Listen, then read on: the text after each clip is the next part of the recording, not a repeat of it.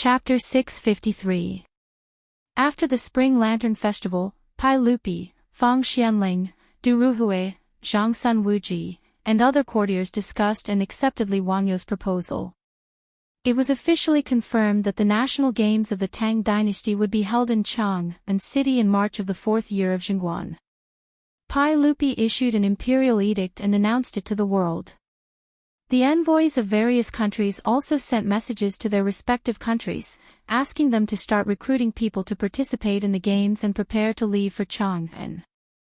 Now, more than 30 vassal countries had confirmed that they would participate in the games. In the first year of Zhengguan, Pai Lupi divided the country into 10 provinces based on the geography of the mountains and rivers.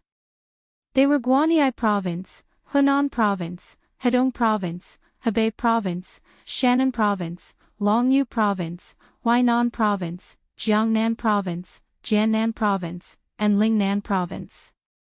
Pai Lupi also issued an imperial edict to these 10 provinces for the games, asking them to select their participants and gather in the capital in March of next year to participate in the games. Chang'an City, Wanyan City, Chang'an City, Chang'an City, and Chang'an County formed their own teams. There were also the Imperial Army of the Southern Government and the Imperial Army of the Northern Government. A total of 14 teams would participate in the national games of the Tang dynasty. Including the vassal countries' teams, there would be 40 to 50 teams competing for the championship. The competition was quite fierce. As for the games, in addition to the 5 that Li Wangyu proposed in the imperial court that day, which were batting, long-distance running, archery, horse racing, and weightlifting, Pai Lupi and the courtiers discussed and added the games of Kuju, Jiaodong, Chuiwen, wooden archery, and tug-of-war. Li Wangyu did not expect that the Tang dynasty would have so many games. Needless to say, Kuju was the predecessor of modern football. In addition, there were many games of Kuju in the Tang dynasty, including 2 types of goals and 1 type of goal. One type of goal was a bit like volleyball in the modern era, but much more difficult. The 2 sides each stood on 2 sides of a goal. In front of the goal, they used their feet to pass the ball back and forth. The ball could not fall to the ground. If the ball passed through the round hole called the eye of the wind, hanging high above the goal, it would score a point. The 2 type of goal was not much different from modern football, similar to the popular polo of the Tang dynasty. It was just that shooting was more difficult. Similarly, one needed to shoot the ball into the eye of the wind above the opponent's goal to score. Kakujitsu was wrestling, and Japanese sumo was learned from the Tang dynasty. From Li Wangyu's point of view, Chuiwen was a bit like a combination of modern golf and the gate ball played by the old people. The rule was to hit the ball into the hole with a club. The wooden arrow was almost the prototype of the bowling ball of the later generations.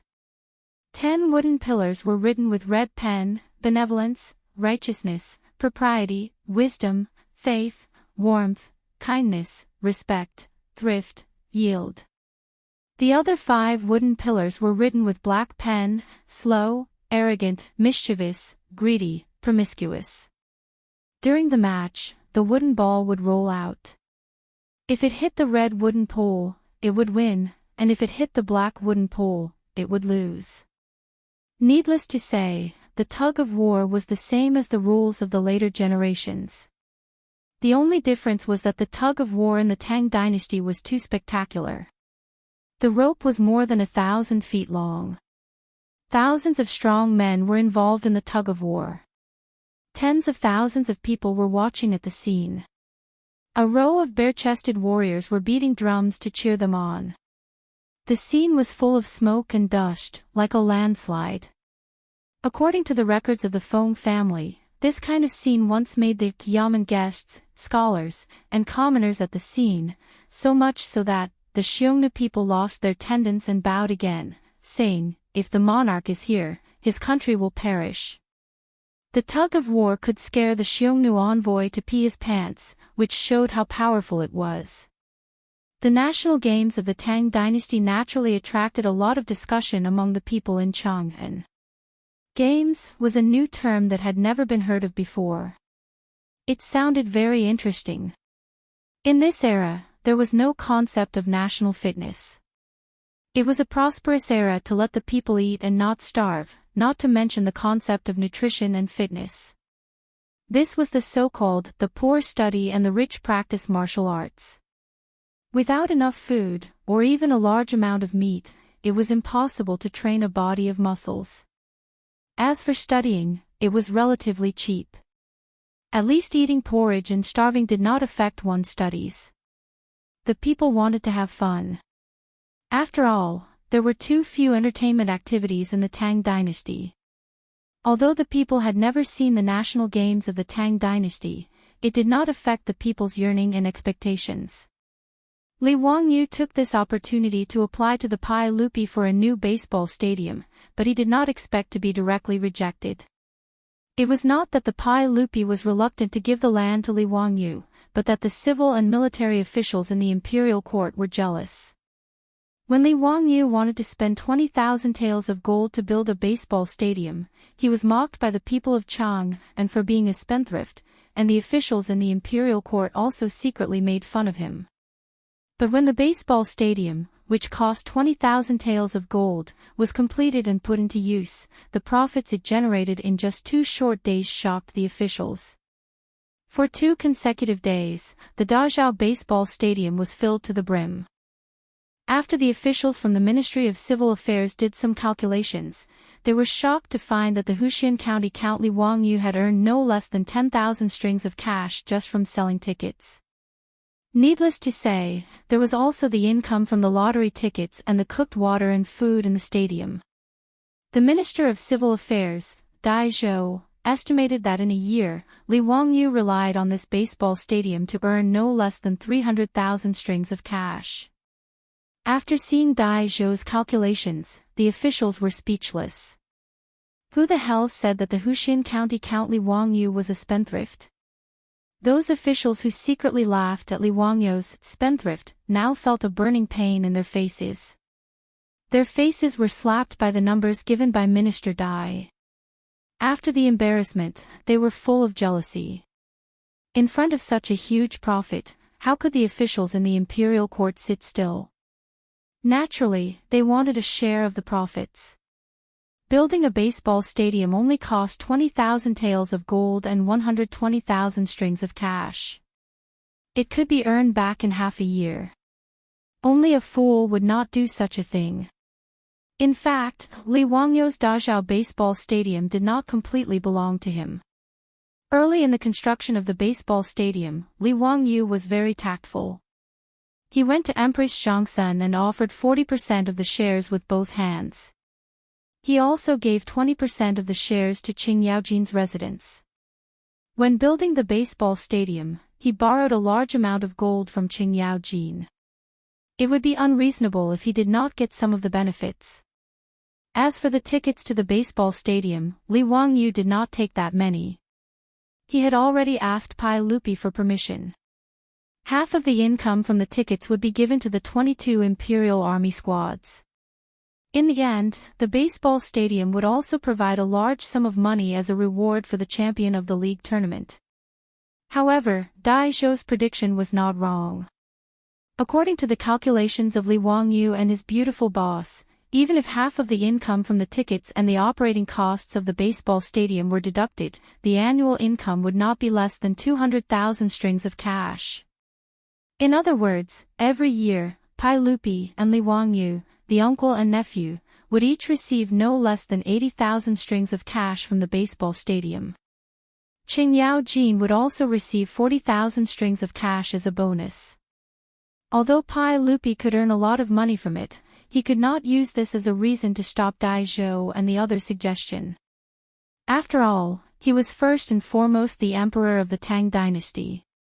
He had to consider the imperial court and not just the income from the palace treasury. Therefore, Pai Lupi rejected Li Wangyu's suggestion to build another baseball stadium. Instead, the Ministry of Civil Affairs and the Ministry of Works began to look for a suitable square in Chang'an City to build a new baseball stadium. In this regard, Li Wangyu could only shrug his shoulders helplessly and express his regret. He did not particularly care about this matter. There were many ways to make money. It was also a good thing that the imperial court was willing to fund the construction of a baseball stadium. He was even a little happy. At least the officials of the Tang dynasty could finally see the rich returns brought by the sports industry. Thinking about it, with this kind of stimulation, the development of sports in the Tang dynasty might have a different trajectory. Li Wangyu was very happy to see such a change. Chapter 654. In the sound of the morning drum, the city gate of Chang'an slowly opened. Bai Macho looked up at the dark city wall in front of him and exhaled a long breath. He had finally arrived at Chang'an. Bai Macho was a merchant from the Chuzhi kingdom. Every year, he would travel between Chuzhi and Chang'an to sell various goods. It was 748 kilometers east of Chang'an from the Chuzhi king's Yan city. It would take them nearly 3 months to reach their faraway destination. The caravan led by Bai Macho came in spring and went in summer. They would go back and forth once a year to sell goods. In this era, the long journey was definitely an unimaginably arduous journey. If it were not for the high profits that this Silk Road could bring him, he would not have been able to persist. Bai Macho was almost 30 years old. He had been running this trade route from Chuzhi to Chang'an for many years. The constant traveling made him look like he was in his 40s or 50s. His face was blown by the wind and sand, showing the vicissitudes of time. In fact, Bai Macho did not have to work so hard. In Chuzhi, Bai was a national surname, just like Li in the Tang dynasty. In the Chuzhi language, Bai was the transliteration of the Sanskrit Puspa, which meant flower for Buddha. Unfortunately, the Chuzhi king was addicted to beauty and singing and ignored the state affairs. As a result, the Chuzhi government had already fallen into the hands of Neli, the prime minister of Chuzhi.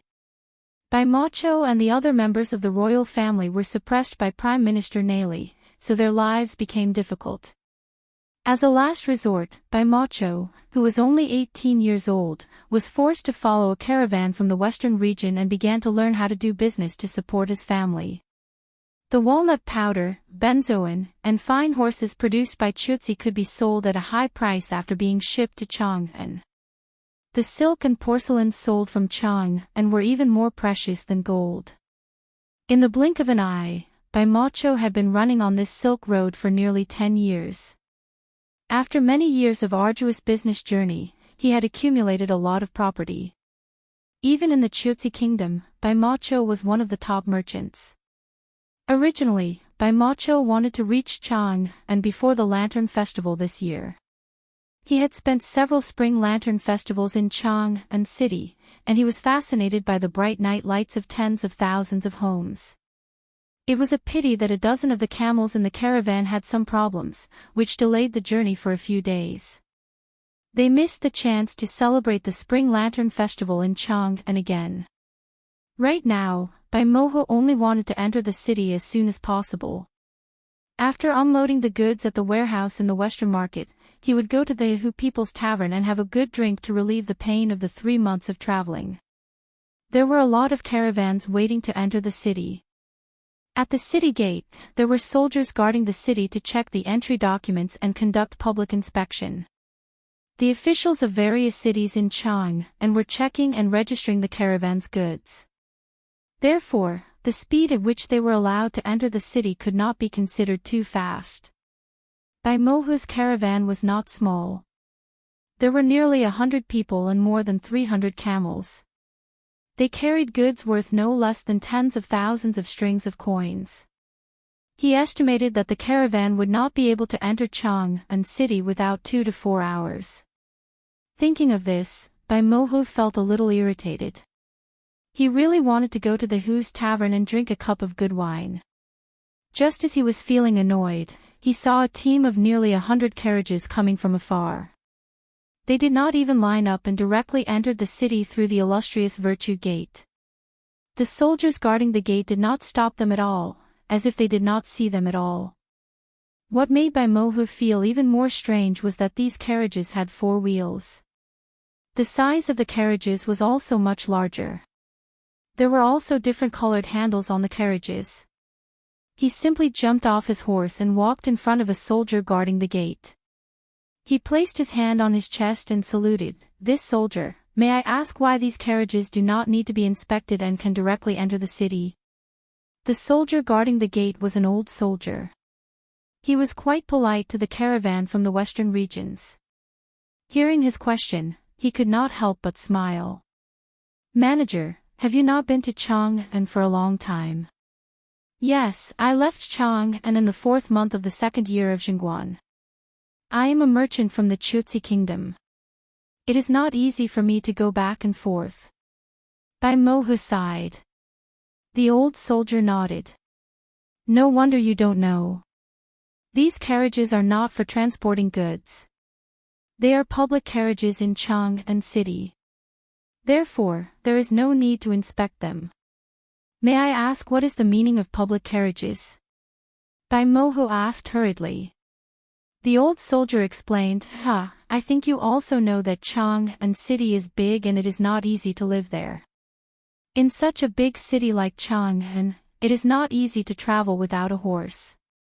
These public carriages are the new toys created by County Earl Huxian. Everyone can take these public carriages. It costs 2 coins to send you to your destination. It is very convenient." Bai Mohu had heard of the County Earl Huxian mentioned by the old soldier. After all, when he left Chang'an city last year, Li Wangyu had just been conferred the title of County Earl Huxian by Pai Lupi. Bai Mohu thought that this County Earl Huxian should be a noble in Chang'an city. It had nothing to do with him, so he did not care about it. Is there such a good thing? Then may I ask, what is the meaning of the different colored pickles on these carriages? Those are the public carriages routes. Public carriages of different colors take different routes in Chang'an city.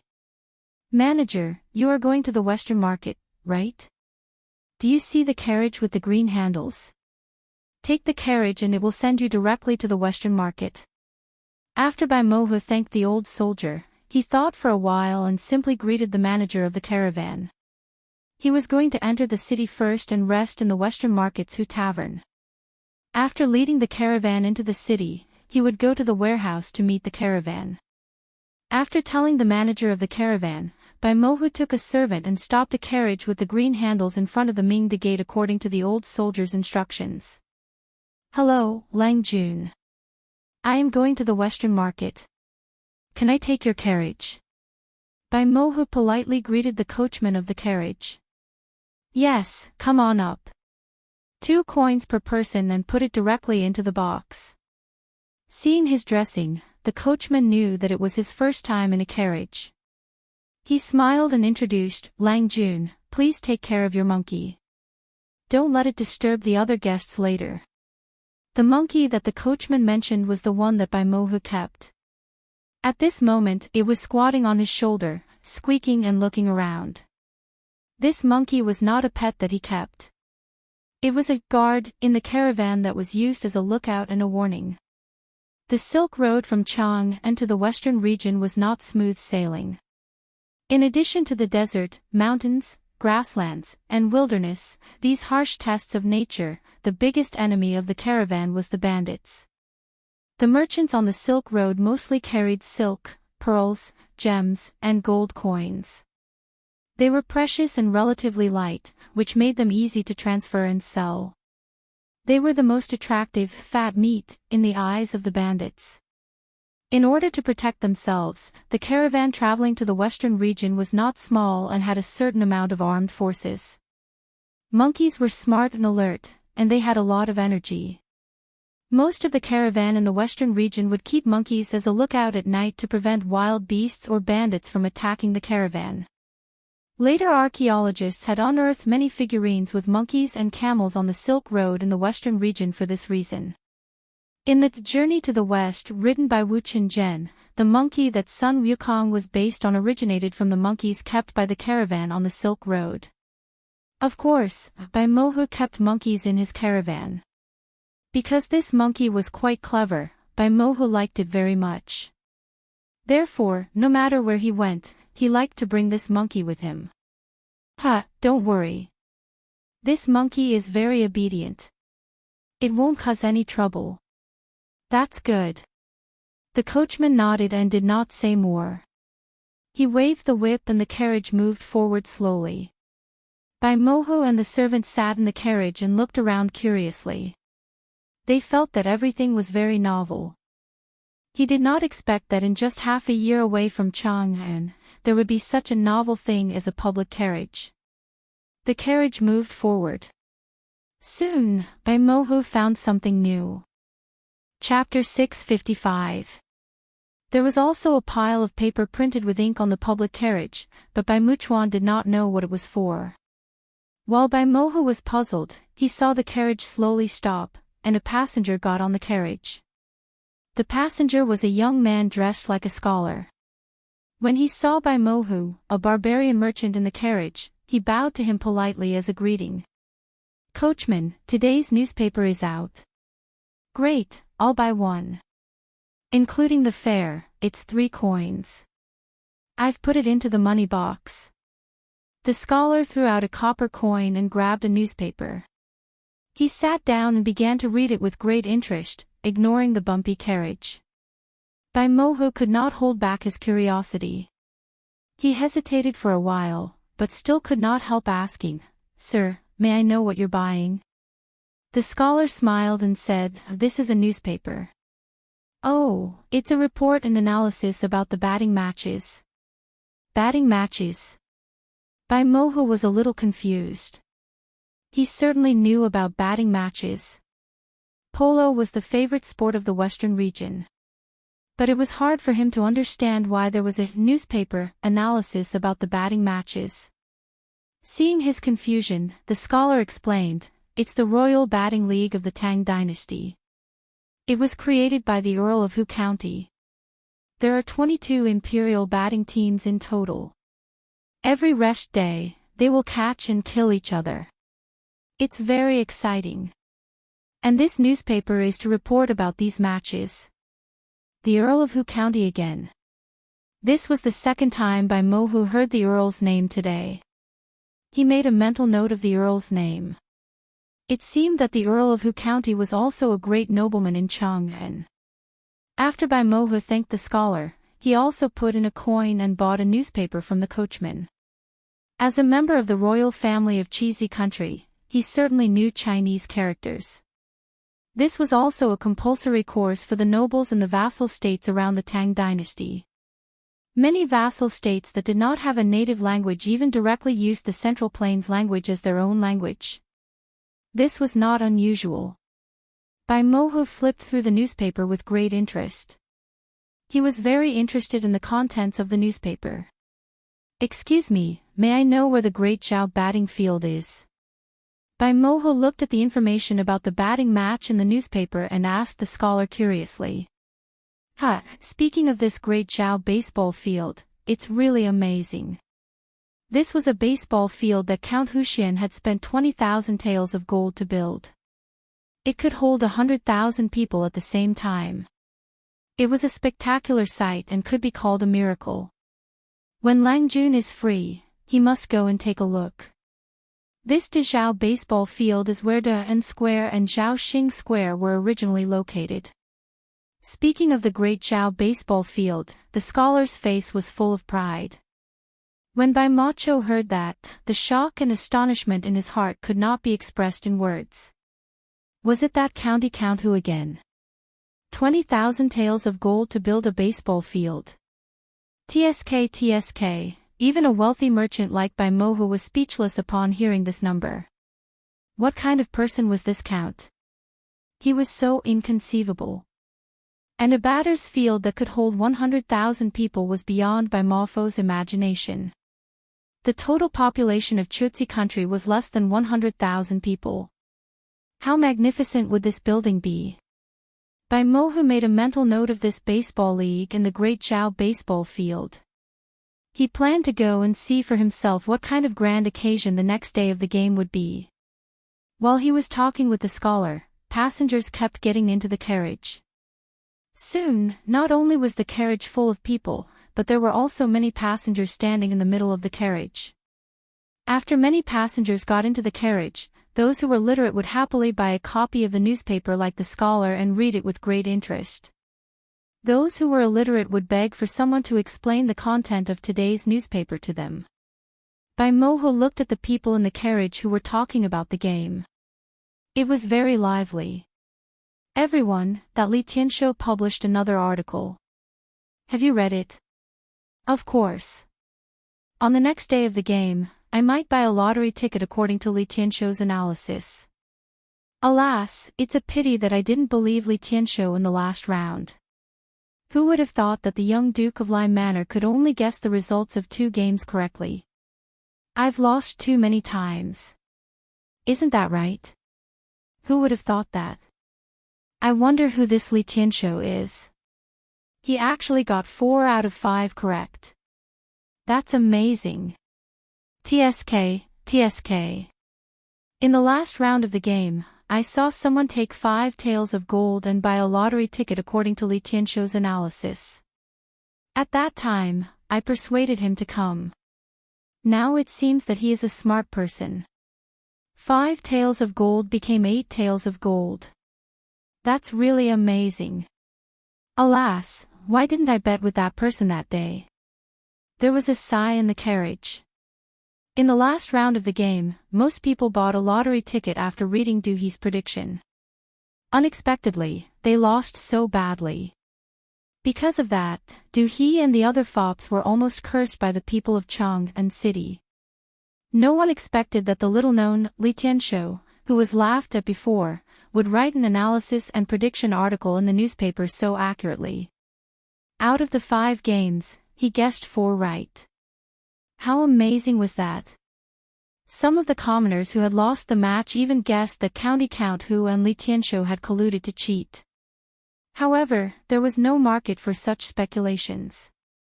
After all, the newspaper had clearly published the results of Li Tianxiu's predictions. If they had listened to Li Tianxiu and bought a lottery ticket, they would have won money. Who would beat drums and gongs to tell others that they were cheating? Therefore, this could only be the work of the little-known Li Tianxiu. He had an extremely high level of analysis and unique insight. For a moment, Chang and City was filled with the flavor of Woyang's paper. The new issue of the newspaper was quickly sold out. Everyone was talking about Li Tianxiu and the newspaper, his prediction of the next game, and how to buy a lottery ticket. Who was Li Tianxiu? No one in Chang and City knew. Even the officials of the imperial court were guessing and asking around. There were also people who guessed that this Li Tianxiu might be the alias of County Count Hu Li Wangyu. Those who knew who Li Tianxiu was all kept quiet. Even the foppish rich didn't dare to wantonly spread the news that Pai Lupi was Li Tianxiu. In noticed Chang and City, Li Tianxiu had become a mysterious figure whose whereabouts were rarely seen. After the narcissistic Pai Lupi received the news from the 100 Cavalry Department, he was naturally very pleased. In particular, Mi Tuo's report on the public opinion gathered by the 100 Cavalry Department spies in Chang and was even more tiresome. For 10,000 years, the 2 counties of Chang and City have been discussing a person named Li Tianxiu. This person published an article in the newspaper run by the County Count Hu, predicting the outcome of a game. Li Tianxiu's article is incisive and his insight is unique. He accurately predicted 4 out of the 5 games, moving the public. The 100 Cavalry Department doesn't know this person's background and hasn't verified it yet. Pai Lupi looked at the report from the 100 Cavalry Department in his hand and then looked at Mi Tuo beside him. He picked up his teacup and said, Mi Tuo, tell the 100 Cavalry Department not to meddle in other people's business. Mi Tuo naturally understood Pai Lupi's meaning and hurriedly bowed. Yes, everyone, I will go and warn them. Don't meddle. Wasn't this nonsense? Li Tianxiu was Pai Lupi. If the 100 Cavalry Department wanted to find out who Li Tianxiu was, wouldn't they have nothing better to do? Mi Tuo, who knew the inside story, naturally wouldn't let the 100 Cavalry Department do such a stupid thing. Pai Lupi nodded in satisfaction and looked at the report from the 100 Cavalry Department again. Then he picked up the newspaper beside him and carefully read it. What happened in Taiji Palace naturally had nothing to do with the public. In the public carriage, Bai Mohu was listening to the conversation with great interest. After leaving Chang'an City for half a year, he felt that the world's #1 city had suddenly become somewhat unfamiliar to him. Chapter 656. Fortunately, Bai Mohu had never read Dream of the Red Chamber. Otherwise, he would feel that he was like Granny Lu, who had just entered the Grandview Garden and was curious about everything. Bai Mohu found it very interesting as he listened to the people in the carriage talking about the batting match 2 days ago and discussing how to buy lottery tickets on the next day. When the public carriage arrived at Shi City, he was fascinated by the vending machines in front of the shop selling cooked water. In Bai Mohu's eyes, this machine was like a fairy weapon. Once you put in a copper coin, the machine could automatically pour out warm cooked water. It was incredible. Bai Mohu even suspected that there was a waiter hiding in the wooden cabinet that sold cooked water. Otherwise, how could this inanimate object tell how many copper coins he put in? He could not understand why these shops would put such a precious treasure in front of their shops. Were they not afraid that it would be stolen? Bai Mohu even wanted to buy one of these vending machines and transport it back to the Chutzi country. He thought that it would cause a sensation. He asked the shopkeeper of the shop and found out that these magical mechanisms were made by the Earl of Wuxian.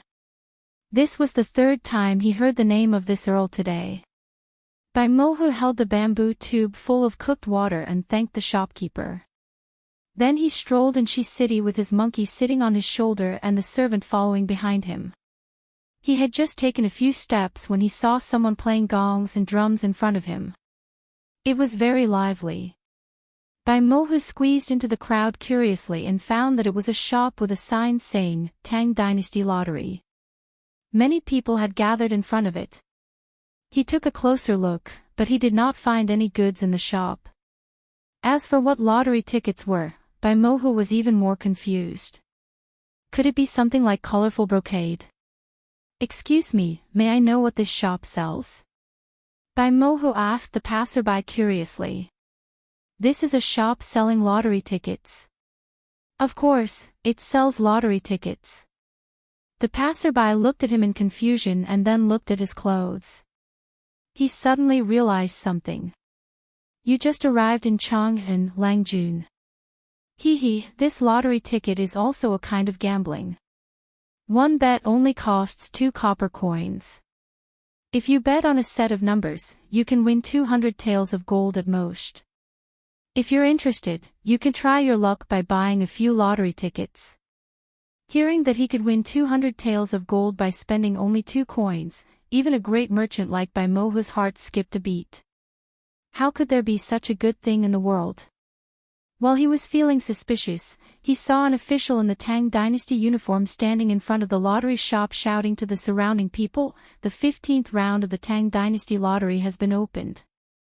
There will be 2 special prize winners in this round, and each of them will win 200 taels of gold.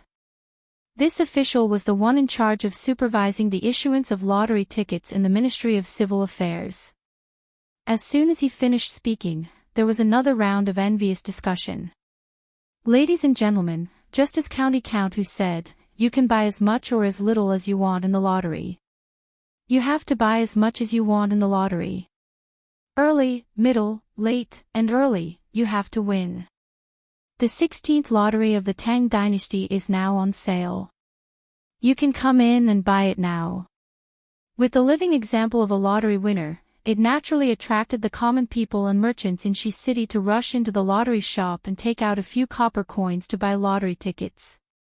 After Bai Mohu asked the passers-by, he naturally followed the crowd into the lottery shop. After waiting in line for a long time, he took out 10 copper coins to buy 5 lottery tickets. Walking out of the lottery shop, Bai Mohu looked at the beautifully printed lottery ticket in his hand and could not help shaking his head. The Tangs were really extravagant. They printed such beautiful paper just for gambling. And this lottery ticket was created by the Count of Hu County. This was the 4th time he had heard this name today. After watching the fun and trying to buy the lottery ticket, Bai Mohu continued to stroll in Shi City to see if there were any fresh goods worth selling to the Chuzi country. After drinking the boiled water in the bamboo tube, he could not help but feel a little urgent to pee. So he turned around and walked to an alley in Shi City to find a corner to relieve himself. Unexpectedly, before Bai Mohu untied the belt on his robe, he was caught red-handed by Wu Ho, who was patrolling the street. "Hey, that barbarian merchant, you are so strict that you drown wherever you go. Otherwise, you will be punished with 20 canes. Don't blame me for not informing you in advance." Wu Ho's words stunned Bai Mohu. It was not like he had never stayed in Chang'an City. Every year, he would stay in Chang'an City for 2 or 3 months. Since when did Chang'an City have such a rule? But with Wu Ho's reminder, Bai Mohu suddenly realized that since he entered the city today, he did not see those yellow and white things on the street. He did not dare to argue, but just quickly saluted with his hands folded. "Wu Ho officials, I haven't been to Chang'an City for a long time. I just entered the city today. I really did not know, please forgive me. But this person has 3 needs, I don't know." Bai Mohu was also a little depressed. If he was not allowed to relieve himself wherever he went, would he have to hold it in? Wu Ho looked at each other and laughed out loud. "Do you see that house? That is the toilet. It is funded by the county count of Wuxian and built for the people. It is to prevent the city from hiding dirty things everywhere. If you need to relieve yourself, you can go directly to the toilet. Remember, you are not allowed to relieve yourself wherever you go in Chang'an City. Otherwise, you will be caned. In Chang'an City, there are toilets everywhere. If you need one, you can ask around." Yes, I will keep it in mind." Bai Mohu quickly bowed and led the servant to the toilet. After being relieved, Bai Mohu could not help shaking his head again. He almost lost his face today. If he was caught and caned because of relieving himself wherever he went, he would lose all his face.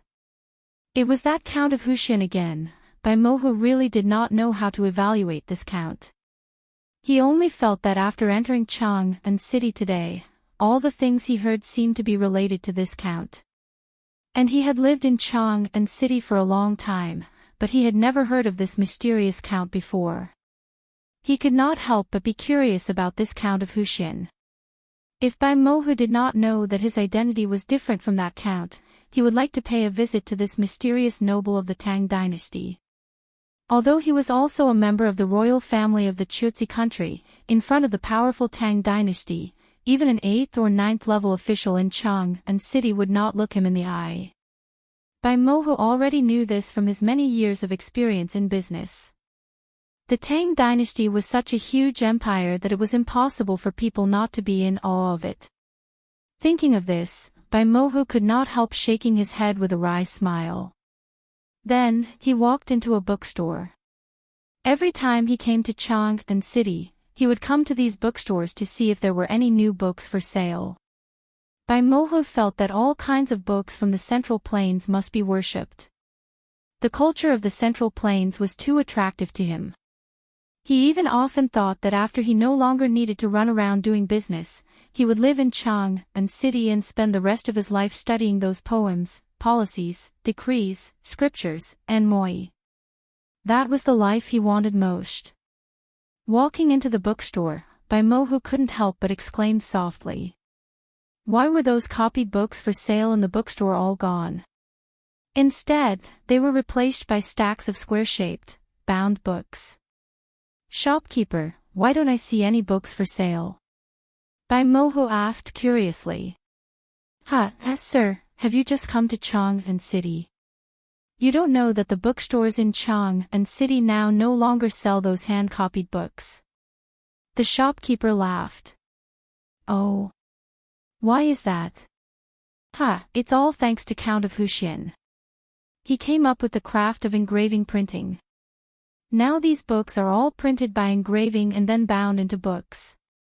It's not only convenient but also much cheaper. Sir, look at the Analects of Confucius. It used to cost 2 copper coins, but now it only costs 500 coins. Bai Mohu was stunned. Is there such a good thing? But before he could answer, someone beside him said, "Ha, Count of Wuxian was just lucky." Chapter 657. In this bookstore in the West City, besides Bai Mohu and the shopkeeper, there were also several scholars who were buying books. When the crowd heard that someone was shamelessly boasting that the county count was just lucky, they couldn't help but become angry. They turned their heads to look at the source of the voice, wanting to see just what kind of arrogant person could say such a thing. The person who spoke was a young man in white, who was followed by a stunning beauty and a blonde lady with blue eyes. Although Bai Macho did not know the Earl of Wuxian, what he saw and heard after entering Chang and today made him yearn for the Earl and admire him greatly. Bai Mohu could not help but show a displeased expression when he heard someone belittling the magical count. However, he was only a businessman from cheesy country, so it was not convenient for him to speak now. However, the shopkeeper and the scholars in the bookstore did not have such scruples, and they all refuted. "Young man, how can you be so ungrateful? The county earl who is a genius. How can you belittle him like this? How can you have the nerve to say the word lucky? That's right. Young man, you seem to be a scholar. Didn't your teacher teach you what it means to give me a peach and give me a fine jade in return? Now you can buy books at such a low price because of the county earl who. How can you say it's lucky? Young and frivolous and arrogant." After being reprimanded by the shopkeeper and the scholars, the young man did not feel ashamed or annoyed. Instead, he looked embarrassed and touched his nose, as if he did not know what to say. However, the stunning beauty beside him covered her mouth and chuckled when she heard what he said. The Hu lady widened her eyes and looked like she could not believe it. Everyone is right, it was a slip of the tongue. That county earl who, well, he is definitely a peerless genius. He is blessed by God and is a distinguished person. The young man in white realized what he said had angered the crowd, so he quickly corrected himself. His words didn't make much of a difference to the shopkeeper and the scholars, but it made the exceptional beauty and Hu Ji by the young man's side laugh out loud. Everyone glared at each other angrily. If it weren't for the fact that they were 2 women, they would have already cursed it out loud. The white-robed youth was naturally Li Wangyu, while the stunning beauty and Hu Ji beside him were his beautiful boss Su Changqing and Aphrodite. Since he had nothing to do today, he invited beauties out for a stroll in Shi City.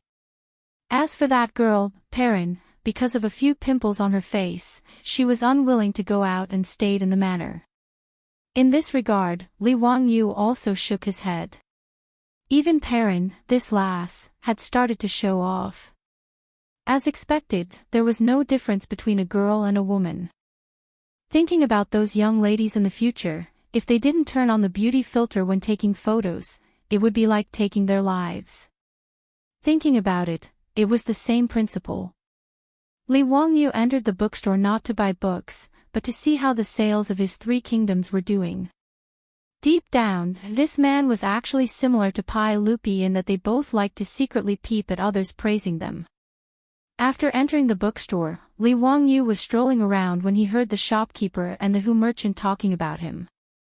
He couldn't help but feel smug and couldn't help but pretend to be modest. He didn't expect that his casual remark would attract the ridicule of the crowd. He couldn't help but feel a little embarrassed and even made his beautiful boss laugh secretly. On the other hand, after Li Wangyu shamelessly praised himself, how could his beautiful boss and Aphrodite hold it in any longer? Naturally, they burst into laughter. Seeing that everyone in the bookstore was glaring at them, their beautiful boss and Aphrodite hurriedly stopped laughing and pretended as if nothing had happened. They casually grabbed a book and started reading. The shopkeeper frowned but couldn't say anything more. He could only ignore the young man and his group and continue to say to Bai Macho, "Sir, do you want to buy a book? There is a set of the Romance of the Three Kingdoms, which is definitely a good book that you can't miss. This book was written by the Count of Wu County and it talks about the struggle for hegemony in the Wei, Shu, and Wu kingdoms at the end of the Han dynasty. This book is the most amazing book in the world." Bai Macho was naturally interested to hear that it was written by the Count of Wu County. "Since it was written by the Count of Wu County, I must read it. Shopkeeper, please give me a copy." "Ah, sir, the Three Kingdoms is a set of 24 books. Do you want to buy a set or a book first? If you buy a set, it will be 12 strings of copper coins." Bai Macho was stunned when he heard that. He really didn't expect that there would be so many books in the Romance of the Three Kingdoms. However, 12 strings of copper coins wasn't a problem for him. Since he was going to buy a set, he naturally had to buy a set. Hearing that he wanted to buy a full set of the Three Kingdoms, the shopkeeper smiled even more brightly and hurriedly called the shop assistants to pack up the books for Bai Macho. Li Wangyu couldn't help but be a little surprised when he saw that the Hu merchant actually bought a full set of the Three Kingdoms without hesitation. This Hu merchant from the western region was actually literate. That was quite refreshing. Nowadays, illiterates were everywhere in the Tang dynasty. It was rare to meet a Hu merchant from the western region who was literate. Li Wangyu was curious, so he went up to the Hu merchant and cupped his hands. "Lang Jun, may I ask which country in the western region you are from?" Although Bai Macho didn't like what the young man said before, he still cupped his hands politely and replied, "Mr. Xiao Lang, I am from the Chutzi country in the western region." "Oh. Chutzi country. Lang Jun, you can also read the language of the Tang dynasty. That's not easy. I have loved the culture of the Central Plain since I was young, so I have learned some rough knowledge." "I can barely read and write," Bai Macho replied politely. In fact, learning the language and culture of the Central Plains was a compulsory course for the Chutzi royal family. However, Bai Macho did have the talent. Although the other Chutzi royal family also had the basic knowledge of the royal family, it was just a so-so.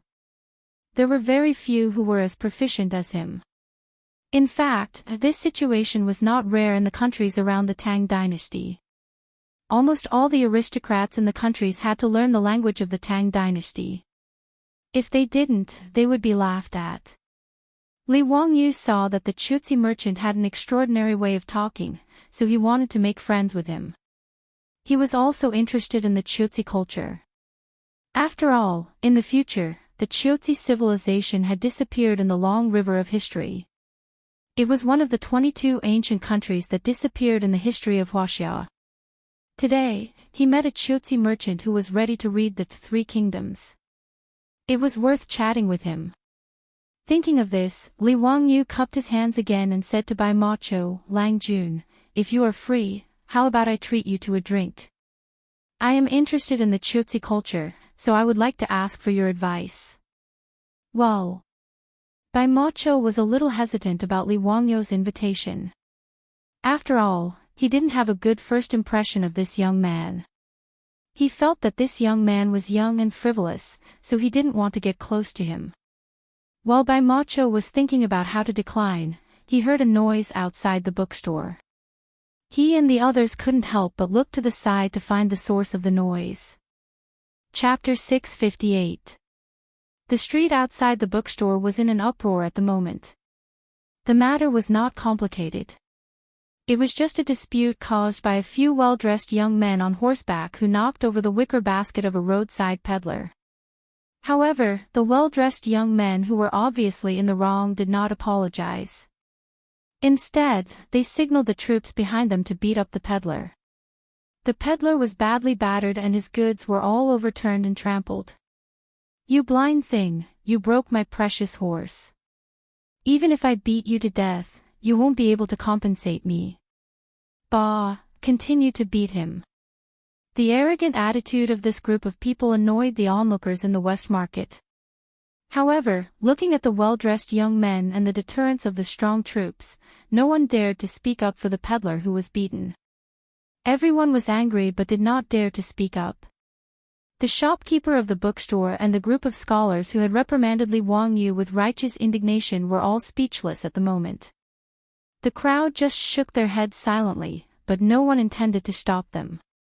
After all, anyone with discerning eyes could see that this group of well-dressed young men were obviously the sons of the nobles in Chang and city. Otherwise, they would not be followed by such a large group of troops. Some sharp-eyed people even saw the patrolling marquis of the West Market behind the crowd. However, they immediately pretended not to see them and turned to walk away. Even the marquis of the West Market did not dare to control this group of people, let alone this group of weak scholars. Bai Mohu also shook his head.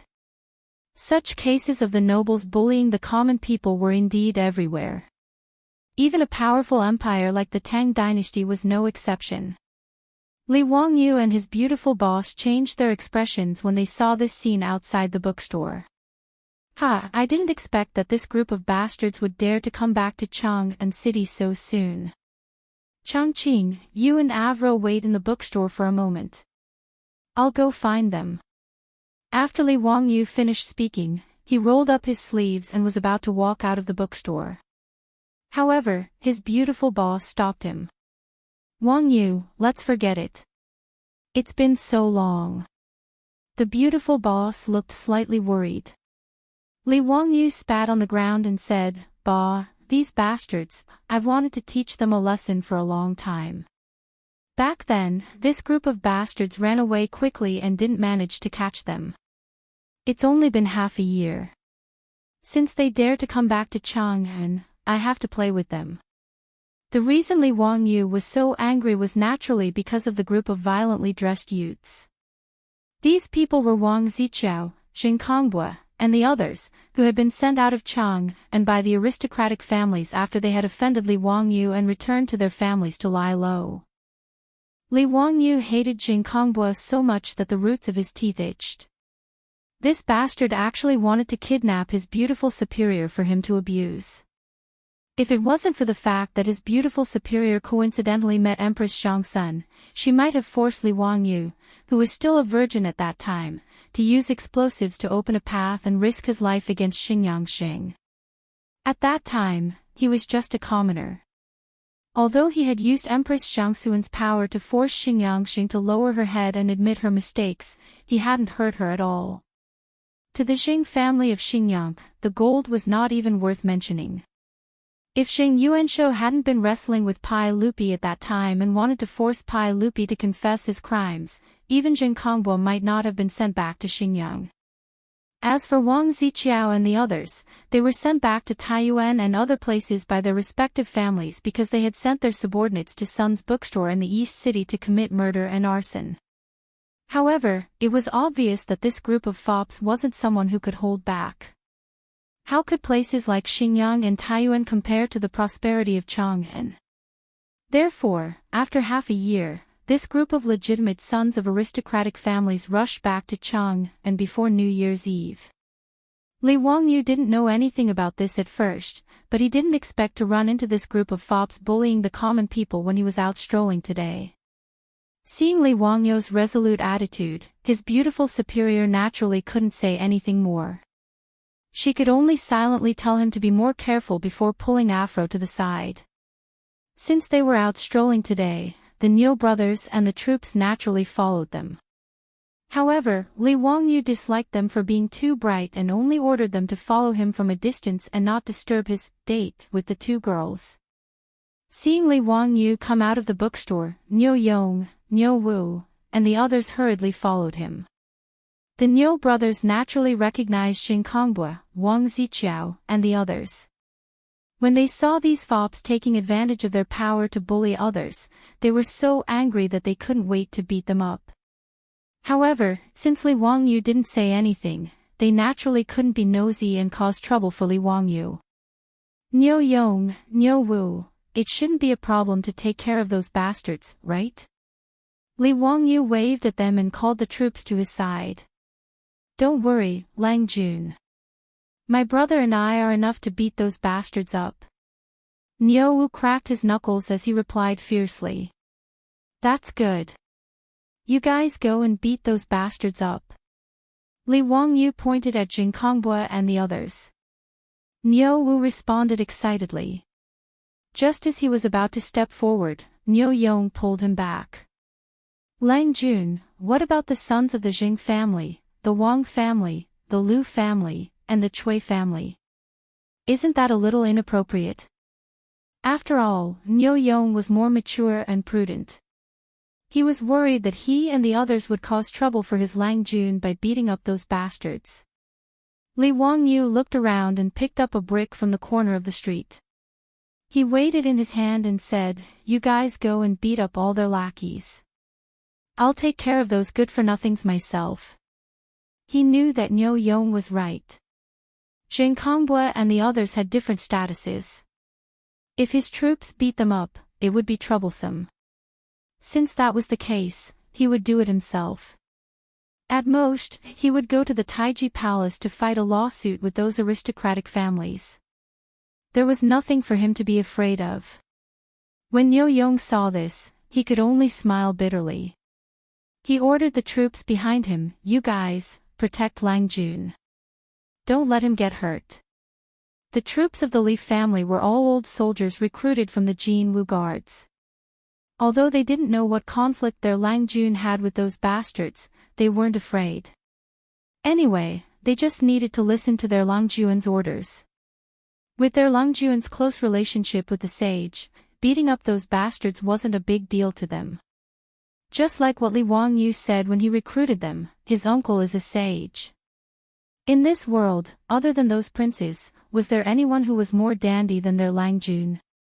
Even the crown prince and the king of Yu had to respectfully greet their Lang Jun as teacher when they saw him. Therefore, this group of troops did not feel that there was anything wrong at all. They all let out a strange cry and rushed out with Niu Wu.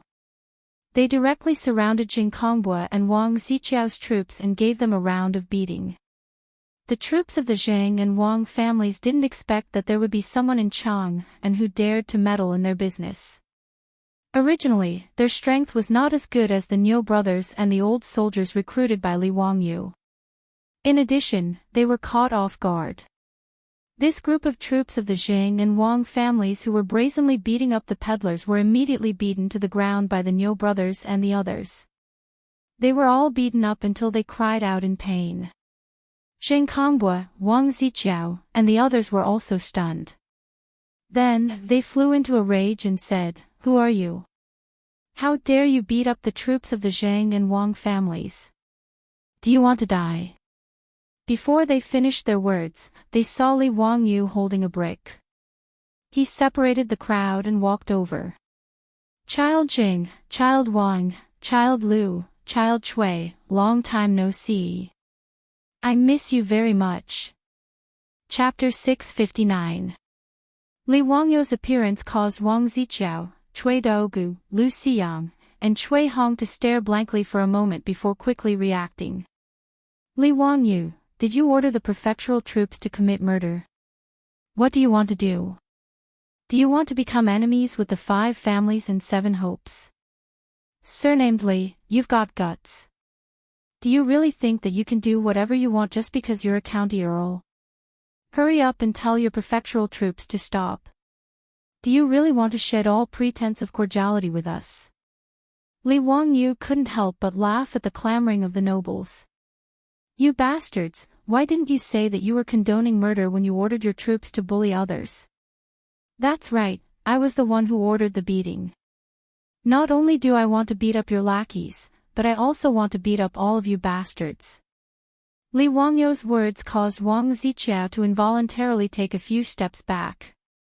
He forced himself to remain calm and shouted sternly, "Li Wangyu, what do you want to do? Could it be that you're condoning your subordinates to attack us in broad daylight? Do you really think that the 5 families and 7 hopes are made of mud?" Cui Daogu was much calmer than Wang Ziqiao. He said with disdain, "What's there to be afraid of? Could it be that he dares to order the prefectural troops to beat us up? I'd like to see who dares." That's how it is. County Earl who is so mighty. But I'd like to see which blind person dares to touch us. Chui Hong also hooted. Lu Xiang and the others also reacted at this time. That's right, what was there to be afraid of? Even if their own troops were beaten up, so what? Could it be that the Li family's troops dared to touch them, the nobles? As long as Li Wangyu didn't lose his mind, he wouldn't order his troops to attack.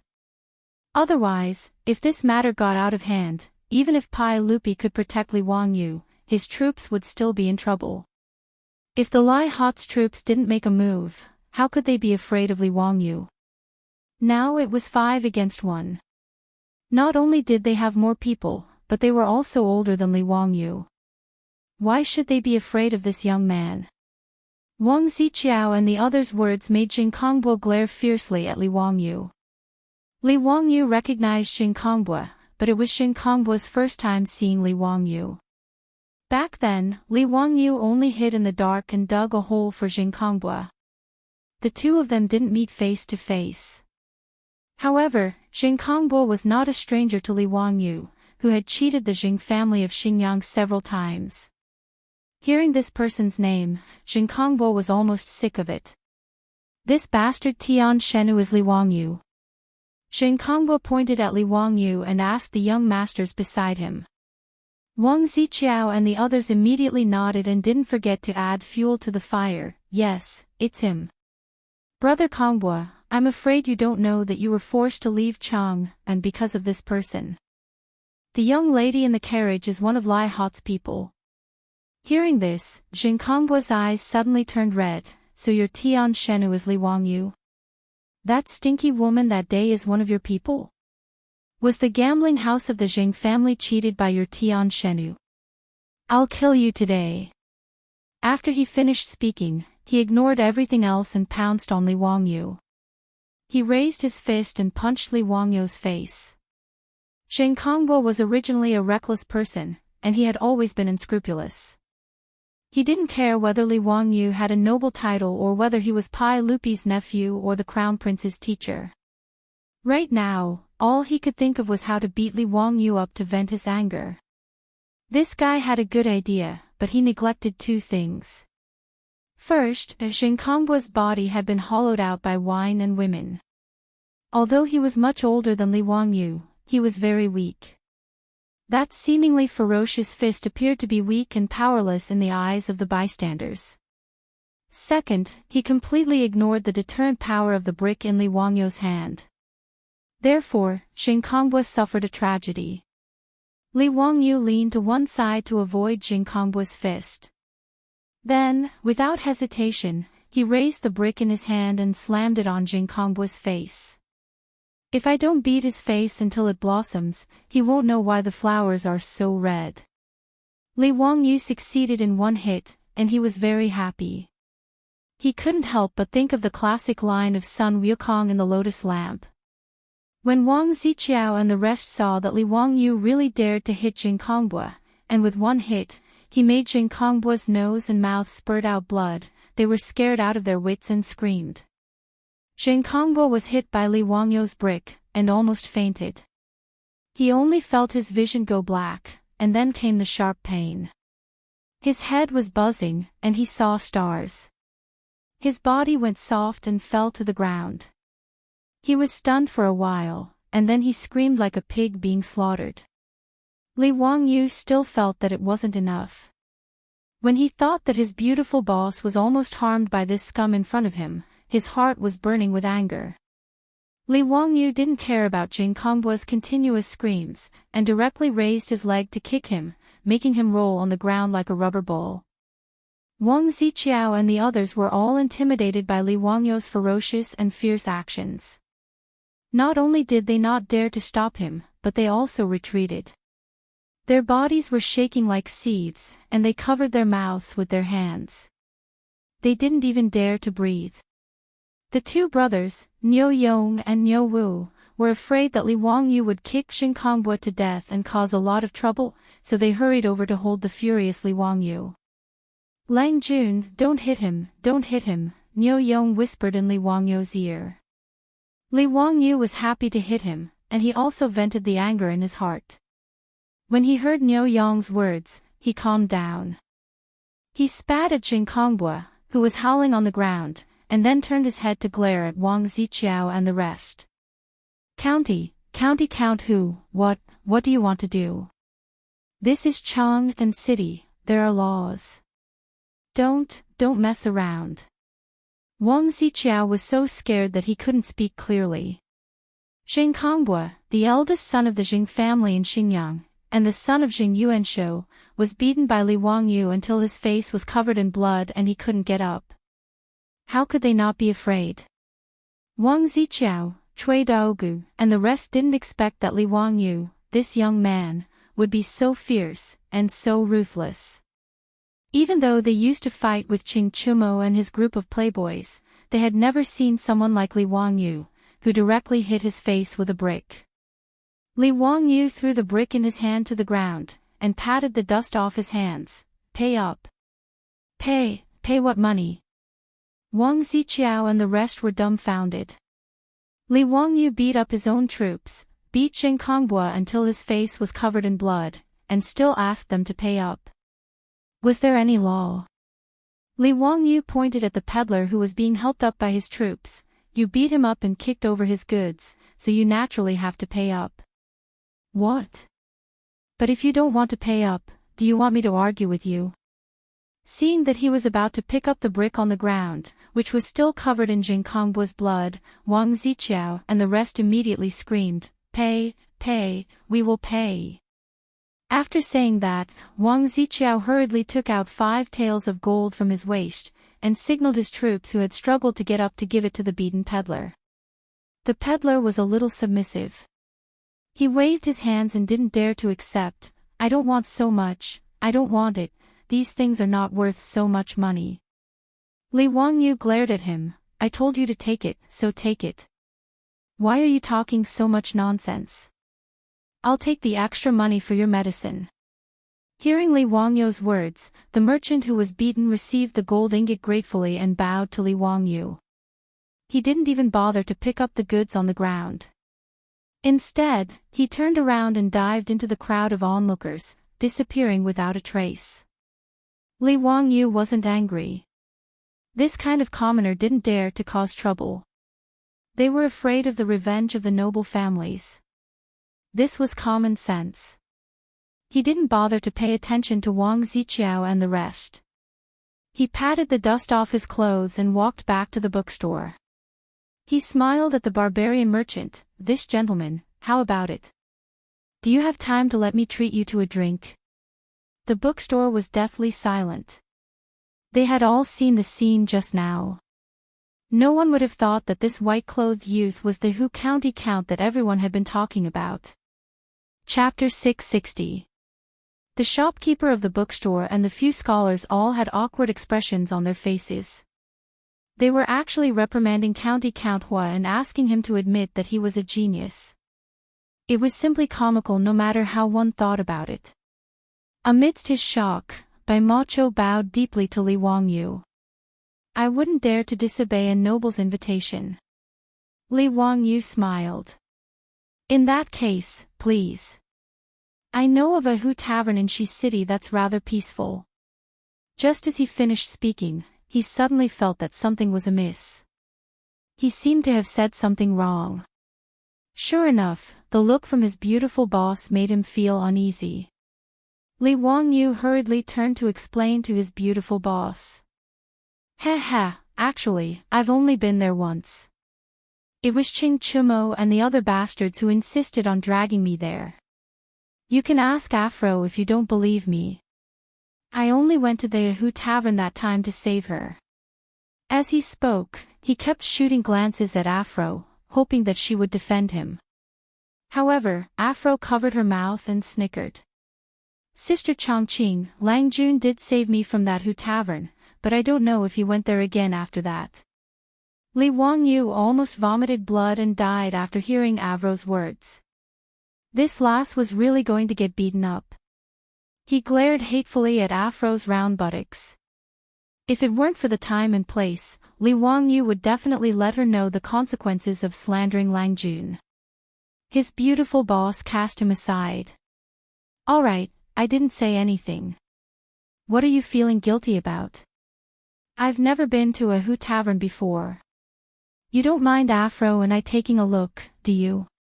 Heh, of course not, of course not. Li Wangyu chuckled awkwardly while cursing himself for being such a busybody. Why did he have to bring up some Hu tavern of all places? He really had nothing better to do. Outside the bookstore, Wang Ziqiao and the others were long gone. Li Wangyu couldn't be bothered with them either. He gestured to Bai Macho and led the way to the Hu tavern not far away. They were headed to the Hu tavern where they had rescued Afro.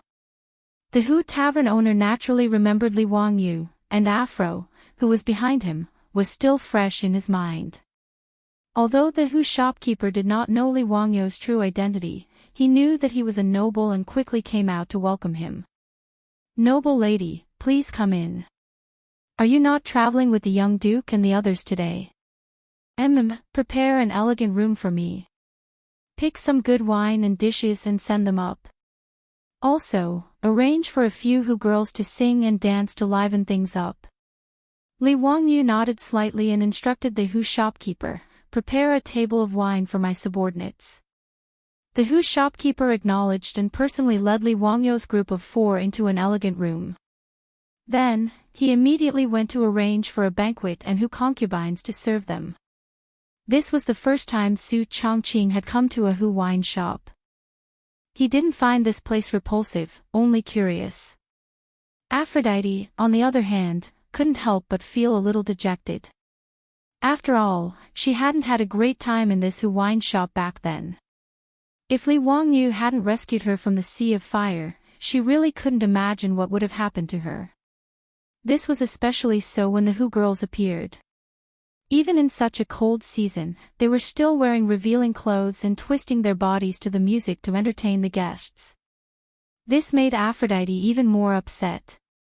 Su Chongqing, on the other hand, could tell what was on Aphrodite's mind.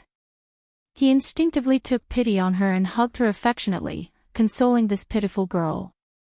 She then glared at Li Wangyu as if blaming him for bringing Aphrodite to this Hu wine shop. Li Wangyu only smiled and didn't explain anything.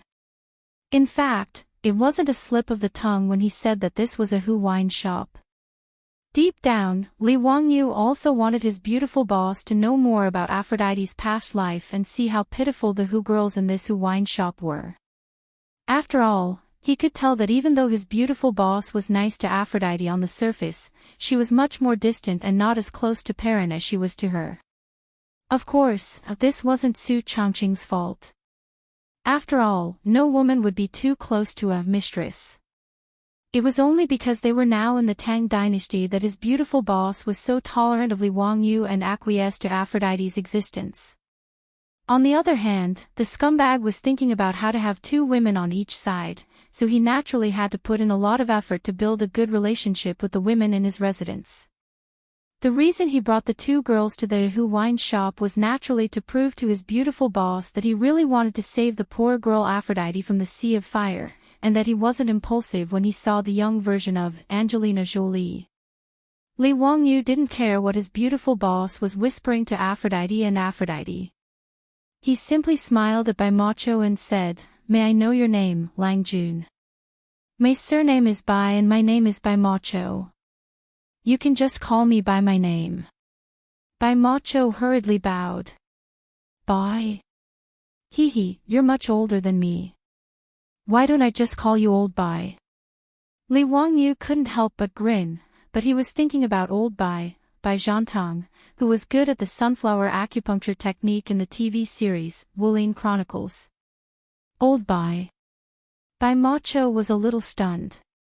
What kind of address was that? Neither the Tangs nor the Cusis had the habit of addressing people like that. However, since this honorable count was willing to call him Old Bai, then so be it. Bai Macho didn't have any objections. After all, it was just a form of address. Li Wangyu said, "Old Bai, as far as I know, the king of your Chutzi kingdom is also surnamed Bai, right? The surname Bai is the national surname in your Chutzi kingdom. Old Bai, are you also a member of the Chutzi kingdom's royal family? He had heard about this by chance when someone talked about the Chutzi kingdom, so he had some impression of it. Bai Macho looked bitter. You're right, Count Huxian. I am a member of the Chutzi kingdom's royal family. However, the Chutzi kingdom's politics are now controlled by Minister Nali. My royal family's lives are also difficult, so I can only go to Chang and to make a living as a traveling merchant. Li Wangyu was a little stunned. There was such a thing in the Chutzi kingdom. It seemed that the Chutzi king was really a good-for-nothing. He was actually usurped by the minister, and even the royal family's lives were difficult. It was really hard to understand. Old Bai, you speak the Han language so well. Do you come to Chang'an often?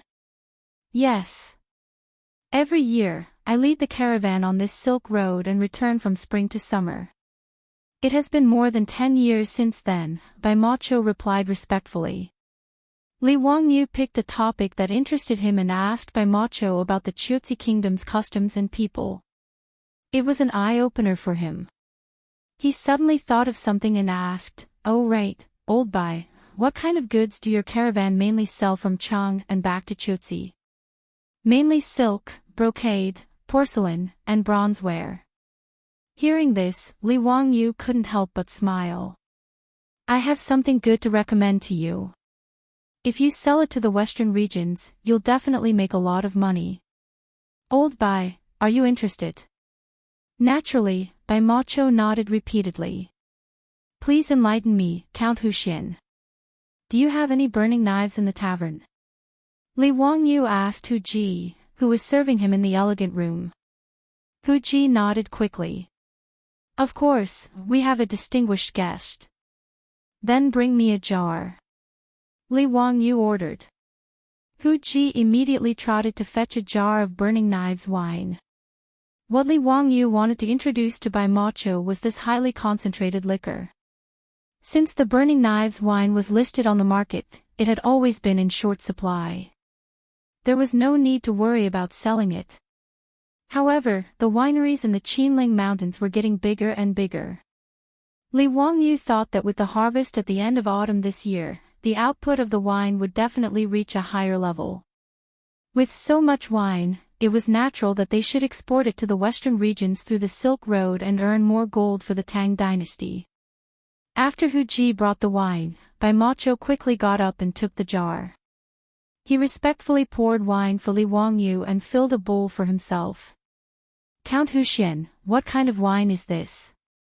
I've never smelled such a strong wine aroma." "It's good wine." Bai Macho sniffed the wine in the bowl and praised. "Old Bai, come, have a taste." Li Wangyu smiled mischievously and looked at Bai Macho expectantly. Chapter 661.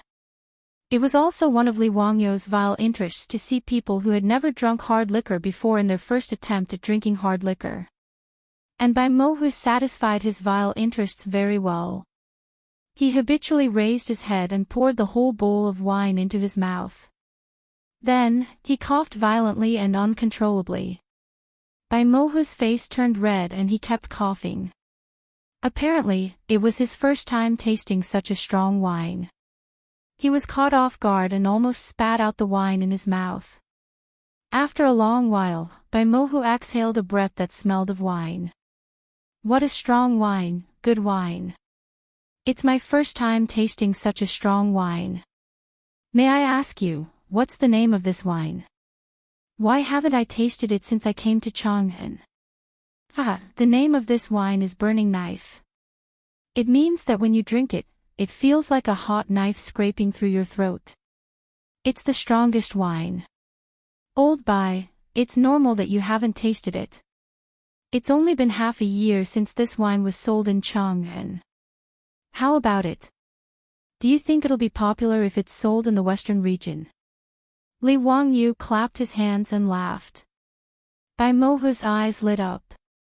Of course. You don't know that the western region's winter is the coldest. If there's such a strong wine, it'll be crazily fought over. If it's sold to the western region, it'll be at least 100 times more profitable. But where can I buy this wine and how much is it? Li Wangyu smiled and pointed at himself. In the whole Tang dynasty, I'm the only one who has burning knife wine. This is the wine I made. Old Bai, if you want to sell this wine, you'll have to come to me. Ha! In fact, since the burning knife wine was sold in Chang'an, there were already some insightful merchants who started to sell it to the western region. It was just that they didn't sell it in large quantities. If the production of this wine didn't increase, it would be difficult to satisfy the drunkards in Chang'an, let alone export it to the outside world. Li Wangyu was preparing for a rainy day. Considering that the production of burning knife wine would increase greatly, he naturally had to find a market in advance. Moreover, he did not intend to simply sell these drinks to the Hu merchants in Chang'an. That kind of profit would not satisfy Li Wangyu. Today, he met Bai Mohu by chance and invited him to drink. Firstly, he felt that this person was interesting and had an affinity with him. Secondly, he wanted to see if his new idea was feasible. Count Hu, I would like to buy some Shaodao wine and sell it to the western region. Is that possible? Bai Mohu asked. There's no rush. Let me ask you something first. Li Wangyu dipped his finger into the wine and drew a diagram on the table. Lao Bai, look, if this place is Chang'an, then from here to the west, all the way to Dunhuang County, Shazhou of the Tang dynasty's Longyu circuit, there are official roads passing through, right? Bai Mohu didn't quite understand what Li Wangyu meant. He just nodded to show his approval. Your caravans from the western regions usually rest and reorganize in Dunhuang County before entering the desert. Then, they are divided into 3 directions, the North Road, the Middle Road, and the South Road, respectively, heading to different countries in the western regions. Is that right? Exactly. Bai Mohu continued to nod. Li Wangyu smiled and said, it's a long journey from Chang'an to Dunhuang County. It's about 4,000 miles. Lao Bai, let me ask you. If you can buy enough goods in Dunhuang County, but the price is 5 or 6 times higher than in Chang'an, would you be willing? Of course, you can also sell the goods from the western regions in Dunhuang County. The price will satisfy you. His words immediately made Bai Mohu so excited that his eyes widened. Count Hu, how is that possible? Is this true? If so, of course we're willing. Even if the profits will be a little lower if we trade in Dunhuang County, the journey will be shortened by half. If so, we can only go back and forth once a year, but we can go back and forth twice from Dunhuang County. The profit will be increased a lot. Li Wangyu nodded. I think so too. I still need to report to the sage to see if this is feasible. But in my opinion, this is beneficial to the imperial court and the merchants. It can also promote trade. Why not? Count Hu, if this can be done, we merchants will be very grateful. Bai Mohu stood up and bowed to Li Wangyu respectfully. Li Wangyu just smiled and waved his hand. This was just his idea. Whether it could be implemented or not depended on how Pai Lupi and the big shots in the imperial court saw it. What he said to Bai Mohu was not on a whim. He had thought about it for a long time. Now that the Tang dynasty had the 4-wheeled horse carriage, it was not difficult to transport goods from Chang'an to Dunhuang County. There were official roads all the way. The 4-wheeled horse carriage was after all the camel caravans and horse caravans of the western regions. Its transportation ability was incomparable. The 4-wheeled horse carriage could carry 2,000 pounds and could easily travel 200 miles in a day. A camel could only carry 400 pounds of goods and could travel less than 100 miles in a day. Of course, camels had their uses. From Dunhuang County to the west, it was all desert. The four-wheeled horse carriage was completely useless. That was why Li Wangyu suggested to transport the goods to Dunhuang County for trade. The benefits of moving the foreign trade centers in Chang'an and Luoyang to Dunhuang County were self-evident. First, the imperial court could make a lot of money. The four-wheeled horse carriage was cheap to transport goods. Based on the calculation of copper coins per horse carriage, a round trip to Dunhuang County would take 40 to 50 days. That was only 40 to 50 strings of copper coins. Even with the high number of shaozi as an example, the price of a bucket of wine in Chang'an was 10 strings of copper coins, which was 10 strings of copper coins. If it was transported to Dunhuang County, it would be 50 strings of copper coins, which was a difference of 40 strings of copper coins. A four-wheeled horse carriage could transport close to 100 buckets of wine in a single trip. The benefits could be imagined. Moreover, the horse carriage could also transport goods on the return trip. There was a lot of profit to be made. As long as the imperial court monopolized the four-wheeled horse carriage, the profits they could make every year were so huge that Li Wangyu could not calculate it clearly. Another benefit was that the foreign trade center would be moved from Chang'an to Dunhuang County. Through the huge benefits, Pai Lupi and the imperial court officials could focus their attention and power on it. Once Dunhuang County prospered because of trade, the Tang dynasty would have to invest a huge amount of military power to control the western regions and continue to expand the development of the Silk Road. Li Wangyu felt that the Tang dynasty should not be as closed off as the Ming and Qing dynasties. They should communicate with the western regions and even the European countries. Only then could the Chinese civilization absorb more nutrients and grow stronger. With the current technology, it was not realistic to trade through the sea. Therefore, the Silk Road on the road had to be used and developed. Li Wangyu did not notice that the longer he stayed in the Tang dynasty, the more his thoughts were subtly changing. Originally, he only wanted to be a small landlord with beautiful wives and concubines, thousands of acres of fertile land, countless cows, horses, pigs, and sheep, and servants. Now, he began to unconsciously think about how to benefit the Tang dynasty and the people. After asking Bai Mohu's attitude on this matter, Li Wangyu was more confident that he could persuade Pai Lupi. He and Bai Mohu drank and chatted happily until the evening drum sounded. Li Wangyu left Bai Mohu's contact information and then went their separate ways. It was late. Li Wangyu and his beautiful boss were too lazy to go back to Zhou village. They still stayed in the mansion in Huifang. However, early the next morning, there was a knock on the door of Lai Hot's mansion. The eunuch from the palace came to inform him that the sage summoned the county count to the Taiji palace. He was impeached again. Chapter 662. Li Wangyu was not surprised that he would be impeached. After all, in Shi City yesterday, he had given Jin Kongbua a good beating, and it had been quite a miserable beating. It would be strange if the Jing family of Xinjiang did not retaliate against him. If the Jing family of Xinjiang wanted to retaliate against him, what else could they do except impeach him in the imperial court and complain to Pai Lupi? Could they let their own troops kill him? As for the censorate to impeach him, it was a reasonable thing. In this regard, Li Wangyu was not worried at all. Since he dared to fight yesterday, he naturally knew what the result would be. At most, Pai Lupi would reprimand him and then fine him with copper coins. Spending some copper coins to beat up Jin Kongbua, Li Wangyu naturally felt that it was quite worth it. Following the eunuch, Li Wangyu entered Taiji Palace and respectfully bowed to Pai Lupi. However, the way the officials looked at him in the hall was clearly different. Qing Yaojin and the other old men all had smiles in their eyes. Obviously, they did not think that it was a big deal that Li Wangyu beat up Jin Kongbua. Instead, they all gloated and looked at him as if they were watching a good show. Fang Xianling and the others also had smiles in their eyes. It seemed that they did not think it was troublesome. Young men were full of youthful vigor. Fighting with others was no big deal.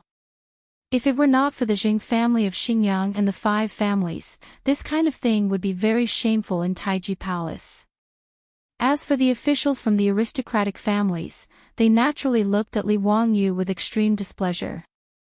Especially the Jing family of Xingyang, they stared at Li Wangyu with eyes that could not wait to immediately crush his bones and scatter his ashes to relieve the hatred in their hearts.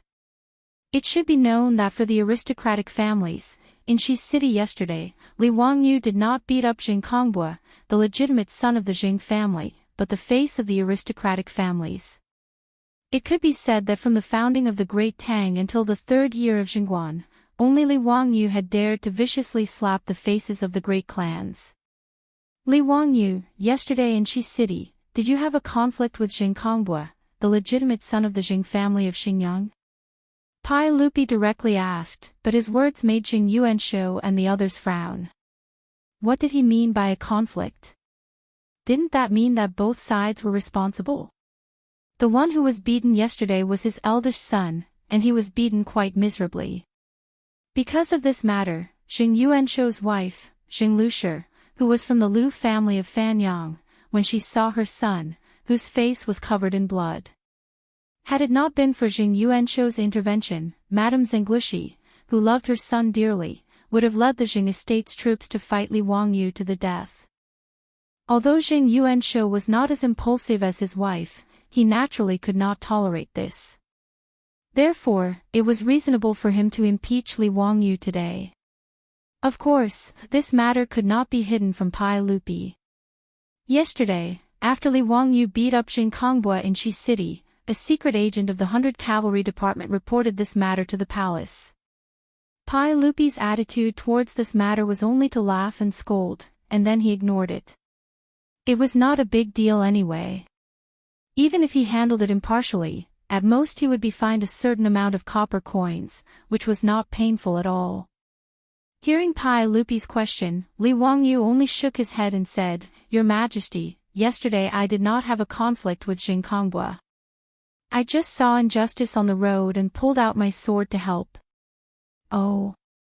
What happened? Tell me in detail." Pai Lupi seriously played along with him. Li Wangyu narrated what happened in Shi City yesterday, and then he shrugged his shoulders and said, "Your Majesty, yesterday I only asked the troops to intervene and stop those people who beat up the peddlers.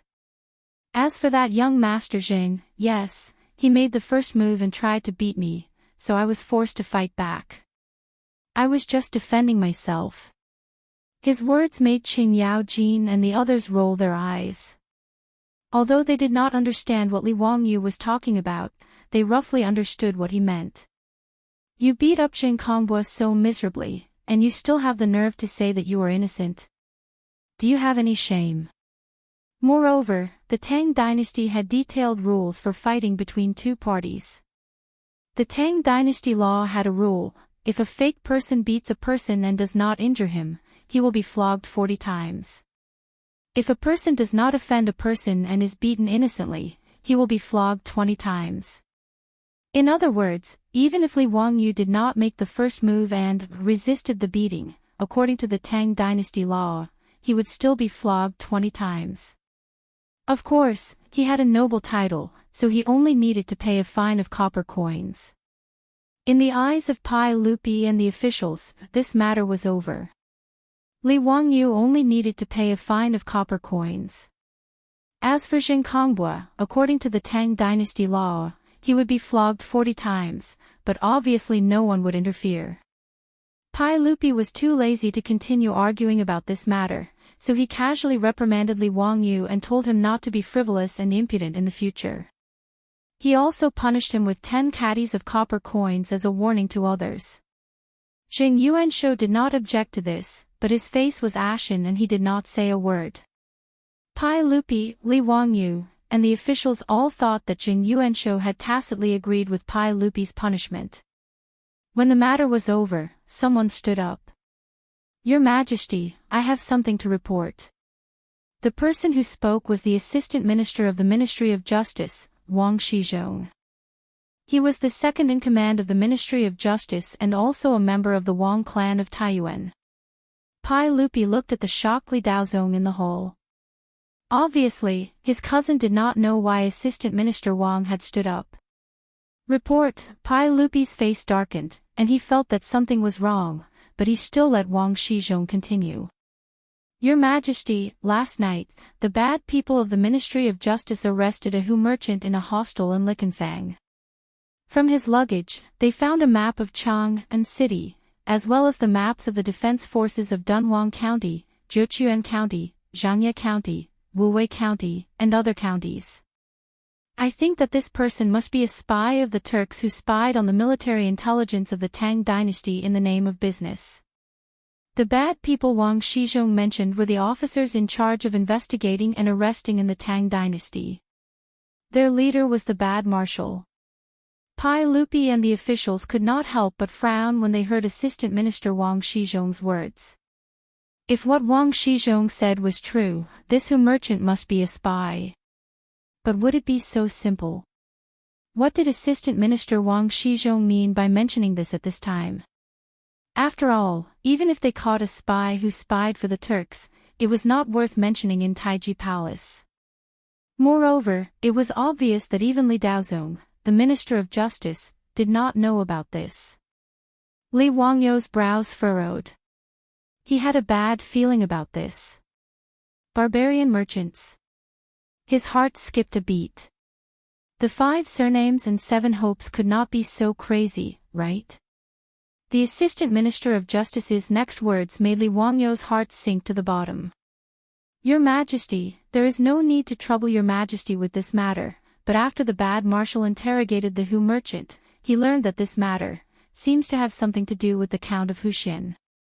I do not dare to act on my own, so today I report this matter to Your Majesty and ask for Your Majesty's decision. Wang Shizhong's words caused an uproar among the officials. Chapter 663. Even if Li Wangyu used his knees to think, he knew that the spy of the barbarian merchant mentioned by the Assistant Minister of the Ministry of Justice must be the merchant from the Cheesy Kingdom who drank and chatted with him yesterday, Lao Bai Macho. As for Bai Macho being a Turkic spy, Li Wangyu didn't believe it. Although the two met for the first time yesterday, Li Wangyu didn't know why he trusted this person.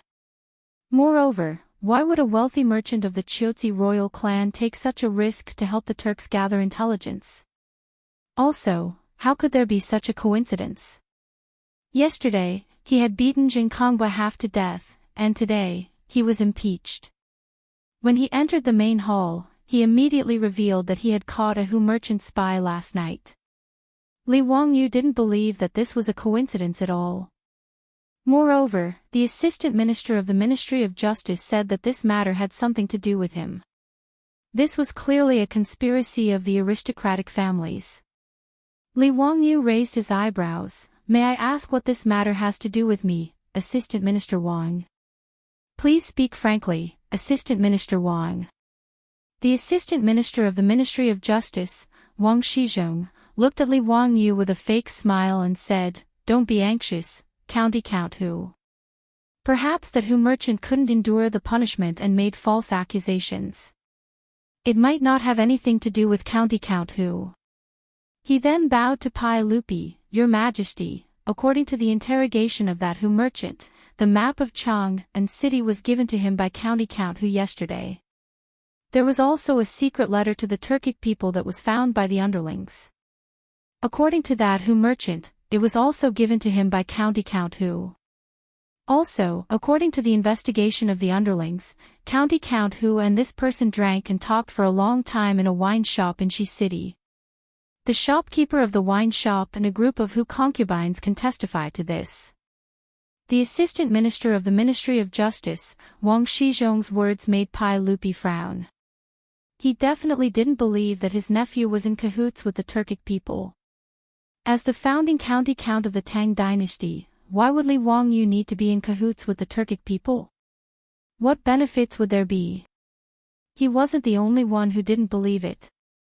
None of the other officials in the hall believed it either. Cheng Yaojin immediately stood up and said, Your Majesty, this matter cannot be trusted. Although Zio often causes trouble, I definitely do not believe that he is in cahoots with the Turks. This matter must be made up by that barbarian merchant. Fang Xianling, Du Ruhui, and the others looked at each other and expressed their doubts. Yu Shinan, Kong Yingda, and the others also chimed in. Because of the Assistant Minister of Justice's words, the hall became as noisy as a market. Where is this secret letter? Pai Lupi didn't believe it, but he could only ask Wang Shizhong. The Assistant Minister of the Ministry of Justice, Wang Shizhong, took out a letter from his waist pouch and handed it to Mi Tuo for Pai Lupi to read. Pai Lupi opened the letter, and the content made him frown even more. On the paper was Li Wangyou's unique thin and muscular body. It was undoubtedly his nephew's handwriting. And the content clearly stated that Li Wangyou had expressed his loyalty to Shili Khan of the Turkic people and asked the barbarian merchant to pass on the message for him. He was a spy of Shili Khan in the Tang dynasty and hoped that Shili Khan would go down south and capture Chang, and as soon as possible. The more Pai Lupi read, the more livid his face became. He read the letter over and over again. It was undoubtedly Li Wangyou's handwriting. Li Wangyou, how do you explain this secret letter? Pai Lupi's voice also became cold. The truth was right in front of him. Although he doubted it, he had to believe it. Your Majesty, I don't know what the secret letter is, and it is impossible for me to be in cahoots with the Turkic people. Of course, Li Wangyou would not admit it. This was clearly a so-called secret letter forged by the aristocratic families to take revenge on him. Mi Tuo, show this letter to Li Wangyou and the other officials. Let him see if he wrote it himself. Pai Lupi directly threw the letter to Mi Tuo. Mi Tuo also had a bitter face. He bent down to pick up the letter from the ground, trotted down the royal stairs, and handed it to Li Wangyou. Mi Tuo would not believe that Li Wangyou was a spy of the Turkic people even if he was beaten to death. Moreover, there was obviously something fishy about this matter. The barbarian merchant was a spy, and Li Wangyou was colluding with the Turkic people. Even the 100 Cavalry Department did not find any clues about this matter. How could he be caught by the Ministry of Justice? In the hall, Mi Tuo did not dare to say anything. He could only give Li Wangyou a "be careful" look when he handed the letter to him. Mi Tuo was grateful to Li Wangyou. In the Taiji Palace, if Li Wangyou had not discovered the truth and pried open the palace maids' mouths, if something had happened to Prince Li Zhizhen, Mi Tuo, as the provincial supervisor of the internal servants department, would not have had enough heads to chop off by Pai Lupi. Moreover, he had known Li Wangyou for a long time. This young noble did not treat him like a eunuch and treat him with special eyes. Therefore, Mi Tuo was naturally willing to get close to Li Wangyou. Just now, he had been serving Pai Lupi. Naturally, Mi Tuo had seen the contents of the letter. He could not help but feel frightened. Even in Mi Tuo's eyes, this letter was undoubtedly written by Li Wangyou. After all, Li Wangyou's thin and muscular body was famous in Chang'an. There were many people who learned from him. However, the handwriting was definitely Li Wangyou's. Taking the letter from Mi Tuo with both hands, Li Wangyou skimmed through it. His heart could not help but skip a beat. Could it be that in just one night, Jing Yuanshou and the other aristocratic families had prepared so thoroughly? Not only did they capture Bai Macho, the Hu merchant, and force him to confess, they even forged such a flawless secret letter. If Li Wangyou was not sure that he had never written this, he would have thought that the secret letter in front of him was real. This handwriting was as if he had written it himself. Your Majesty, this letter is forged. It is not written by me. Li Wangyou shook his head and denied. Pai Lupi stared at him for a while with a straight face. Then, he said, Mi Tuo, pass the letter to everyone to see if it was really written by Li Wangyou. Although Pai Lupi did not believe that Li Wangyou would collude with the Turks, there was a reason written in the letter. It made Pai Lupi wonder if Li Wangyou was really one person in front of others and another behind their backs. The secret letter written to Shili Khan clearly pointed out the reason why Li Wangyou wanted to seek refuge with Shili Khan. That was to avenge his father's death. Although Li Zhou had died of illness, the reason was that after the Xuanwu Gate, he had a conflict with Pai Lupi. As a result, he was demoted. This made Li Zhou anxious, angry, ashamed, and annoyed. He fell ill and passed away. In the secret letter, Li Wangyu attributed his father's death to Pai Lupi killing his brother and imprisoning his father. He was rebellious and scolded and chased away loyal people. This led to his father's death. Therefore, he and Pai Lupi were enemies who killed his father. Now, he was willing to serve his enemy in order to take revenge one day. He wanted to lead Shili Khan into Chang'an City to avenge his father. These words could not help but make Pai Lupi suspicious. He suspected that Li Wangyu was really like what the letter said. Because of Li Zhou's death, he hated him and had bad intentions. After the secret letter was passed to Fang Xianling, Du Ruhui, Zhang Sun Wuji, Yu Shinan, Kong Yingda, and other big shots to read, everyone was silent. They did not know what to say. This letter, this handwriting, it really was Li Wangyu's. Chapter 664. The so-called secret letter was passed around in everyone's hands, and the hall quieted down. Even Qing Yao Jin and the other generals and dukes who had always supported Li Wangyu looked at each other after reading the secret letter, not knowing how to defend themselves. Pai Lupi even ordered Mitua to go to the legislative hall and bring out the poems and essays that Li Wangyu had written so that the officials could compare the handwriting. With this comparison, the officials were even more speechless. Even Ma Zhou and Yan Liben had to admit that the handwriting on this so-called secret letter was truly that of their teacher, Li Wangyu. Li Wangyu could only silently shake his head and sigh. It seemed that the great clans had truly gone to great lengths to deal with him.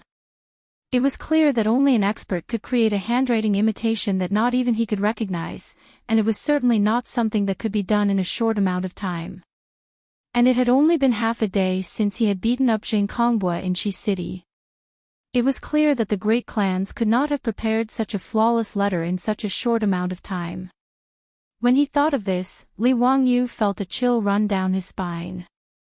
He had been too careless, believing that with the protection of Pai Lupi, he could look down on the great clans. He had not expected that the other party had already begun to plan how to deal with him. This meticulously prepared secret letter was proof of this.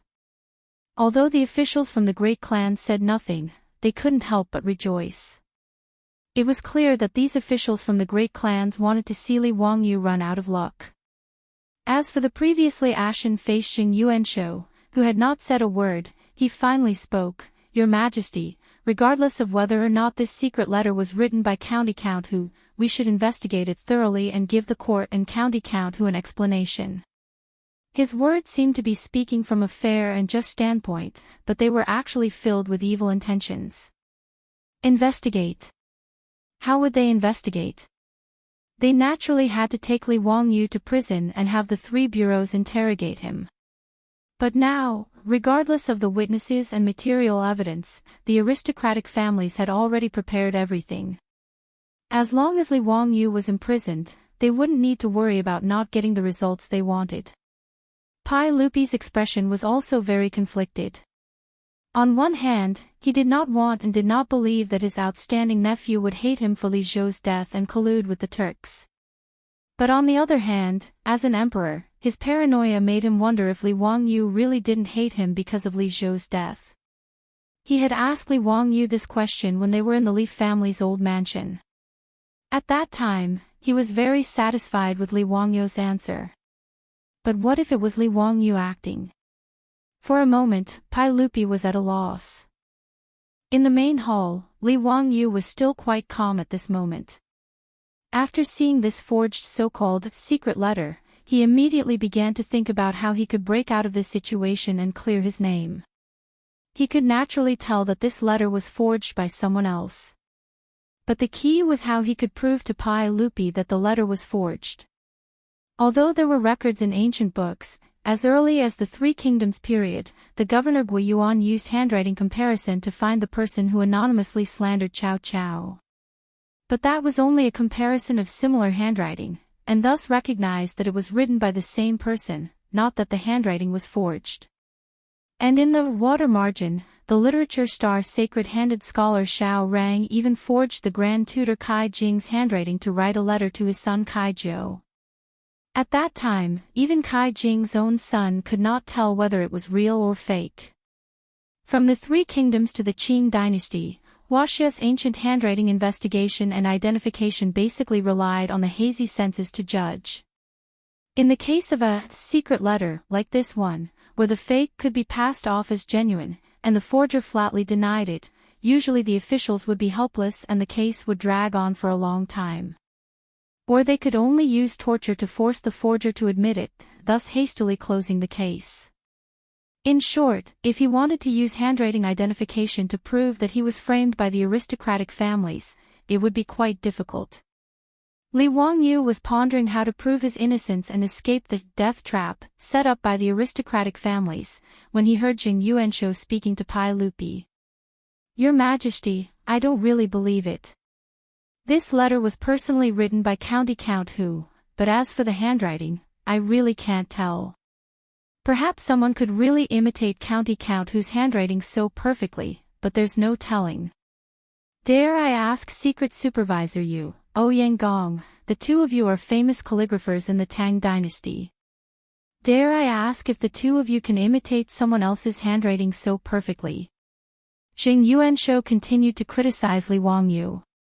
In response to his question, Yu Shinan and Yang Sun glanced at each other. Although they felt extremely helpless in their hearts, they could only helplessly shake their heads. Although the two of them were famous calligraphers and were experts in copying famous calligraphy, they only copied the spirit and not the form. If they wanted to imitate someone else's handwriting, they really couldn't do it. Even if they wanted to protect Li Wangyu, in front of Pai Lupi and the other officials, they couldn't lie. Yu Shinan gave Li Wangyu an apologetic and worried look. In response, Li Wangyu only cupped his hands towards Yu Shinan, indicating that he understood Yu Shinan's intentions. Your Majesty, if Secret Supervisor Yu and Yanggong can't imitate someone else's handwriting exactly, then I don't know how to judge. Your Majesty, please make a decision." Jing Yuanshou lightly stabbed Li Wangyu with a knife and left, leaving the problem to Pai Lupi. On the royal stairs, Pai Lupi hesitated for a while before finally standing up. He prepared to order people to take Li Wangyu to the prison and let Wei Jing, Li Daozong, and Fang Xianling try this case together. Li Wangyu hurriedly bowed towards Pai Lupi. "Your Majesty, I want to prove myself." "Report it." "Your Majesty, this so-called secret letter wasn't written by me. It was forged by someone. Of course, the person who forged the letter was very clever. Even I can't tell if this handwriting is real or fake. But..." Li Wangyu paused for a moment and looked at Pai Lupi. "But if I wanted to write a secret letter, why would I use such a childish and ridiculous method? Could it be that I've lost my mind? Why would I write a secret letter so openly and hand it over to a Hu merchant without any disguise?" He looked around at the officials in the hall, glancing at Jing Yuanshou, Wang Rinyu, and the others, before continuing, "Your Majesty, to put it bluntly, if I wanted to write a secret letter, even if I placed it in front of everyone, they wouldn't be able to tell what I wrote." Li Wangyu's words naturally caused the officials in the hall to begin discussing in low voices. Pai Lupi couldn't help but frown as he pondered Li Wangyu's words. If one were to speak of his nephew's talent, then he would naturally be unparalleled. But a secret letter was a secret letter. Even if Li Wangyu wrote a secret letter, no one would be able to tell what was written even if it was placed in front of everyone's eyes. Pai Lupi didn't believe this either. Jing Yuanshou and Wang Rinyu looked at each other and couldn't help but sneer. "County Count Hu, do you think this old man and the others are idiots? Ask all the officials in the court, who would dare to believe you?" At this moment, Li Wangyu had also thought of a countermeasure. He shrugged his shoulders and said in a relaxed tone, "If Your Majesty and everyone else doesn't believe me, why don't we conduct an experiment in this hall?" Chapter 665. Li Wangyou's words made Pai Lupi hesitate for a moment, but he still nodded in agreement. No matter what, Pai Lupi was still suspicious of the secret letter that the Assistant Minister of the Ministry of Justice Wang Shizhong had suddenly thrown out. It was a letter that the so-called bad people had found in the hands of a Hu merchant. Since Li Wangyu said that if he wrote a secret letter, no one would be able to see through it, then it was better to try. Pai Lupi stood up and stared at Li Wangyu. Li Wangyu, how are you going to prove this to me and the other officials? Your Majesty, it's very simple. Taiji Palace has 2 side halls. I can enter one side and write a secret letter for Your Majesty and the other officials to examine. Then, I can send this secret letter to the other side, and Your Majesty will appoint someone to receive the letter. If I can deceive Your Majesty and the other officials and deliver the message to the person in the other side hall, then Your Majesty will naturally know whether or not I am lying. Pai Lupi nodded. All right, Mito, go to the other side hall and prepare to receive Li Wangyou's secret letter. Li Er had absolute trust in this imperial chamberlain by his side. After all, Mito was not only responsible for the internal and external communications of the 100 Horsemen Department, but he was also the person closest to Pai Lupi. Your Majesty, I need to first explain to Provincial Supervisor Mito how to receive the secret letter. Is that all right? Li Wangyu bowed again. All right. Pai Lupi nodded again, indicating for Mito to listen to what Li Wangyu had to say. Mito quickly walked to Li Wangyou's side. Under the gaze of Pai Lupi and the other officials, the two of them whispered a few words in each other's ears. The more Mito listened, the more suspicious he became. His expression was one of bewilderment. In the end, he nodded seriously, indicating that he understood. In the main hall, the officials were also whispering to each other, discussing in low voices. Wang Rinyu suddenly stepped forward and clasped his hands toward Pai Lupi. Your Majesty, if Count Hu and Provincial Supervisor Mito are in cahoots and have already agreed on what to write, then wouldn't it be meaningless? When the officials heard this, they all nodded. That's right. If Li Wangyu told Mi Tuo what he was going to write, and Mi Tuo knew what Li Wangyu was going to write on the letter, it wouldn't prove anything. Li Wangyu smiled when he heard this. Your Majesty, this matter is simple. After Provincial Supervisor Mito and I enter the left and right side halls, I ask Your Majesty to write the letter. Then, I will send it to Provincial Supervisor Mito in the other side hall. If I can deceive Your Majesty and the other officials and pass the information to the Provincial Supervisor, it will be enough to prove the truth of what I said just now. Pai Lupi thought about it for a moment, and it made sense.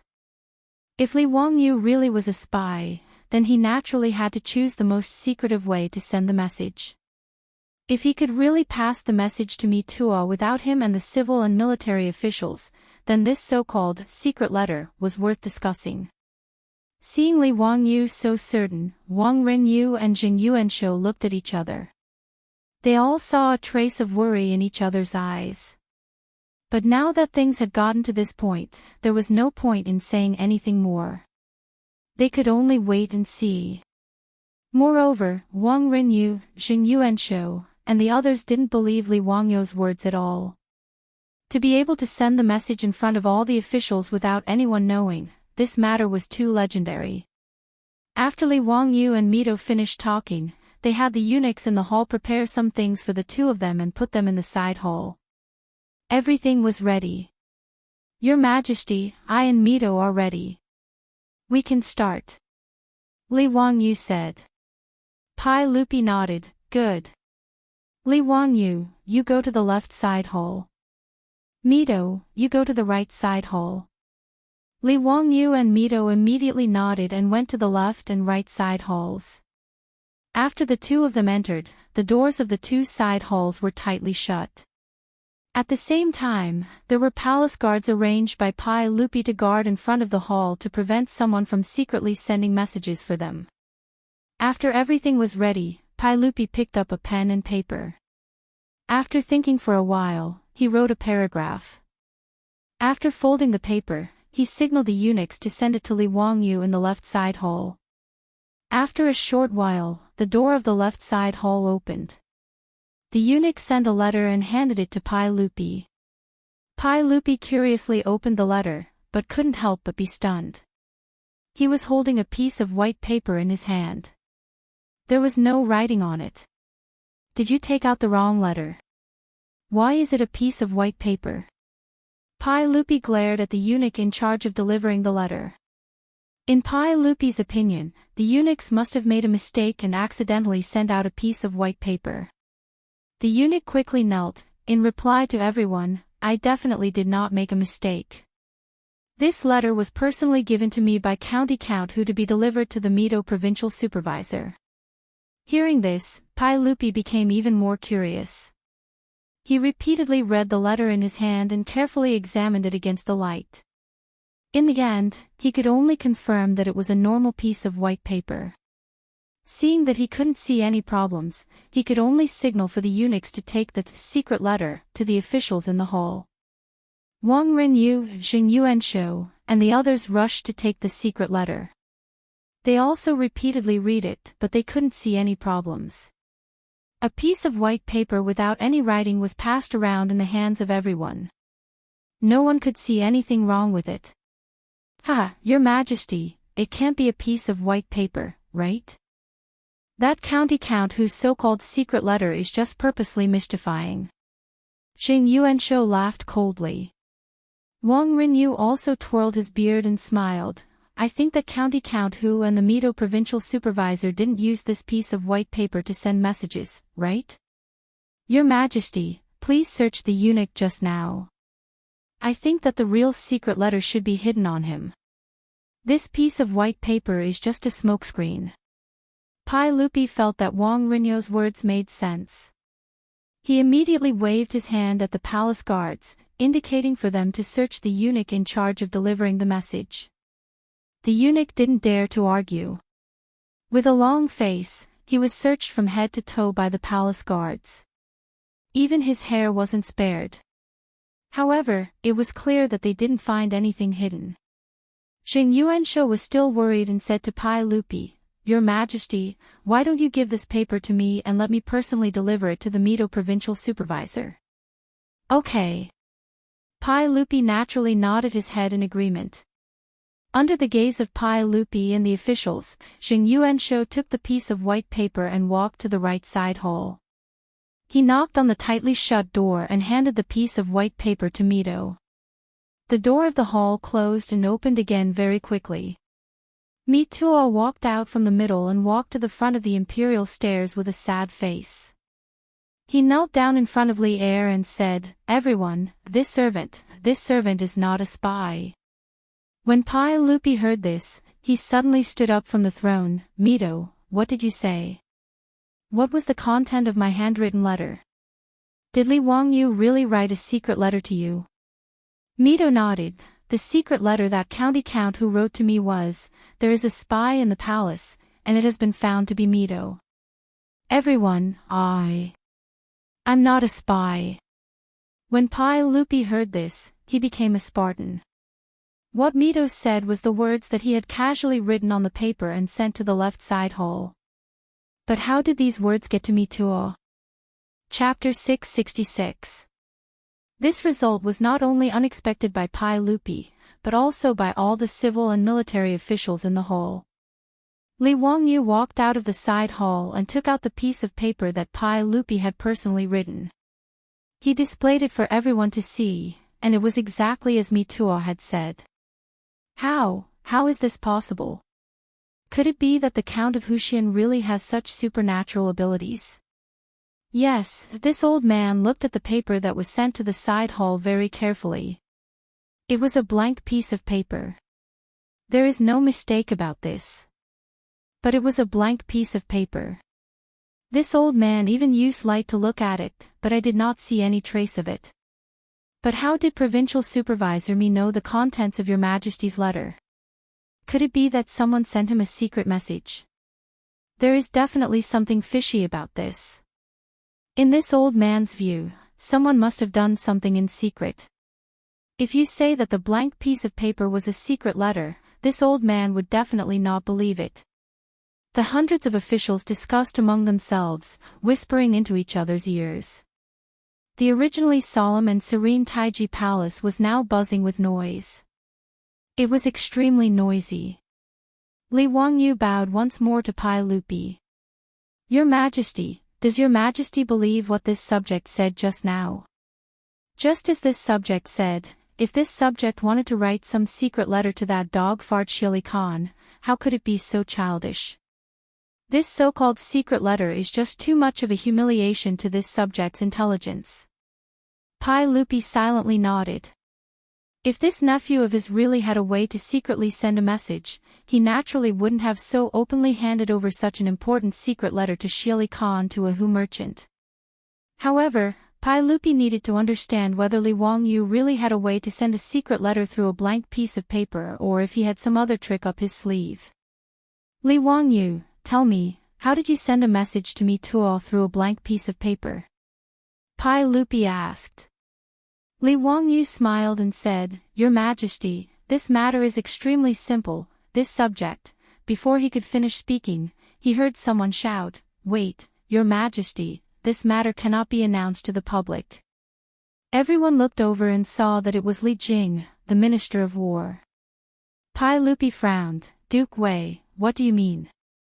Your Majesty, if County Count who truly has such a method of transmitting secret messages, your subject believes that it should not be announced to the public. Such a method of transmitting secret letters should be taught to the military and used for spies to transmit information, Li Jing immediately replied. With his explanation, Li Er immediately reacted. That was indeed the case. If there was such a secret method of transmitting information, it had to be kept a secret. It couldn't be made public in the main hall so that everyone would know about it. Qing Yaojin and the other generals also nodded their heads in agreement. Li Wangyu laughed, reporting to Your Majesty, Duke Wei, what I used just now was just a small trick. If you really want to use it to transmit information, I have other methods. Li Jing glared. That won't do. This matter has to be kept a secret. That's right, that should be the case. Zio, it's enough to let us know about this matter. Qing Yaojin, Qin Qiong, Yuqi Jingda, and the other dukes gathered around. Pai Lupi also walked down the royal stairs. Zio, tell us about the method of writing the secret letter. At this moment, Pai Lupi already believed that there was a problem with the secret letter. He even affectionately called Li Wangyu by his courtesy name. Li Wangyu shrugged helplessly and softly explained the method he used to transmit the secret letter. It was actually very simple. It was just the method that the monk used to trick the elders of the Li clan back in Hu County. He used alkaline water to write on a piece of paper. After drying the paper, it would disappear without a trace. However, after applying some turmeric water, the original writing would appear. Other than alkaline water, you can also use rice vinegar to write a message on a piece of white paper. After drying it, it still won't show a trace. However, if you put it over a fire, the writing will appear, Li Wangyu added. This was just common knowledge of chemistry in the future. It was just a small trick. However, in the ears of Pai Lupi, Li Jing, and the others, it was like thunder. It shocked them so much that they all looked at each other in dismay. Kid, don't joke around. It's so simple, yet you can transmit a secret letter. Qing Yaojin grinned with an expression of disbelief. How could this little nephew dare to deceive you all? If Uncle Qing doesn't believe me, you can try it yourself, Li Wangyu said with a smile. Okay, I'll give it a try. Second brother, go to the side hall over there. I'll write a secret letter for you. Let's see if it's as magical as this kid says, Qing Yaojin shouted towards Qin Qiong. Qin Qiong nodded and cooperated with him towards the side hall. Qing Yaojin, Pai Lupi, and the others went straight to the side hall where Li Wangyu had been. There was alkaline water and other things prepared here. They were all prepared by Li Wangyu before. Qing Yaojin followed Li Wangyou's instructions.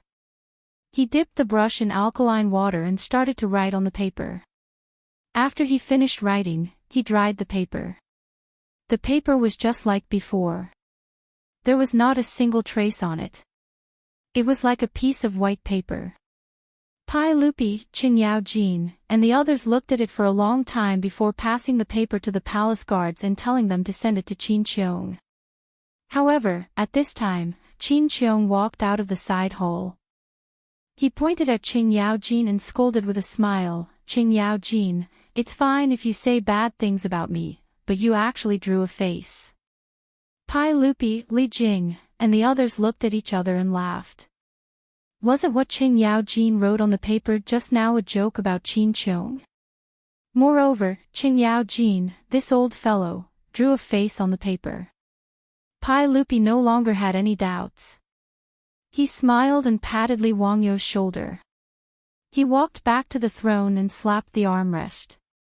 He shouted at the dumbfounded assistant minister of the Ministry of Justice, Wang Shizhong, "Tell me honestly. Where did this secret letter come from? What is the matter with the barbarian merchant?" Cold sweat dripped down Wang Shizhong's back. This secret letter to falsely accuse Li Wangyou was naturally prepared by an aristocratic family. To be more precise, it was prepared by the Jing family of Xingyang. Yesterday, after Jing Kongbo was beaten up by Li Wangyou, Jing Yuanshou immediately found the heads of the aristocratic families. After some discussion, they decided on today's matter. The Jing family of Xingyang had actually prepared the secret letter to slander Li Wangyou for colluding with the Turks for a period of time. They were waiting for the right time to throw it out and sow discord between Li Wangyou and Pai Lupi.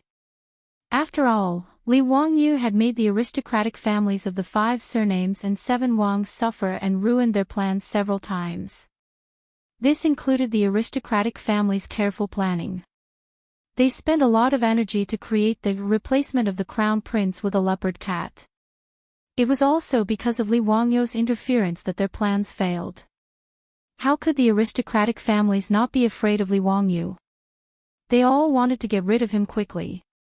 According to the original plan, this secret letter would be brought to the border by someone, and then accidentally discovered it and sent to Li Er's imperial desk in Chang'an.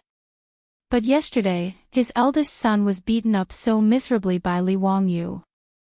This made Jing Yuanshou, the old fox, angry and planned to use this secret letter. The person who imitated Li Wangyou's handwriting was a scholar raised by the Jing family in Xingyang. This person was especially good at imitating people's handwriting and had the ability to pass off the fake as the real one. The Jing family of Xingyang collected all kinds of Li Wangyou's handwriting in Chang'an and sent it to Xingyang for people to imitate.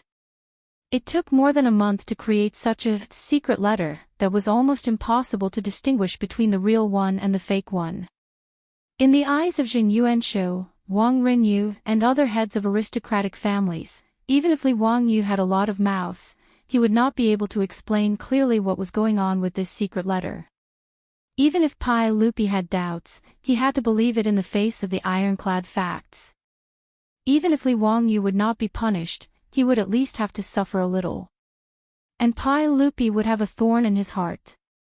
But neither Jing Yuanshou nor Wang Rinyu had expected Li Wangyou to use this method to clear himself of suspicion. In the face of Pai Lupi's criticism, Wang Shizhong opened his mouth and could only push the blame to the bad person. "Your Majesty, I was probably deceived by that bad commander. I was guilty. I was careless and was deceived by that bad commander. I almost hurt County Count Hu. Please forgive me, Your Majesty." Pai Lupi naturally did not believe Wang Shizhong's explanation. What a good excuse of being deceived. Men, go and summon that bad marshal to the palace. Today, we want to know who instigated this matter. Who dares to frame a trusted official like County Count Hu? Pai Lupi's words made Jing Yuanshou, Wang Rinyu, and Assistant Minister of Justice Wang Shizhong's faces turn even paler. Chapter 667. Pai Lupi was furious. Naturally, a palace eunuch trotted out of the hall, ready to summon the bad commander to the hall and face Pai Lupi's interrogation. No one noticed that Jing Yuanshou's eyes inadvertently looked at a small eunuch standing in the corner of Taiji Palace. After the two of them made eye contact, Jing Yuanshou's fingers moved silently a few times. The young eunuch nodded his head imperceptibly. Soon, his figure disappeared from the hall. Wang Rinyu and Jing Yuanshou looked at each other again and nodded slightly. Then they stopped talking and waited calmly. Li Wangyu thought of Bai Macho at this time and said to Pai Lupi quickly, "Your Majesty, that barbarian merchant did drink with me in the barbarian wine shop in the West Market yesterday, but I believe that he is not a spy of the Turks. His surname is Bai and his name is Macho. He is a member of the royal family of Chutzi country and runs a caravan between Chang'an and Chutzi all year round. Bai Macho just entered Chang'an yesterday and met me in the West Market. I thought he was interesting, so I invited him to the wine shop to drink. I thought that Bai Macho must have been tortured and forced to confess. Your Majesty, please summon him to the hall and interrogate him face to face." Pai Lupi nodded. "Okay. Wang Shizhong, where is that barbarian merchant now?" Wang Shizhong hesitated for a moment and answered honestly, "Your Majesty, he should be locked up in the prison of the Ministry of Justice. Immediately send that barbarian merchant to Taiji Palace. I want to interrogate him personally." "Yes." Wang Shizhong naturally did not dare to say no. He could only nod and turn around to send the order. It was already past the usual hour of the morning court, but none of the officials in Taiji Palace was in a hurry. It was rare to see such a lively day. How could these top gossipers of the Tang dynasty be willing to miss the following exciting events? Many people had already guessed some of the inside story. They looked at Wang Shizhong, Jing Yuanshou, Wang Rinyu, and the others with a playful look. If one were to say that there was nothing fishy about today's matter and that it was just the doing of some bad person or bad commander, then that would be an insult to the intelligence of the officials. Let's not talk about whether the bad guys had the guts to frame Li Wangyu, the county magistrate who founded the country. The almost flawless secret letter was not something that a bad guy could come up with. Many of the officials felt that the aristocratic families were going to be in trouble today. At the very least, this assistant minister of the Ministry of Justice would definitely not be able to escape. As long as delinquent Marshal confronted His Highness, the truth would naturally come to light. Even if Wang Rinyu and Jing Yuanshou were spared, it was hard to say what would happen to Wang Shizhong, the assistant minister of the Ministry of Justice. As a level 4 big shot of Taiyuan Wang clan in the imperial court, if he were to fail like this, then Taiyuan Wang clan would really suffer a great loss. Many of the officials who came from aristocratic families also had worried looks on their faces. They clearly felt that their aristocratic families were going to suffer a great loss after today's matter. While everyone was waiting for the successor of the chamberlain, Li Jing turned to Li Wangyu and asked, "County magistrate who, just now, you said that the previous method was not suitable for delivering a secret letter. Why is that? Does county magistrate who have any other methods?" Li Jing brought up this matter again, attracting the attention of Pai Lupi, Qing Yao Jin, and the others. They all turned to look at Li Wangyu. Li Wangyu nodded and said, "Your Majesty, Duke Wei, it's not certain that no one knows about the two methods just now. They aren't safe. At the very least, this subject has seen a monk use this method to cheat people in Hu County, so it's not suitable for delivering messages in the military." "Oh. There's such a thing. Then tell us, what other methods can we use to deliver a secret letter?" Pai Lupi asked curiously. The method is very simple. Why don't this subject demonstrate it to your Majesty and everyone else?" Qing Yao Jin laughed loudly and patted Li Wangyu's shoulder. "Wahahaha, this elder knows that you have a lot of ideas. Hurry up and give it a try. This elder wants to see if your secret letter can fool this elder's eyes." Uncle Qing, if you can guess this kind of secret letter, this nephew is willing to give you a share of the Great Zhao baseball field." Uncle Qing, are you willing to make a bet with this nephew? Li Wangyu had just finished speaking when Qing Yaojin slapped him hard on the back of his head. Bastard brat, you dare to trick this elder. What bet? You mother of asterisk cur, do you think this elder doesn't know that I can only lose in a bet with you? Hurry up and write the secret letter. If the result isn't good, do you believe that this elder won't beat you up? Facing this unreasonable old man, Li Wangyu wanted to cry but had no tears. What kind of person was this? Li Wangyu called Mi Tuo over and whispered a few words in his ear. Mi Tuo nodded repeatedly, indicating that he understood. After Mi Tuo went back to the side chamber, Qing Yaojin pulled Li Wangyu over. Write in the secret letter, on the 23rd day of the first month, open the illustrious virtue gate. Raise the fire as the signal. 3,000 soldiers of the left golden guards will enter the city. Understood. Li Wangyu nodded. He knew that Qing Yaojin wanted to test whether his secret letter could deliver military intelligence. After returning to the side chamber, a secret letter was sent out not long after. This time, it wasn't a wordless heavenly book. Instead, it was filled with all kinds of numbers. Qing Yaojin snatched the secret letter and looked at it carefully. Li Jing, Qin Qiong, and the others also came over. Mother of asterisk cur, what kind of nonsense is this? 37, 5, 14. What do these numbers mean? Qing Yaojin looked at it for a long time and didn't understand. He looked at Li Jing and the others in confusion. The group of high dukes shook their heads. No one understood what it meant. Pai Lupi also took the secret letter and looked at it for a long time. He also didn't have any clue. Ziyu, are you going to use those two methods again? Pai Lupi asked. Li Wangyu shook his head. No, Your Majesty, the contents of the secret letter are directly written on this paper. It is the content that you see. If you don't believe me, Your Majesty doesn't need to give this letter to the provincial supervisor me. You can just read it to him through the door. There is such a thing. I don't believe that these inexplicable numbers are the same as what I just said to you. Give me the letter, I will read it to Mi Tuo. Qing Yaojin took the secret letter and walked to the side chamber. He loudly read the numbers to Mi Tuo.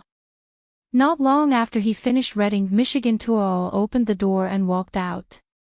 He smiled at Qing Yaojin and said, Lu Guogong, your secret letter almost gave me a fright.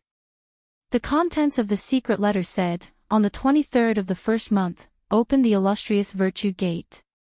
Raise the fire as the signal. 3,000 soldiers of the left golden guards will enter the city. Am I right? Qing Yaojin heard this and looked as if he had seen a ghost. How is this possible? Mi Tuo, how did you know? Could it be that those damned numbers were really the contents of the secret letter? Mi Tuo smiled and nodded. High Duke Liu, that is right. Pai Lupi reached out and called Mi Tuo to his side. He asked about the secret letter. Mi Tuo naturally told him everything he knew. He honestly told Pai Lupi how to decipher the secret letter. Pai Lupi raised his eyebrows. Is it really that simple? Yes, everyone, that is it. If Count Huxian doesn't explain it clearly, I won't be able to figure it out even if I crack my head. Pai Lupi stood up. I will try it myself. Pai Lupi followed Mi Tuo into the side chamber. Not long after, Mi Tuo came out with a piece of paper and handed it to Li Wangyu. Count Huxian, His Majesty has ordered you to decipher this secret letter. Li Wangyu smiled and nodded. He took the secret letter and returned to the side chamber. When he reappeared, Li Wangyu first bowed to Pai Lupi. This subject thanks His Majesty for the reward. This secret letter is indeed very interesting. Not bad, Zio. I am very satisfied. Pai Lupi laughed. The secret letter he had written to Li Wangyu was deciphered to say, I reward you with 1,000 taels of gold. Chapter 668. Actually, Li Wangyou's secret letter wasn't worth a single cent if you put it bluntly. It was a set of codes that couldn't be any simpler. He and Mito had agreed to use a certain book as the code. The numbers on the paper represented the number of pages, lines, and words of the book. When deciphering the code, all they had to do was follow the order of the numbers and find the words from the book that they had agreed on. This could be said to be the most basic code, but it was also extremely secretive. If one didn't know which book the two sides agreed on, even if they knew the trick, it would be useless and they wouldn't be able to decipher the contents of the code. It was such a simple code, but in the eyes of Pai Lupi, Qing Yao Jin, Li Jing, and the others, it was an incredible invention. This was very normal. In the history of Wuxia, the first set of military communication codes in the true sense only appeared hundreds of years later in the Northern Song dynasty. Even the military codes that appeared in the Northern Song dynasty were much simpler and cruder than Li Wangyou's code.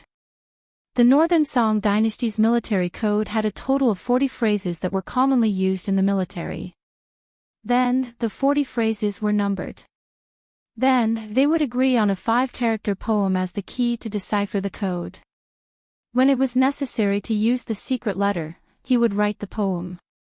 How many secret words needed to be expressed, and which character in the poem would be stamped with a seal, using that as a mark. The military codes of the Northern Song dynasty hundreds of years later were still this crude. In comparison, the emperor and officials of the Tang dynasty, who didn't have the concept of military codes, were shocked after seeing Li Wangyou's code.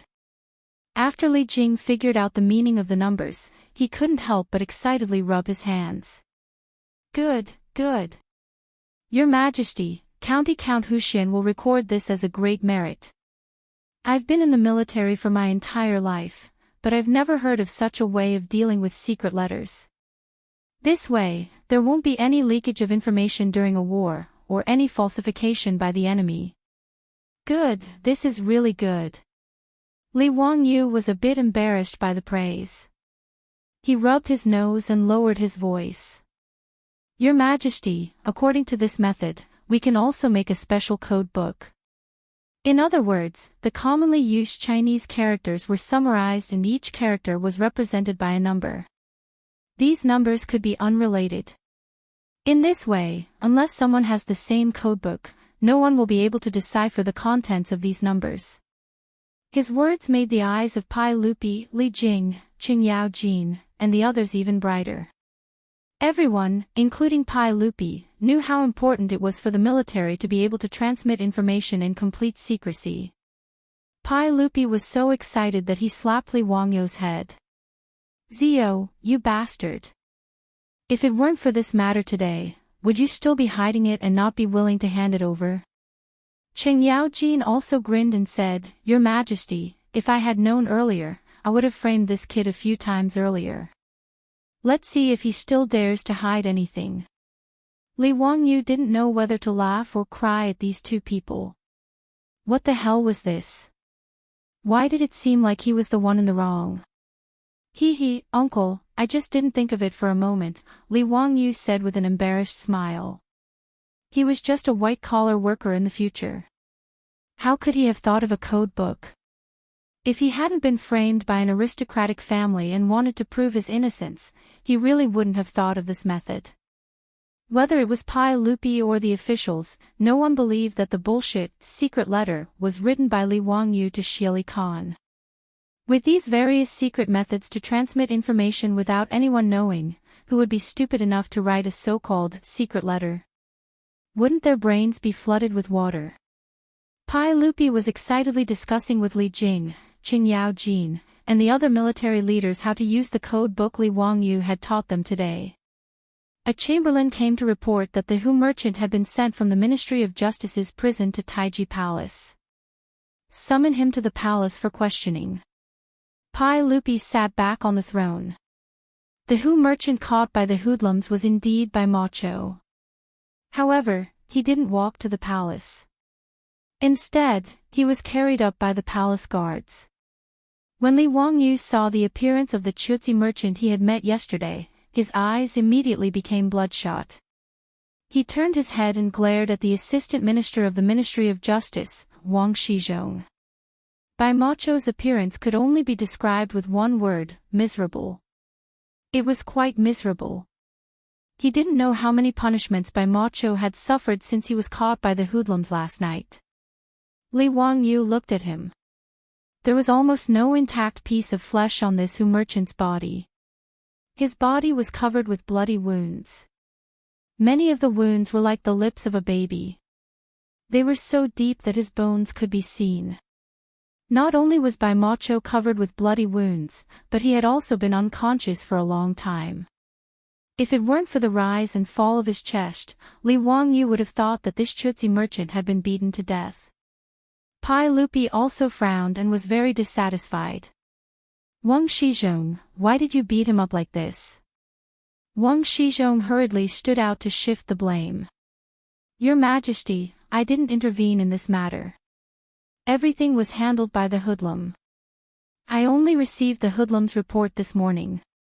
Because I felt that this matter was very important, I went to the palace to report it to your Majesty. I didn't have time to ask the hoodlum about the specific details. The injuries on this merchant should be caused by the hoodlum's interrogation last night. I'm responsible for my negligence. Please forgive me, your Majesty. He shirked his responsibility completely and pushed all the blame to the hoodlum. At most, he didn't supervise strictly. It wasn't a big deal. Pai Lupi was naturally very dissatisfied with this answer. However, he couldn't blame the assistant minister of the Ministry of Justice in front of him. After all, as Wang Shizhong explained, as the assistant minister of the Ministry of Justice, he only had the duty of supervising. Arresting and interrogating were not the duties of the assistant minister of the Ministry of Justice. As for the hoodlum who was in charge of arresting, Pai Lupi thought that he would know who ordered him to frame his nephew when he was brought to the main hall later. Pai Lupi didn't believe that an insignificant hoodlum would dare to lie in Taiji Palace. Li Wangyu's face was anxious. Your Majesty, Bai Macho is now seriously injured. Please summon Lu Fingyu of the Xiangyao Bureau to treat him first. With Bai Macho's current condition, I can't ask him anything. Pai Lupi nodded in agreement. He signaled the chamberlain to lift the merchant again and send him to the Xiangyao Bureau to be treated by Lu Shenwei. After he woke up, he could ask him again. Looking at Bai Macho being carried away by the chamberlain, Li Wangyu gritted his teeth. Based on his judgment, Lao Bai was purely implicated by him. If he didn't beat up Jing Kongbui yesterday, the aristocratic families wouldn't be so ruthless as to take revenge on him. They directly captured Bai Macho and forced him to confess, accusing him of being a Turkic spy. If he didn't take revenge, he wouldn't be worthy of being a transmigrator. Li Wangyu was already secretly planning how he should take revenge on these aristocratic families. Originally, he thought that the aristocratic families were just like flies. They were annoying but couldn't hurt him. However, today's incident made Li Wangyu realize that the aristocratic families were not only annoying flies, but also vicious dogs that would bite people. Even if a person didn't want to hurt a tiger, the tiger wanted to hurt a person. Although Li Wangyu was just a harmless white-collar worker in his previous life, if he was forced into a corner, he also had the power to fight back. Just as he was thinking about how to take revenge, he saw another chamberlain rushing into the main hall. He whispered a few words into Mi Tuo's ear. When Mi Tuo heard this, his expression changed drastically. Pai Lupi naturally saw it too. He couldn't help but frown and ask, Mi Tuo, what happened? Mi Tuo hesitated for a moment and knelt down to answer. Just now, the chamberlain who went to Chang'an City to inform the hoodlum couldn't find him. Then, he went to his house to deliver the order, but when the chamberlain rushed there, the hoodlum's house was already on fire. Chapter 669. Mi Tuo paused and continued, everyone, the Wu Marquis of the Vice-Marshal's inner square found 13 corpses in his mansion after putting out the fire. After a rough identification, we can confirm that the vice-marshal and his 7 or 8 subordinates were all killed. The rest of the corpses belong to the vice-marshal's family. Right now, the Chang and county bailiffs, the Ministry of Justice, and the 100 Cavalry Department have all rushed over and are investigating the murder scene. Mi Tuo's words made Pai Lupi's face turn ugly. Of course, he understood what this meant. Not only did Pai Lupi understand, but all the officials including Li Wangyu also understood. Killing to silence. Li Wangyu could not help but look at Jing Yuanshou, Wang Renyu, and the other big shots of the aristocratic families. What a ruthless method. As soon as they saw that things were not going well, they immediately cut off all possible connections with them. As expected, the aristocratic families were quite vicious. But the key point was that it was almost noon.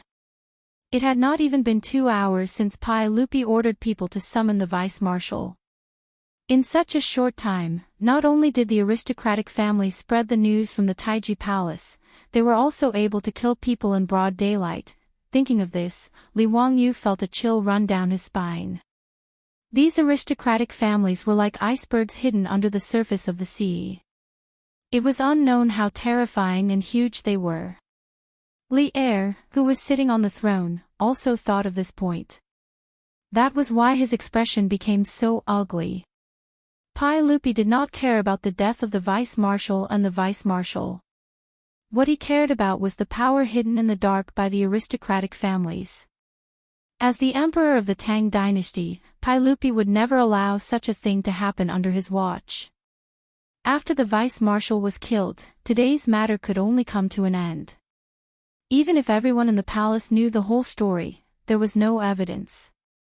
Pai Lupi could not even arrest the vice-marshal of the Ministry of Justice, Wang Shizhong. This made the emperor of the Tang dynasty very angry. As for digging out the mastermind, Pai Lupi did not have any hope at all. Since the aristocratic families dared to kill people, they would definitely clean up the mess. Even in the Taiji Palace, when Prince Li Ji had been replaced, the 100 Cavalry Department had not found any clues that pointed to the aristocratic families, let alone silencing an insignificant and unremarkable vice-marshal. Pai Lupi's face was livid. He snorted coldly, "Today's matter ends here." The vice-marshal of the Ministry of Justice, Wang Shizhong, was negligent in supervision. Li Daozong, Chui, the Ministry of Justice and Chang and County. I want an explanation for this matter. Li Daozong and Chang and County's Chui, but they could only to receive the order. Even Chui knew that tracking down the culprit was a hot potato. Court is dismissed. After Li Er finished speaking, he ignored the courtier's greetings and turned to leave. Wang Li, Hun. Wang, he, Li, he's, he. County Count Hu, His Majesty summons you to the Yin and Yang Palace. Inside the Yin and Yang Palace, not only Li Wangyu, but also Pai Lupi's trusted aides, Fang Xianling, Du Ruhui, and Zhangsun Wuji, were summoned. Pai Lupi fiercely pulled out his sword and slashed the table in front of him in half. Tian Shilang dared to bully His Majesty. I hate that I cannot immediately order people to behead those old dogs with my sword. Li Wangyu and the other big shots exchanged glances. Naturally, they all knew who the old dog Li Er was talking about was. They also understood where Li Er's anger came from. Uncle, calm down. It's not worth it to hurt your body because of these people. Although Li Wangyu also hated the aristocratic families, he could only comfort the furious Pai Lupi. Pai Lupi slashed a good table into pieces and vented his anger. He then ordered me to let the 100 Cavalry Department investigate. I don't believe that so many people were killed in broad daylight without any clues. Also, investigate how the news got out in the Yin and Yang Palace. Yes, His Majesty. Mi Tuo didn't dare to say more. He lowered his head and left the Yin and Yang Palace. Li Wangyu also felt that the Ministry of Justice, Chang and County, and the 100 Cavalry Department would investigate together. It was impossible that there wouldn't be any clues. After all, the aristocratic families had planned to frame him. They definitely didn't expect to be turned around. If they ordered people to kill the delinquent and the delinquent commander in a hurry, they would definitely be exposed. Now, it was up to the aristocratic families to see if this fire could spread to them. However, even if the aristocratic families hid it well, it didn't matter. Li Wangyu now had a plan in mind. He planned to go back and discuss it with his beautiful boss. This time, he was really angry. He was ready to take the initiative to attack and teach the aristocratic families a lesson. General Fang, General Du, Wuji, what do you think? The aristocratic families are so unscrupulous. Is there any way to stop them? Pai Lupi slightly suppressed his anger. He put his sword back into the scabbard and asked his confidants. Fang Xianling and the others were also very angry about this. However, the aristocratic families were now very powerful. It was not easy to stop them. Your Majesty, the aristocratic families can only be dealt with slowly. The foundation of the aristocratic families lies in the scholarly circles. Now in the Tang dynasty, the engraving printing technology developed by Zhou has greatly reduced the price of books. There will be more and more scholars in the world. It will not be so easy for the aristocratic families to continue to control the scholarly circles. In addition, the imperial examinations will select talents for your Majesty. The decline of the aristocratic families is inevitable. However, this will take time. Your Majesty, you don't need to be too anxious. Now the aristocratic families can't make waves. They are just struggling at death's door. Fang Xianling comforted. Fang Xianling was also telling the truth. Li Wangyu knew that in history, the aristocratic families had been getting weaker and weaker since they entered the Tang dynasty. However, they did not disappear.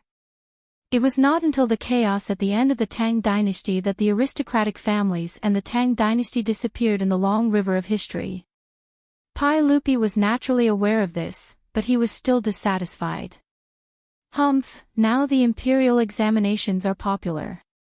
In the long run, the imperial examination candidates only know about the emperor and don't know about the court.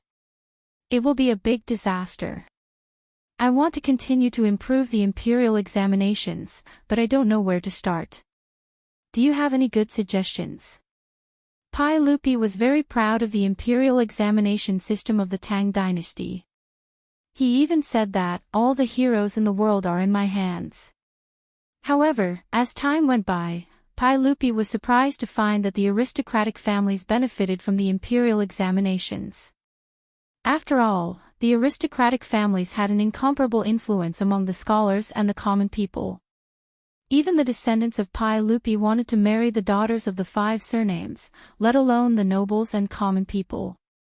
Submitting and recommending the imperial examinations to the aristocratic families was popular for a time. The phenomenon of taking the back door and relying on power to enter the imperial examinations was popular in the Tang dynasty. This naturally caused Pai Lupi to be very dissatisfied, but he did not know how to change it. In fact, even so, the imperial examination system was quite harmful to the interests of the aristocratic families. The imperial examination system of the Tang dynasty made a great contribution to breaking the monopoly of the aristocratic families on official career, selecting talents, clarifying politics, easing social contradictions, and so on. The imperial examination system played a crucial role in the extinction of the aristocratic families at the end of the Tang dynasty. There were 2 opinions about the origin of the imperial examination system. One was that it began in the Sui dynasty, and the other was that it began in the Tang dynasty. But in any case, the imperial examination system was really formed in the Tang dynasty. Until the 31st year of the Qing dynasty, when the last imperial examination was held, the imperial examination system was the longest continuous method of selecting talents in the world. However, the imperial examination system of the Tang dynasty was indeed much rougher than that of the Ming and Qing dynasties. Although the imperial examination system was good, the officials in charge of the examination were mostly selfish and many of them practiced favoritism. Therefore, Pai Lupi sighed. How could Fang Xianling and the others not know about Pai Lupi's problem? However, they had no good ideas to improve the imperial examination system. Naturally, they were speechless. Li Wangyou's eyes lit up and he said, "Uncle, what's the problem?" Chapter 670. Uncle, what's so difficult about this? I have a few ideas that can prevent the aristocratic families from interfering with the spring imperial examination. Li Wangyou's words naturally made Pai Lupi and Fang Xuanling's spirits rise. Everyone knew that Li Wangyou was intelligent. Since he said he had a way, they naturally had to listen carefully. Ziyu, what good idea do you have? Let's hear it. Li Wangyou smiled and said, you only need to paste the names and transcribe the exam papers so that the judges won't know who wrote a certain paper. Then, there's no need to worry about the aristocratic families interfering. Pai Lupi and Fang Xianling were stunned when they heard his words. After thinking about it, they immediately became happy. Wonderful. Your Majesty, Ziyu's idea is very good. Why didn't I think of it before? Paste the names and transcribe the exam papers. Naturally, the judges and the examinees can be separated. Even if the examinees submit their papers to the aristocratic families, it won't help. Fang Xianling pondered over Li Wangyou's words and immediately clapped his hands and laughed. Du Ruhui also nodded repeatedly, yes, Ziyu's idea is very good. It won't take much effort. After the spring imperial examination, paste all the examinees' papers and then have the scribes transcribe them. In this way, the judges won't be able to know who the examinees are from handwriting, markings, and so on. Even if the aristocratic families want to interfere, they won't be able to do so. Pai Lupi naturally understood Li Wangyou's meaning. He excitedly stood up and paced in the hall, good, this idea is feasible. There's still a month before this year's spring imperial examination. Master Fang, Master Du, I'll have to trouble you two to perfect Ziyu's idea. This year's spring imperial examination will be done accordingly. Yes. Fang Xianling and Du Ruhui looked at each other and nodded with a smile. Pai Lupi turned his head and looked at Li Wangyou, Ziyu, I really want to see how many good things you're hiding in your stomach. What other suggestions do you have for the spring imperial examination? Don't hide it anymore. Tell me everything. Li Wangyou was a little embarrassed and touched his nose out of habit. Actually, Li Wangyou was just copying someone else's idea. This fake name was actually made by Empress Wuxia. In Li Wangyou's opinion, although the imperial examination system of the Tang dynasty still had many shortcomings, it was still much better than the Ming and Qing dynasties. The most important thing was the content of the exam. The imperial examinations of the Ming and Qing dynasties mainly focused on the eight-legged essay. Later on, it could be said that the content was empty. It focused on the form and became a word game. In the Ming and Qing dynasties, there were many people who objected to this. On the other hand, in the Tang dynasty, although the imperial examination system was not perfect, the content of the examination was quite rich. Every year in the spring imperial examinations, there were more than 50 subjects for the Xiuzai, Ming Jing, Jinshi, Ming Fa, Ming calligraphy, Ming calculation, etc. Those who passed these subjects would be given official positions. Of course, most of them were low-level positions. It could be said that the imperial examination of the Tang dynasty was more like the civil service examination of the later generations. Broad and open, begging others for help, and selecting talents. However, in the Ming and Qing dynasties, it was artificially altered and changed completely. However, the rigor of the imperial examination system of the Ming and Qing dynasties was worthy of Li Wangyou bringing it to the Tang dynasty. The combination of the two was not bad. Li Wangyu recalled what he knew about the imperial examination system of the Ming and Qing dynasties. He picked out the useful content and explained it to Pai Lupi, Fang Xianling, and the other big shots. He was getting more and more thick-skinned now. He did not feel guilty at all for copying these. Pai Lupi, Fang Xianling, and the others applauded and cheered. Li Wangyu was slightly embarrassed. After hearing Li Wangyu's words, Pai Lupi could not help but look at him. Zio, you are now 17 years old. Why don't you become an official? Why don't you be in charge of this year's imperial examination? When Li Wangyu heard this, he immediately felt a headache coming on. Had he gone overboard in showing off? Why did he suddenly mention the matter of becoming an official? As a loser who was determined to live a carefree life, Li Wangyu was quite satisfied with his current life. He did not want to become an official even if he was beaten to death. He had a noble title and was extremely wealthy. Who would want to be an official? What's more, he was 17 years old this year. If he really was in charge of the imperial examination, he did not know how much criticism he would cause. For a lazy person like Li Wangyu, how could he jump into such a fire pit? He quickly used the all-purpose excuse to brush off Pai Lupi. Uncle, I am still in mourning. The matter of becoming an official can be delayed for another 2 years. Pai Lupi glared at him with dissatisfaction. You lazy boy, what mourning? I think it's just an excuse. Well, in that case, I'll see what you say next year. Pai Lupi also knew that although Li Wangyu's words were an excuse, it was a very good excuse. Even if he was the emperor, he could not stop his nephew from mourning for his father. Li Wangyu smiled bitterly. This matter was really troublesome. Being too outstanding was also a shortcoming. At this time, Mitua walked in from outside the hall. He bowed to Pai Lupi and said, Everyone, this servant has found out that it was one of the eunuchs on duty in Taiji Palace who spread the news outside the palace. That eunuch knew that he had committed a grave sin. When he was found out, he ran into the wall and killed himself. Pai Lupi coldly snorted. The claws of these aristocratic families are really long. Mitua, clean up all the palace maids and eunuchs. I don't want to see this kind of thing happen again. Yes. Mitua accepted the order.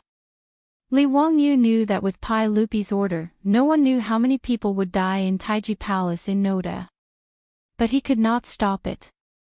There was an irreconcilable contradiction between the aristocratic families and the imperial power. In fact, strictly speaking, it was not a bad thing for the aristocratic families to restrict the emperor. After all, as a modern person, he knew this truth. Absolute power was equal to absolute corruption. At the beginning of the Tang dynasty, there was some mutual restraint between the aristocratic families and the imperial power. Even the emperor could not act wantonly. But Li Wangyu was now one of the members of the imperial family. It was said that the position determined the head. That was the truth. What's more, the aristocratic families had done all kinds of dirty things with him again and again. Today, they even slandered him as a traitor who colluded with the Turks. In this case, Li Wangyu did not care about the aristocratic families or the imperial power. In short, in the eyes of the cynical man, those who offended him should be beaten to death. In the Yin and Yang Palace, Li Wangyu chatted with Pai Lupi and a group of big shots for a long time. Then he left and prepared to go to the Xiangyao bureau to see Bai Mohu's injury. Speaking of which, this time Bai Mohu was implicated by Li Wangyu. For this, Li Wangyu naturally felt very guilty. Everything was going well, but just because he had a drink with her yesterday, he was captured by the bad people of the aristocratic family. He was even tortured to the point of being on the verge of death. He was truly wrong to the extreme. Li Wangyu naturally wanted to visit Bai Mohu. He asked Lu Xinwei to try his best to save this businessman from cheesy country. Otherwise, if something bad happened to Bai Mohu, Li Wangyu would feel uneasy. When he arrived at the Xiangyao bureau, Li Wangyu found Lu Xinwei and asked him about Bai Mohu's injury. However, Lu Xinwei's words almost caused Li Wangyu to go berserk once again. Chapter 671. When Bai Mohu slowly woke up, he did not expect that he could still survive. When he was being tortured by those vicious and evil people, he knew that he would not be able to survive. He never expected that he would suffer such a disaster when he came to Chang, and this time. Those villains broke the door of the hostel in the middle of the night and put him in jail. Bai Mohu thought there must be some misunderstanding, so he kept complaining that he was wronged. But he did not expect that those villains would punish him severely without saying anything. Only when that baddie commander opened his mouth did he realize that these baddies weren't here for him, but to scheme against that very interesting young count they had met by chance during the day. After he figured it out, Bai Mohu could not help but feel a chill down his spine. He knew the Tang dynasty very well. Compared with that earl, those villains, even the bad commander, were just as useless as mud. How dare they do that? The Tang dynasty recruited those who had done evil deeds to be low-ranking officers for investigation and arrest. They were called villains. Those villains did not even have a rank. How dare they frame a earl? Obviously, there was someone behind the scenes. And he, a Chotzi merchant, was just a bait. If he did as the bad commander asked and accused him, he was afraid that no matter whether those people behind the scenes could succeed or not, he would not survive. After he figured it out, Bai Mohu naturally gritted his teeth and refused to admit his guilt, let alone accuse Li Wangyu. But Bai Mohu was a member of the royal family of Chotzi. He had earned a lot of money by doing business for many years. Although he had to travel a long distance every year, he could be considered as a rich family. Being tortured by those villains, of course, he could not bear it. Since he could not bear the torture of those villains, Bai Mohu only wanted to be spared from torture and die. Bai Mohu, who was on the verge of death, followed those bad people's instructions and gave some random instructions, then signed and stamped his name. But even so, those villains did not intend to let him go. They beat him until he fainted. When he woke up again and struggled to open his eyes, he saw Li Wangyu's worried face. At this moment, Bai Mohu almost burst into tears. He opened his mouth, wanting to say something, but only a hissing sound came out of his throat. Li Wangyu saw that Bai Mohu had woken up and was struggling to speak. He quickly stopped him. "Lao Bai, don't talk. Have a good rest. This is the Xiangyao bureau. The saint already knew that you were wrongly accused and specially ordered the Xiangyao bureau to treat you. If you have anything to say, say it after you've recovered. Don't worry, I won't let you down." After hearing Li Wangyu's words, Bai Mohu slowly nodded as he looked at Li Wangyu with gratitude. He knew that it must have been this young count who had saved him. Otherwise, he would have already died in the prison. It was all thanks to the count that he was able to escape from prison and even be sent to the Xiangyao bureau for treatment. Looking at Bai Mohu's grateful eyes, Li Wangyu felt a little sad. Now that this Hu merchant had been implicated by him, he had no idea if he could recover. After Li Wangyu arrived at the Xiangyao bureau, Lu Xinwei's words immediately made his eyes turn red. "Zio, this Hu merchant's injuries are a small matter. Although he has a few broken ribs, it's not a big deal. He will recover after a few months of rest." However, those unscrupulous people actually fed this Hu merchant medicine and burned his throat, making him mute. Lu Xinwei shook his head and sighed. Li Wangyu was furious. He immediately understood why those unscrupulous people wanted to poison Bai Mohu. Naturally, they were afraid that he would retract his confession and cry out his injustice. If they poisoned him until he could not speak, naturally, he would not be able to cry out even if he was wronged.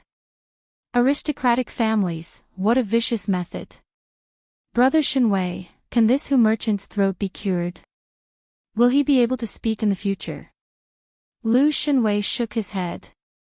"The probability is not high. My medical skills are not good, so I can't do anything. I can only see if the teacher has a good plan. Li Wangyu said, then I will ask old Immortal's son to treat this Hu merchant. This person was also implicated by me. If I don't treat him, my conscience will not be at ease. Please, Brother Shenwei, you must treat him. I will do my best. Don't worry, Xiao. After arranging by Mohu's matter, Li Wangyu returned to Kaihuo workshop and found his beautiful superior. After telling her everything that happened today, she was so angry that her eyebrows were raised and her almond-shaped eyes were wide open. Those aristocratic families, how dare they? Is there no law in this Tang dynasty? Wangyu, what did Li Shimin say about this? Li Wangyu shook his head. What can Li Shimin do? He can only let me Tuo and the Ministry of Justice investigate. Those old bastards are also vicious. They directly ordered people to kill the bad commander. Who knows if they can find any useful clues? It is not realistic to want to overthrow those aristocratic families because of this. At most, they will throw out a few scapegoats. Are we just going to let it go? How can they do this? The beautiful superior had never encountered such a situation in the future. Although she was a business elite, she did not know what to do. Li Wangyu showed a smile at the corner of his mouth. Let it go. Isn't that letting them off easy? Changqing, I've thought of an idea. Can you give me some advice? Although there were only him and his beautiful superior in the room, Li Wangyu still subconsciously lowered his voice and told his beautiful superior his idea. The beautiful superior's beautiful eyes flashed and she also lowered her voice. The two of them whispered in the room. After a long time, Li Wangyu stretched and said, Hee, I don't believe that those aristocratic families won't jump into the fire pit. This time, we must cut off a layer of their skin. The beautiful superior rolled her eyes at him flirtatiously. It is a good idea, but who do you want to send to do it? Ah. Li Wangyu was also stunned. Yes, he and his beautiful superior had been planning for a long time. Who was going to execute it? It seemed that he did not have such a talent under his command. The Niu brothers and the group of troops were good at fighting and killing, but this kind of thing was really impossible. That fatty Cho Kun could actually do it, but everyone knew his relationship with him. He could not fool the aristocratic families. Li Wangyu was a little dumbfounded. He had planned for a long time, but he did not know how to execute it. Wasn't this funny? The beautiful superior sighed and said, forget it. This matter is not urgent. Let's plan slowly. If you really can't swallow this, then go and discuss it with Li Shimin. I think there should be someone useful among his subordinates. Li Wangyu thought for a long time and could only nod helplessly. Sure enough, whether it was in the Tang dynasty or the 21st century, talents were extremely scarce and precious. Li Wangyu did not think about revenge for the aristocratic families for the time being. He ran back to Dingzhou village and had a few comfortable days. No one expected that something would happen in Chang'an City, and it involved Pai Lupi. Li Wangyu did not know whether to laugh or cry. Chapter 672. Li Wangyu went back to Dingzhou village to live a carefree life. He didn't even go to the third game of the Royal Batting League. After all, it was too inconvenient for him to live in the small house of Kaihuo Square. He had to sneak around like a thief if he wanted to be intimate with his beautiful boss. How could it compare to his carefree life in the manor of Dingzhou village? However, his comfortable life didn't last long before it was interrupted by Cho Kun, who rushed over from Chang'an City, panting. Lang Jun, hurry back to Chang'an City. Something is going to happen. It was still winter, but the fatty was sweating all over from running. Before he could catch his breath, he hurriedly shouted as soon as he saw Li Wangyu. Li Wangyu asked curiously, Cho Kun, what happened that made you so anxious? Tell me slowly. The fatty grabbed the tea on the table and drank it all in one gulp. He took a breath and said, "The batting field was surrounded by thousands of people. It was very scary. I didn't dare to show up, so I quickly rode a horse to find you." Li Wangyu was also very surprised to hear that the batting field was surrounded by people. Why are they attacking the basketball court all of a sudden? What happened? Did those people cause trouble because they lost the lottery? This was the only reason Li Wangyu could think of. The fatty shook his head. Wrong. It's those people who won the lottery who surrounded the baseball field. Li Wangyu became more and more puzzled. What was going on? Why did they cause trouble when they won the money? The fatty Cho Kun didn't dare to keep him in suspense. He immediately told the story, but Li Wangyu was speechless. What the hell was going on? The story started from 3 days ago, the third round of the Royal Batting League. Pai Lupi, under the alias of Li Tianshou, published comments and predictions on the newspaper. After the results of the second round came out, many spectators regretted that they didn't listen to the analysis of Li Tianshou and lost copper coins for nothing. Therefore, on the third day of the competition, most of the audience bought lottery tickets according to Pai Lupi's analysis, intending to try their luck.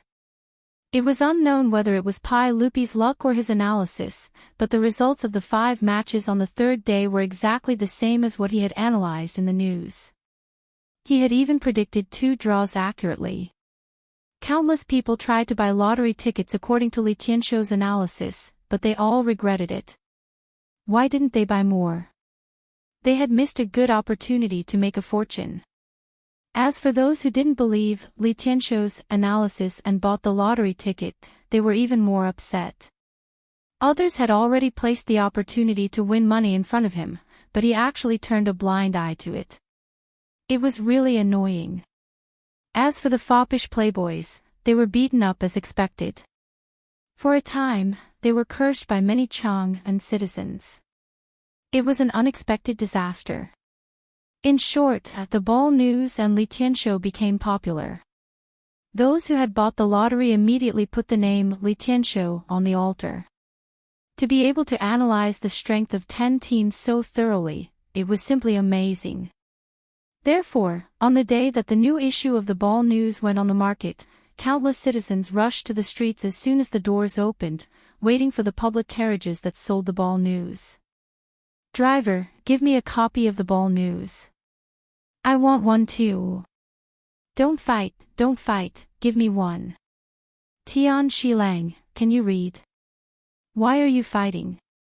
"Driver, give me a copy of the ball news." The ball news on the hundreds of public carriages had just entered Chang and City, and in less than an hour, they were all snatched up by everyone. Even if most people were illiterate, it didn't stop them from snatching a copy of the ball news, as if they could win money by doing so. The reason why they were scrambling for the ball news was naturally to see Li Tianshou's commentary and analysis. Just like in the future, when the stock market had just started, countless shareholders had the same blind faith in the stock analysts on TV.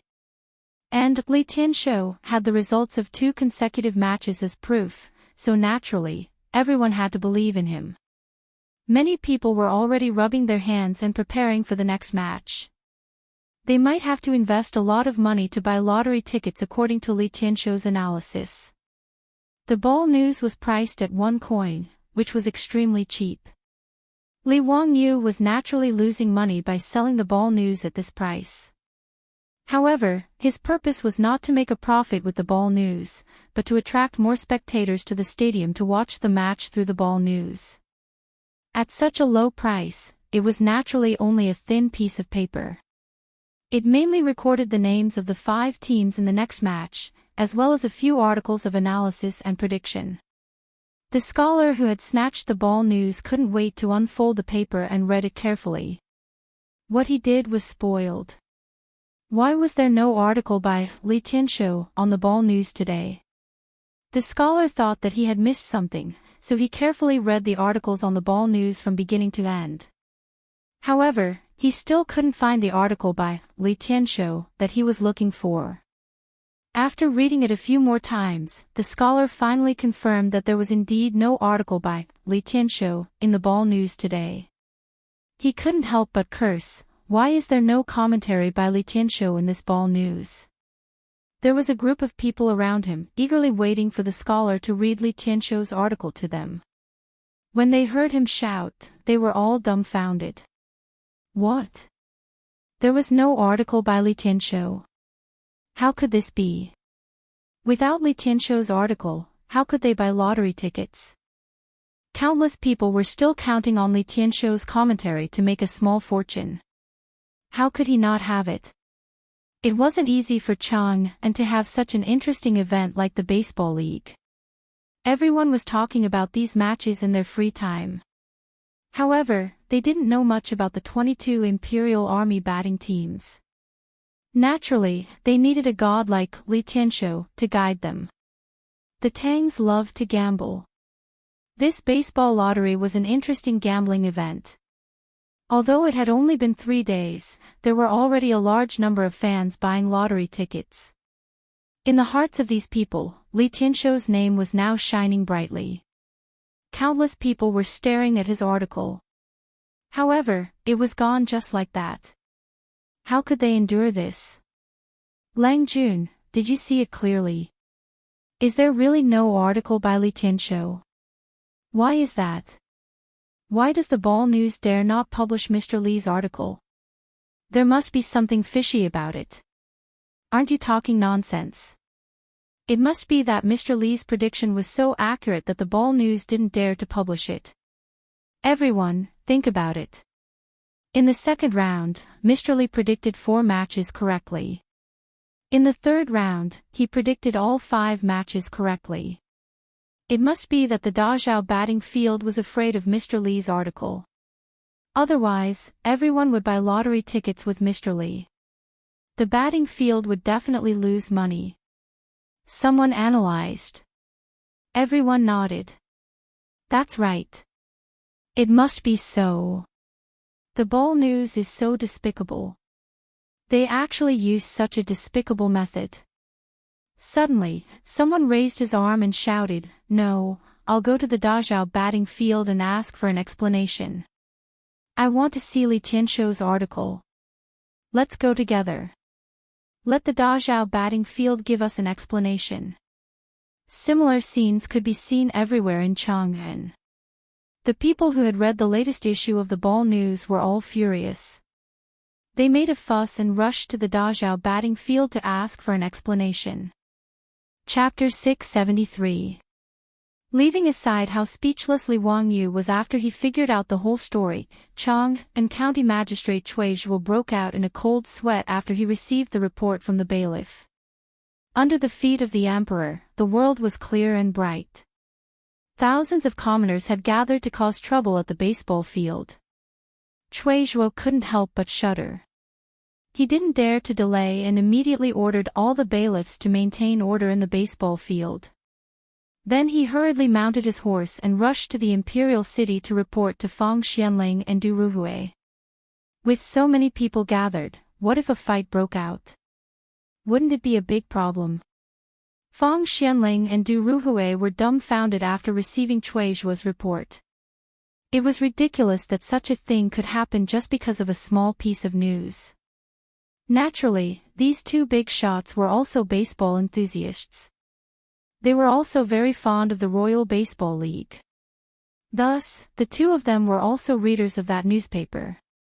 The 2 big shots were naturally aware of the article signed by Li Tianxiu in the newspaper, and they admired this person's commentary and analysis. Fang Xianling and Du Ruhui guessed who this Li Tianxiu was. To be able to know so much about the 22 Imperial Army baseball teams, he should be an official. However, no one had heard of Li Tianxiu. He was very mysterious.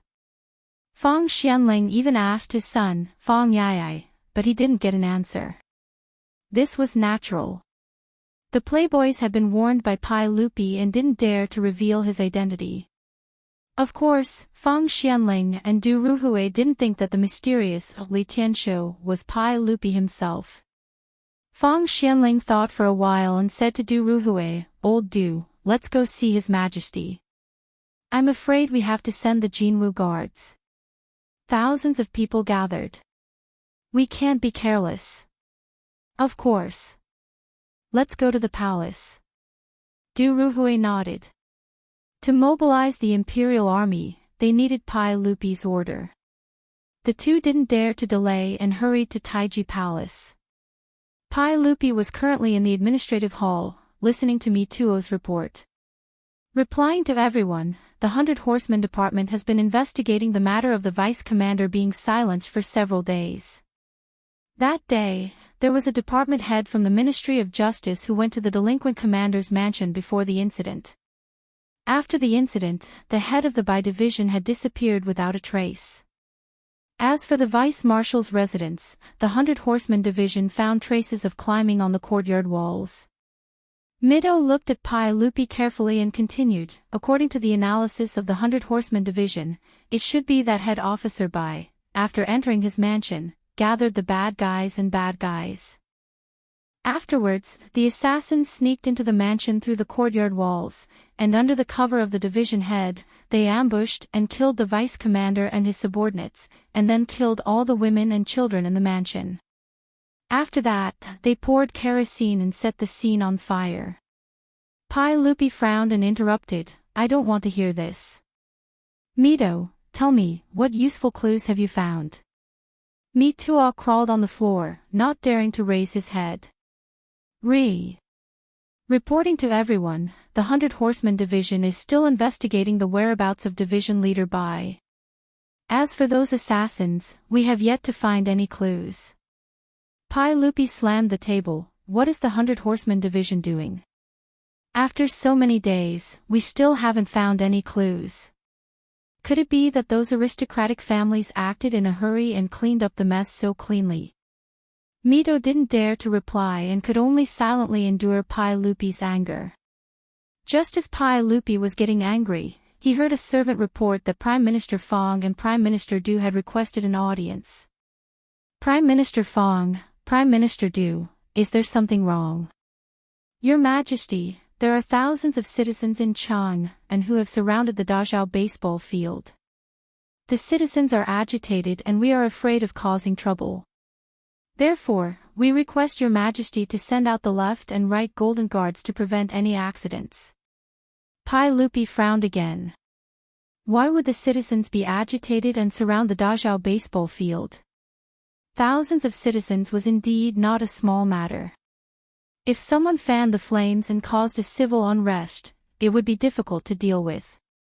"Prime Minister Fang, Prime Minister Du, why are the citizens surrounding the baseball field?" Fang Xianling said, "Your Majesty, it is because today's newspaper did not publish an article by a person named Li Tianshou.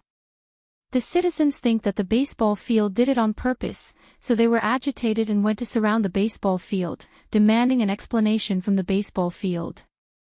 Du Ruhui also stroked his beard and sighed, "Your Majesty, we still don't know who this Li Tianshou is, but Zio must know.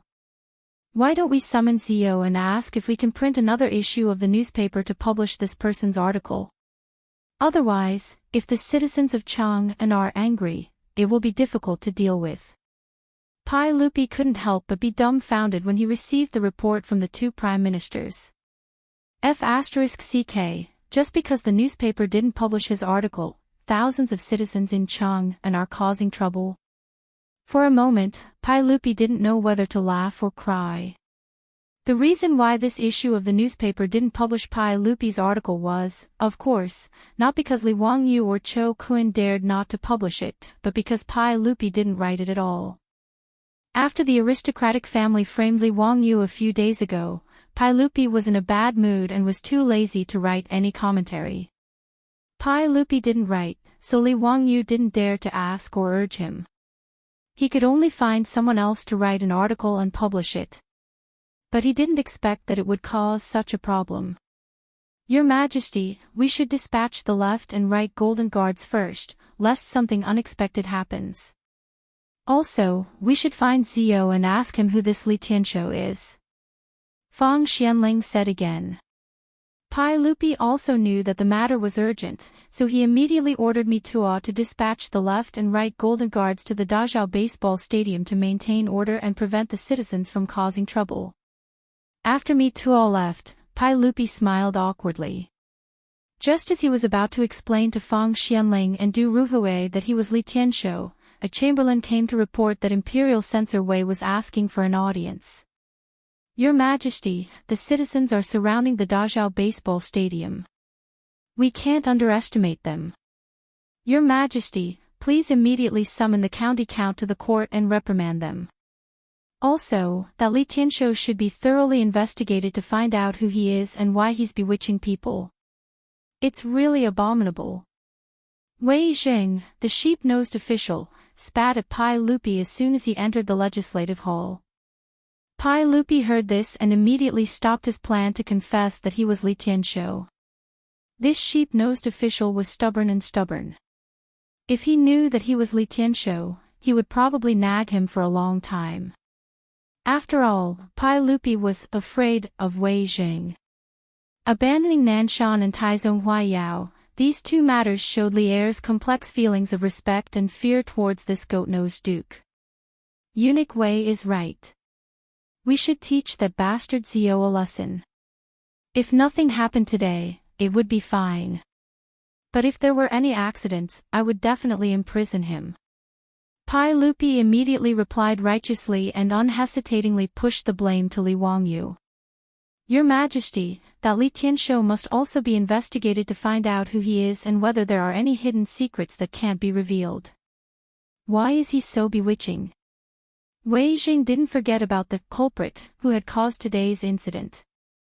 Pai Lupi also had the same habit as Li Wangyu. He smiled and rubbed his nose. It should be so, it should be so. At this moment, Li Wangyu, who was galloping towards Chang and City on horseback, suddenly felt an itch in his nose and couldn't help but sneeze a few times. Achoo! Damn it, who's talking bad about me behind my back? Li Wangyu rubbed his nose and mumbled. Naturally, he didn't know that trouble would fall from the sky while he was sitting at home. Chapter 674. After Li Wangyu rode his horse to Chang and City, he saw the thousands of agitated citizens outside the great Zhao batting field. He frowned and went straight to Taiji Palace. In any case, there were already bailiffs from Chang and City as well as the Imperial Army of the Golden Guards maintaining order outside the batting field. Whoever started the trouble should end it. The damned Pai Lupi naturally had to solve the problem he created himself.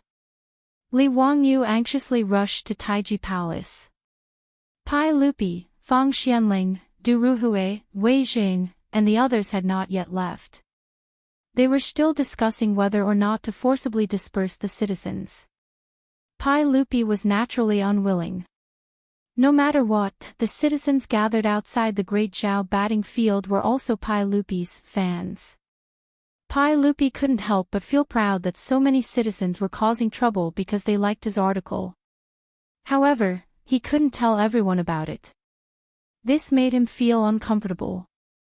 It was like a child who scored 100 points on an exam but couldn't show off.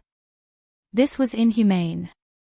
After Li Wangyu entered the hall, before he could even open his mouth to speak, Wei Jing, the goat-nosed duke, jumped in front of him and started spitting saliva everywhere. County count who, look at what you've done. Right now, thousands of citizens are gathered in front of your batting field and demanding an explanation. Tell me, what should we do? Also, who exactly is that Li Tianshou? Tell me clearly. Li Wangyu was stunned. He unconsciously looked at Pai Lupi. Naturally, he was asking, what's the meaning of this? Pai Lupi sat behind the imperial desk. While no one was paying attention to him, he desperately signaled Li Wangyu with his eyes. Naturally, he was telling him to keep this a secret. Uncle, this isn't very kind of you. Shut up and keep this a secret. You can't let this leak out. Pai Lupi looked at Wei Jing again. Li Wangyu immediately understood. This guy was afraid of being scolded by Wei Jing. Damn it, looks like I'll have to take the blame for this. Li Wangyu was speechless. He helplessly cupped his hands towards Wei Zheng and said, "Greetings, Duke Wei. I also heard about this matter, so I rushed back to Chang and from Hu County. The commoners are causing trouble." Actually, it's not really considered trouble.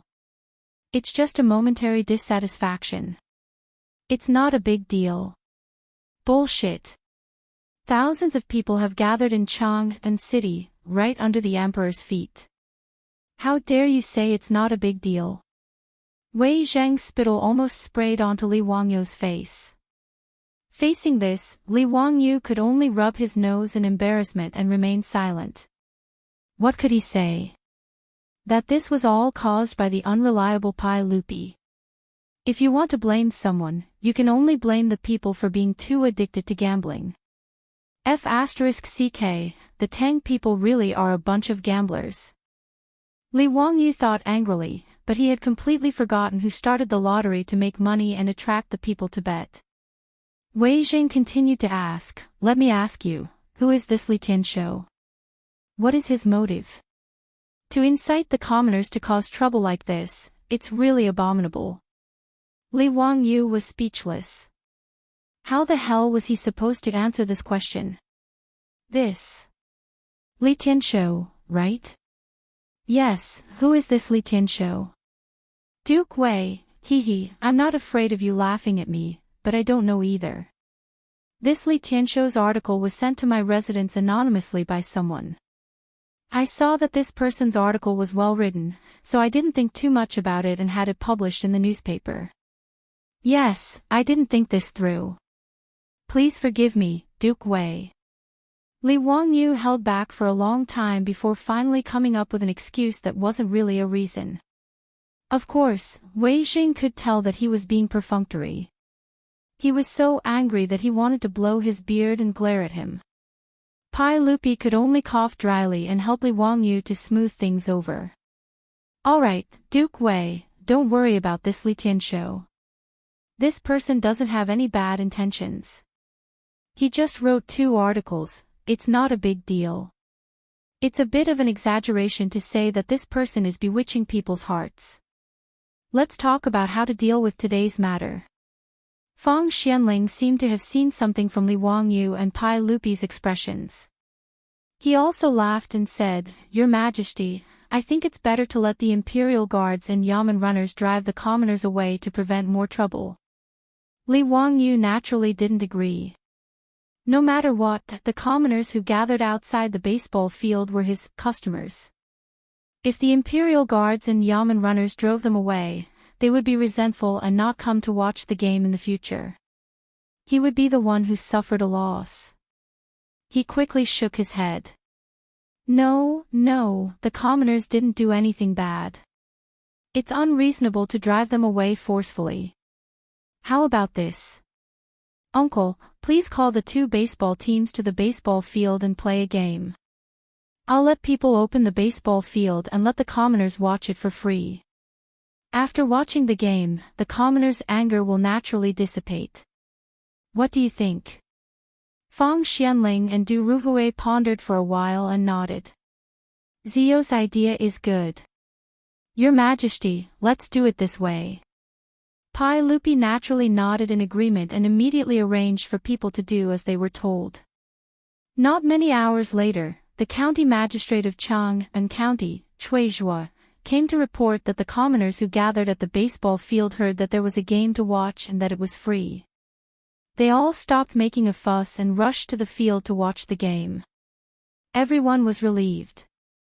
Wei Zheng still angrily glared at Li Wangyu. County magistrate who, don't make such a fuss in the future. Otherwise, I'll impeach you. If something like this happens again, I won't forgive you. Yes, Duke Wei, don't worry. Li Wangyu was speechless, but he could only take the blame. At the same time, he looked bitterly at Pai Lupi. He really became the scapegoat today. Pai Lupi coughed dryly. Well, all right. Everyone, go do your work. Zio, stay. Fang Xianling, Du Ruhui, Wei Jing, and the others got up and left. Li Wangyu looked sadly at Pai Lupi. Uncle, what do you think about this? Okay, I know.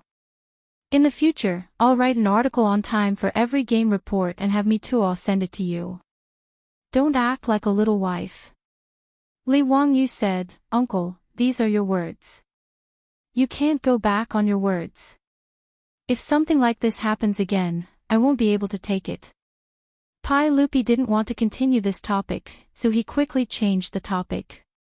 By the way, Zio, how is the Hu merchant who was captured and tortured by the bad guys? Li Wangyu glanced at Li Er, knowing that he had a guilty conscience. However, it wasn't good for him to pursue the matter. He could only reply, he's fine now. Lu Shenwei said that he would recover after a few months of recuperation. It's just that his throat was filled with medicine. Whether or not he can speak in the future is unknown. Speaking of Bai Mofo, Li Wangyu remembered that he and Bai Mofo drank in the tavern that day and mentioned the establishment of a trade center in Dunhuang County. He immediately said, Uncle, when I drank with the Chutzi merchant Bai Mofo in the Hu Tavern, I had an idea. Li Wangyu told Pai Lupi about his idea of moving the trade center of the Tang dynasty to the western region from Chang and to Dunhuang County. He also analyzed the benefits for the Pai Lupi. The more Pai Lupi listened, the brighter his eyes became. There were almost stars in his eyes. The wine sold in Chang and for 10 strings of coins. If it was transported to Dunhuang County, it would be 50 strings of coins. Pai Lupi naturally knew the profit. Chapter 675. Before Fang Xianling and Du Ruhui left the palace, they were invited back to the Hall of Governance by the eunuchs. Dai Zhou, the Minister of Civil Affairs, was also summoned. Pai Lupi invited everyone to take a seat and smiled, Everyone, Zio has a new idea. I would like to hear your opinions. Li Wangyu repeated what he said to Pai Lupi, and the eyes of the elders lit up. However, after thinking for a while, they shook their heads. Fang Xianling said, Your Majesty, Zio's idea is good. However, Dunhuang Prefecture is far away, and it will not be easy to transport all the goods there. Does Your Majesty know how many caravans come and go in Chang and every day? Zio's idea is equivalent to moving the entire Shi city to Dunhuang Prefecture. How can this be done? Du Ruhui also said slowly, Zio's idea is good, but how to operate it is a problem. Fang Xianling and Du Ruhui are right. If we want to make Dunhuang Prefecture the center of trade with the western regions, we can make a lot of profits, but we will need to invest a lot of money. This is not a small amount. Dai Zhou shook his head and sighed. Fang Xianling, Du Ruhui, and Dai Zhou were right. There were many caravans coming and going in Chang and every day. This was the starting point of the Silk Road. If they wanted to move all the goods between the merchants of the western regions and the merchants of the Tang dynasty to Dunhuang Prefecture, it would be like moving the entire Shi city. If so many goods were bought by the imperial court and then transported to Dunhuang Prefecture to be sold to the merchants, the amount of money needed would be too large, and it would be very difficult to operate. Li Wangyu smiled, Uncle, everyone, you're wrong. Actually, there's no need to invest too much into it. We only need the imperial court to issue a decree to open a trade center in Dunhuang Prefecture. Then, we will arrange for soldiers to clear out the bandits along the way, and the imperial court will cooperate with the merchants. They will still do the business, but the imperial court will help them transport the goods. The extra profits will be split between the imperial court and the merchants. In this way, the merchants will be able to earn even more profits, and the imperial court will not need to invest a large amount of money to reap rich returns. Why not? When Pai Lupi heard this, he was quite surprised. How many carriages and horses are needed to transport so many goods between Dunhuang and Chang'an? Uncle, the imperial court can make use of this chance to expand the army. This was the best of both worlds. Normally, the military would transport goods for the merchants and earn rich returns for the imperial court. But once there is a change in the western regions, uncle, think about it, what can those supply troops do? With hundreds of thousands of soldiers and supplies arriving in the blink of an eye, wouldn't the western region be firmly under the control of our Tang dynasty? Li Wangyu continued, I think that apart from the 22 imperial guards, we can set up another group of troops to be used to transport supplies. They can be called transport troops. Uncle, everyone, think about it.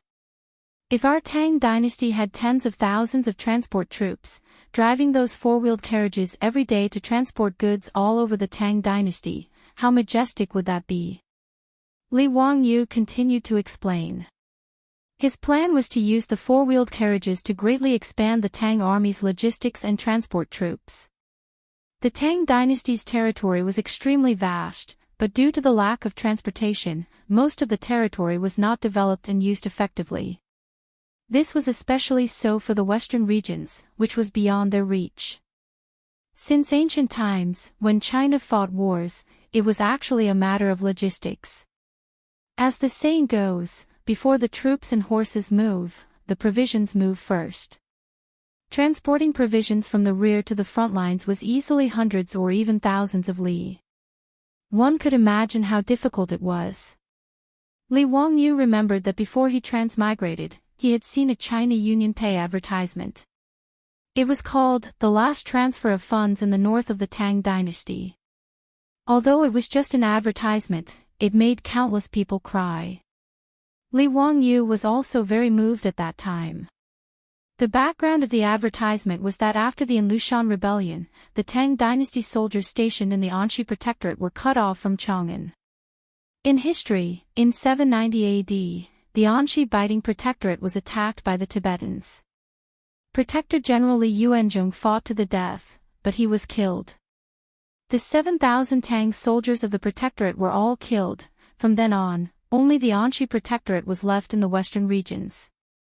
They sent out messengers time and time again, but there was no news. 808 AD, the last base of the Anxi Protectorate, Chotzi Shizhou City. Outside the city was a sky full of yellow sand and endless Hu cavalry. This advertisement was called The Last Transfer of Funds in the North of the Tang Dynasty. It described the story of countless people sacrificing their lives to send supplies to the Tang army stationed in Shizhou City. From this, one could see how important logistics and supplies were to the Tang army. At the end of the advertisement was the song, The Bright Moon of the Qin Dynasty at the border of the Han Dynasty, the 10,000 li long march has not returned. But the messenger Long Qing Fei is still there, he will not let the Hu cavalry pass the Yin Mountains. The clouds of the Qinghai Mountains are dark and snowy, the lonely city looks at the Jade Gate Pass. The yellow sand wears the golden armor after 100 battles, the Lulan will not return until it is broken. What a desolate sad song of the setting sun. The reason why Li Wangyu proposed to open a trading center in Dunhuang Prefecture and set up transport troops was because he hoped that the scene of a lone army with no help in history would never happen again on the land of the Tang dynasty. After hearing Li Wangyu's analysis, Pai Lupi, Fang Xianling, and Du Ruhui all looked at one another and nodded their heads in approval. Ziyu's idea is worth discussing. Your Majesty, the transport troops that Ziyu mentioned, if they help merchants transport goods during normal times and can quickly transport troops and supplies during wartime, it is indeed a good idea. Fang Xianling nodded his head in approval. Du Ruhui and Dai Zhou both nodded their heads in agreement. However, as for how it should be done, they needed to gather all the officials and discuss it. Li Wangyu was a lazy person and would not participate in such matters. He only cared about lighting the fire. As for how the fire was lit, that was not his problem. In short, as long as the trading center in Dunhuang Prefecture and the transport troops were set up, it would only be beneficial to the Tang dynasty. Of course, Li Wangyu was not without benefits. At least, the goods sold by his family's businesses could be sold in Dunhuang Prefecture and increase their profits by several times. This was not a small amount of money. Of course, this matter could not be rushed.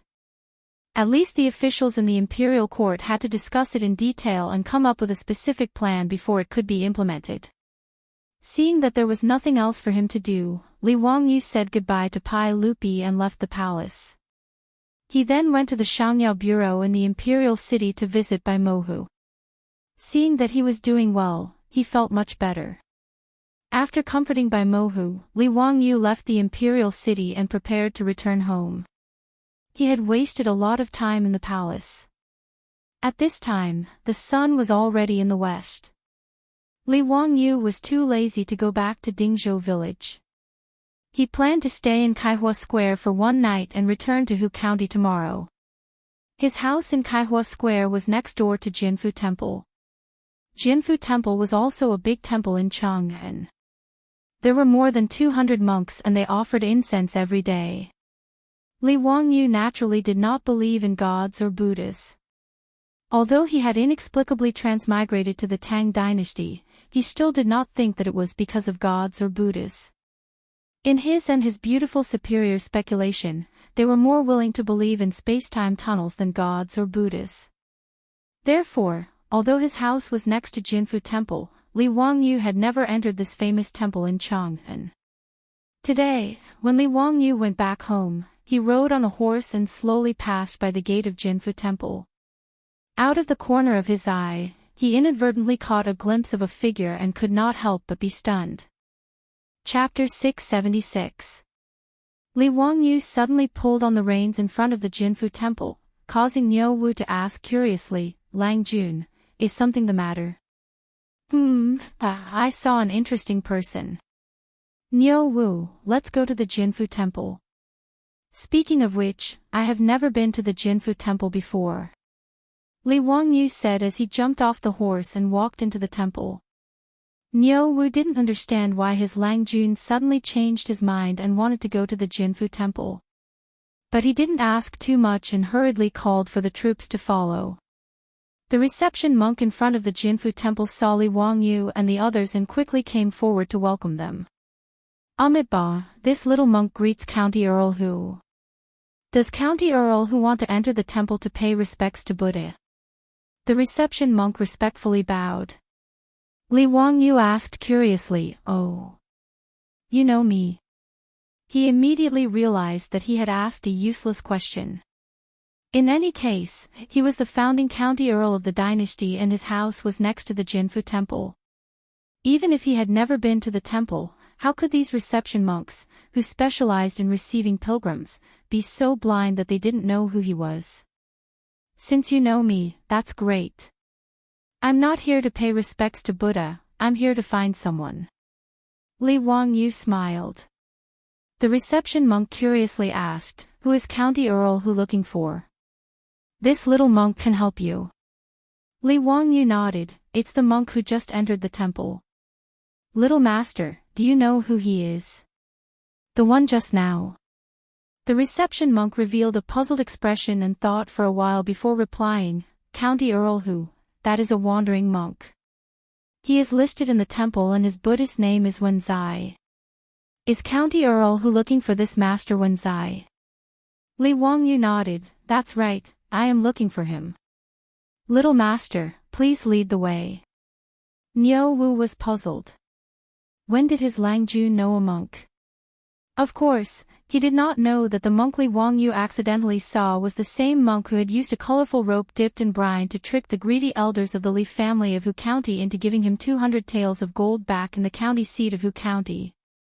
When Li Wangyu passed by the Jinfu Temple, he accidentally saw the monk Wenzai enter the temple. At first, Li Wangyu only thought that the monk looked familiar. But when he saw the Buddhist beads the size of a baby's fist hanging in front of the monk's chest, he suddenly remembered. Wasn't this the monk who had swindled people in Hu County? The thing that looked like Buddhist beads was actually some kind of pill made from ginseng and other medicinal herbs. It was the size of a walnut, and eating one would guarantee that one would not need to eat for a day.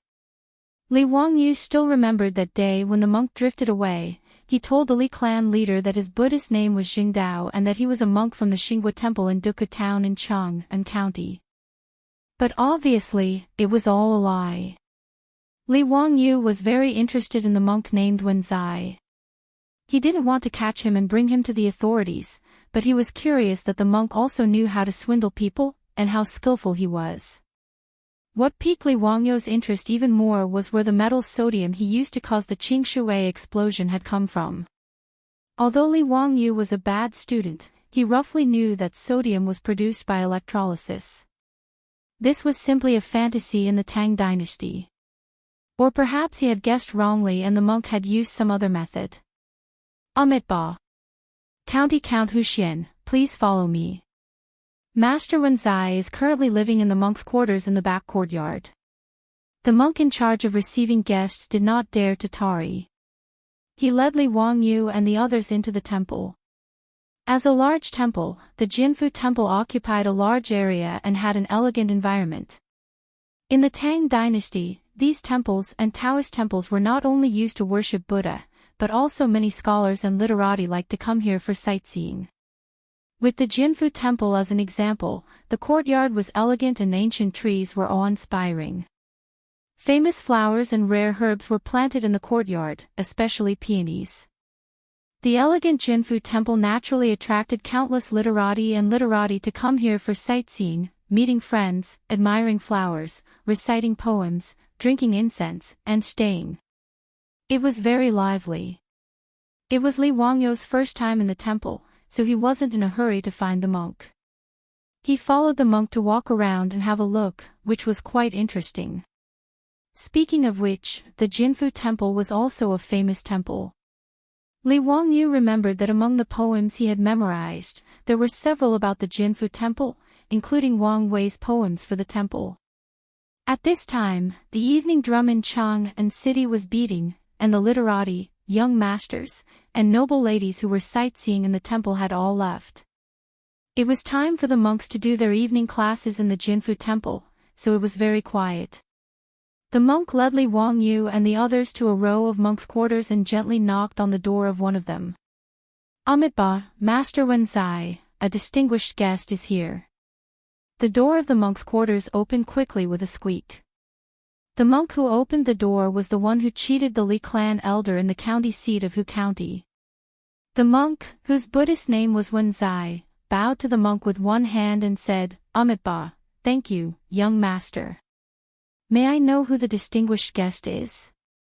Wenzai naturally saw Li Wangyu and the others behind the monk, but he didn't know them, so he could only ask the monk. Master Wenzai, this is the County Earl of Hu County. He is looking for you. The monk hurriedly introduced him. Wenzai felt a little strange. He didn't know this young county earl, so why was he looking for him? Ba, poor monk is here to see County Earl Wenzai.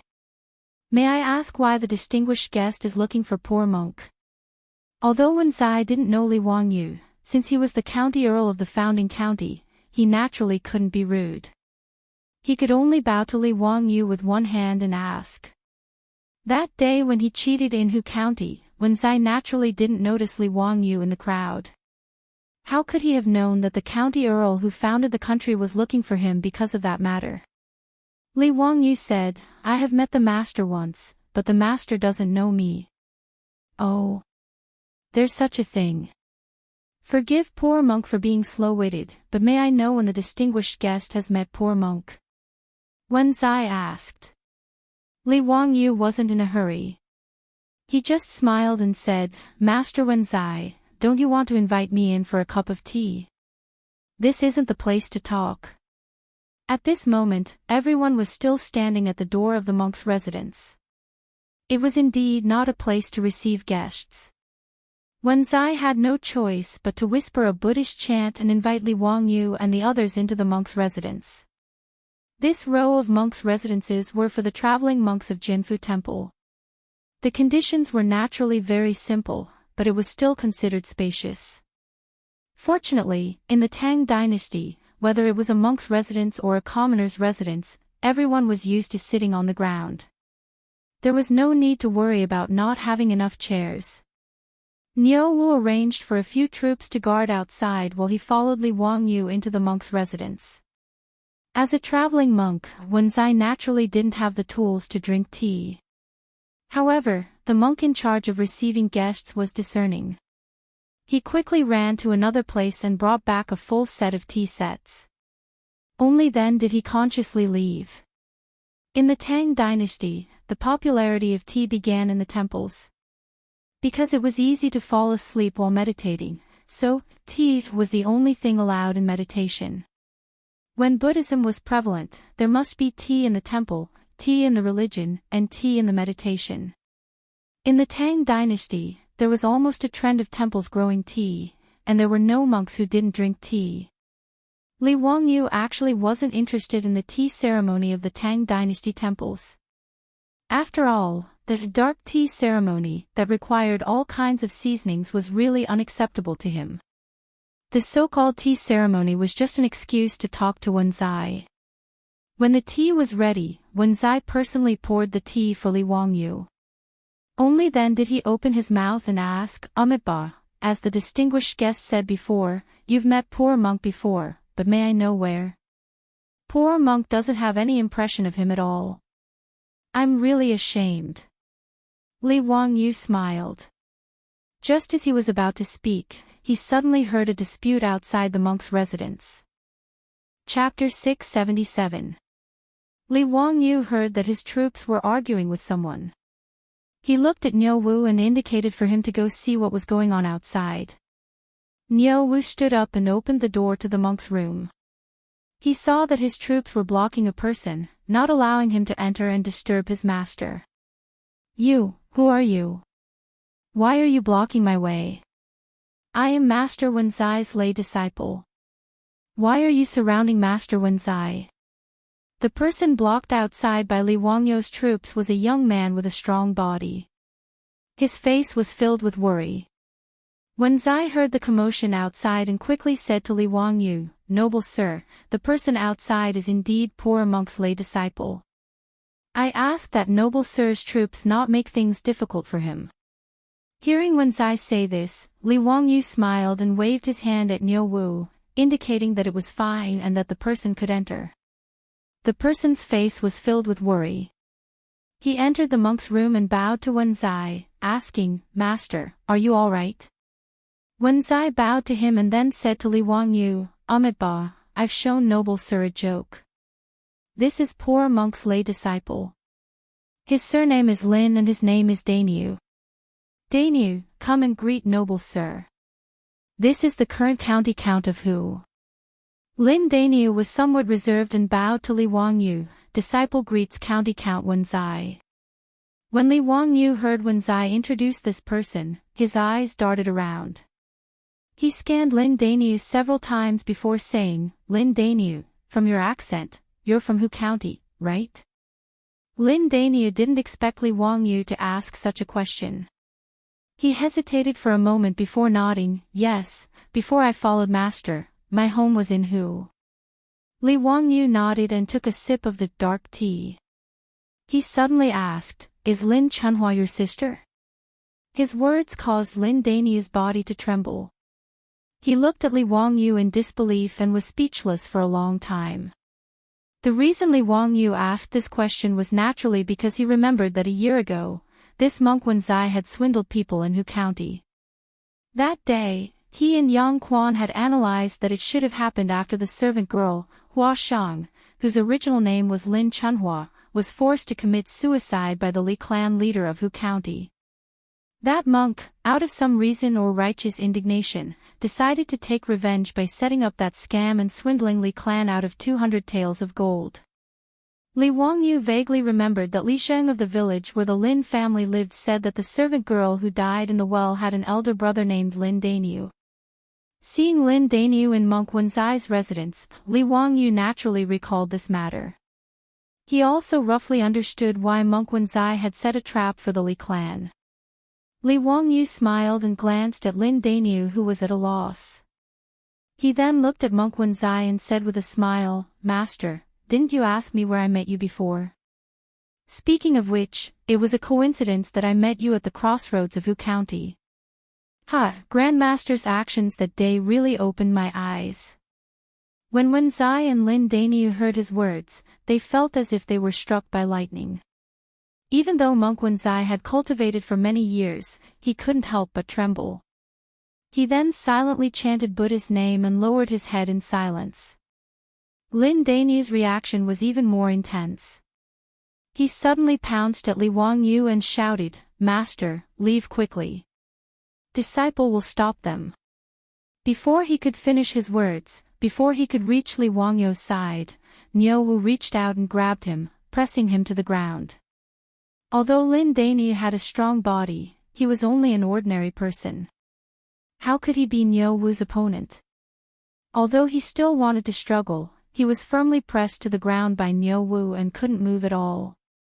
Li Wangyu smiled and waved his hand at Niu Wu. "Niu Wu, let him go." He then turned his head to look at Wenzai. "Master, don't worry. I don't have any bad intentions. Lin Danyu's sister met with misfortune. I also despise the despicable and shameless behavior of the Hu County Li clan. I also don't think that it was wrong for you to cheat them of 200 gold taels. Speaking of which, I still think that you asked for too little." Li Wangyu saw that monk Wenzai was still silent and his eyes were full of vigilance. He smiled and said, "Master, you might not know, but I was originally from the Hu County Li clan.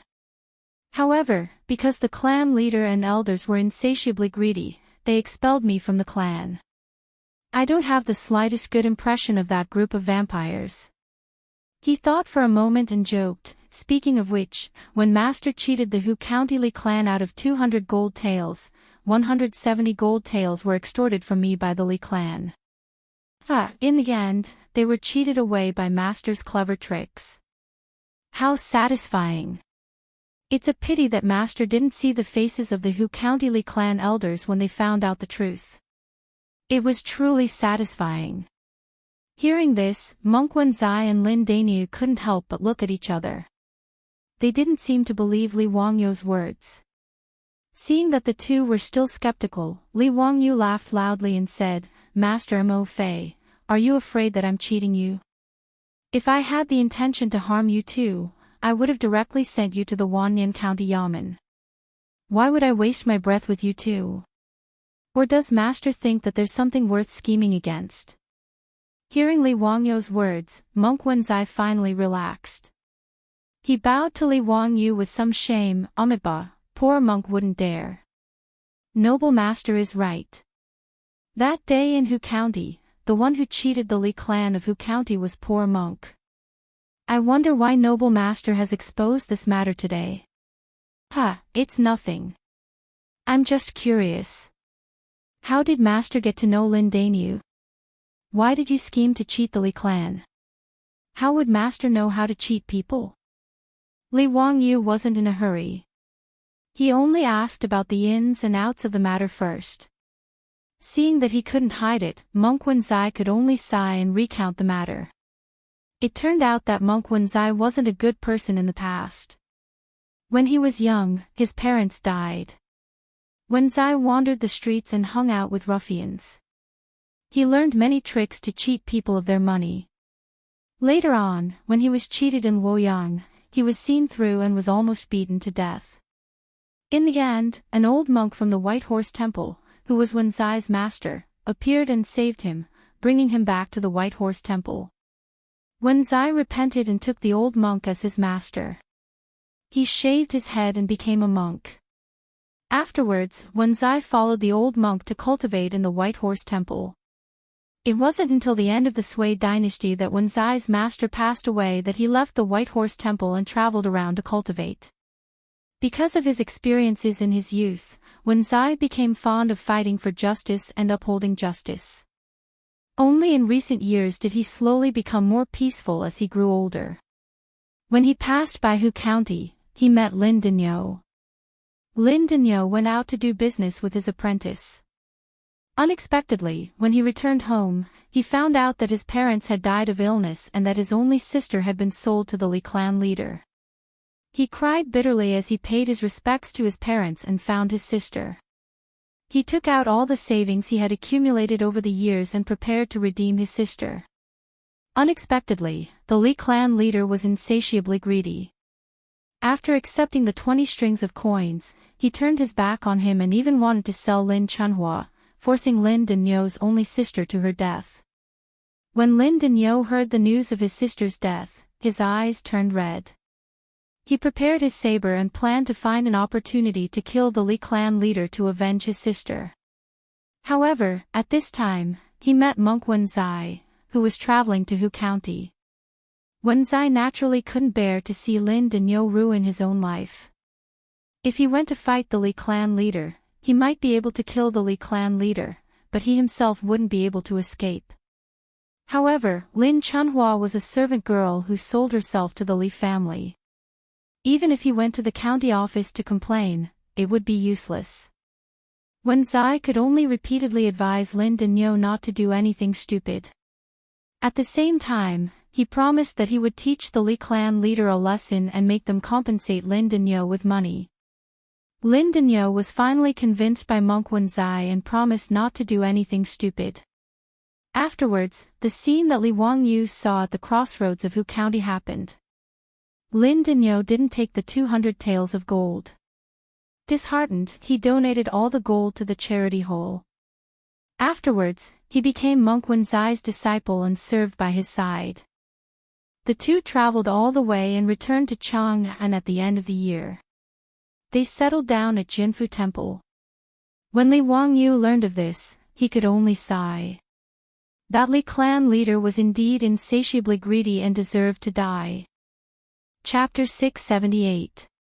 In fact, Li Wangyu did not have any other intentions when he came looking for monk Wenzai.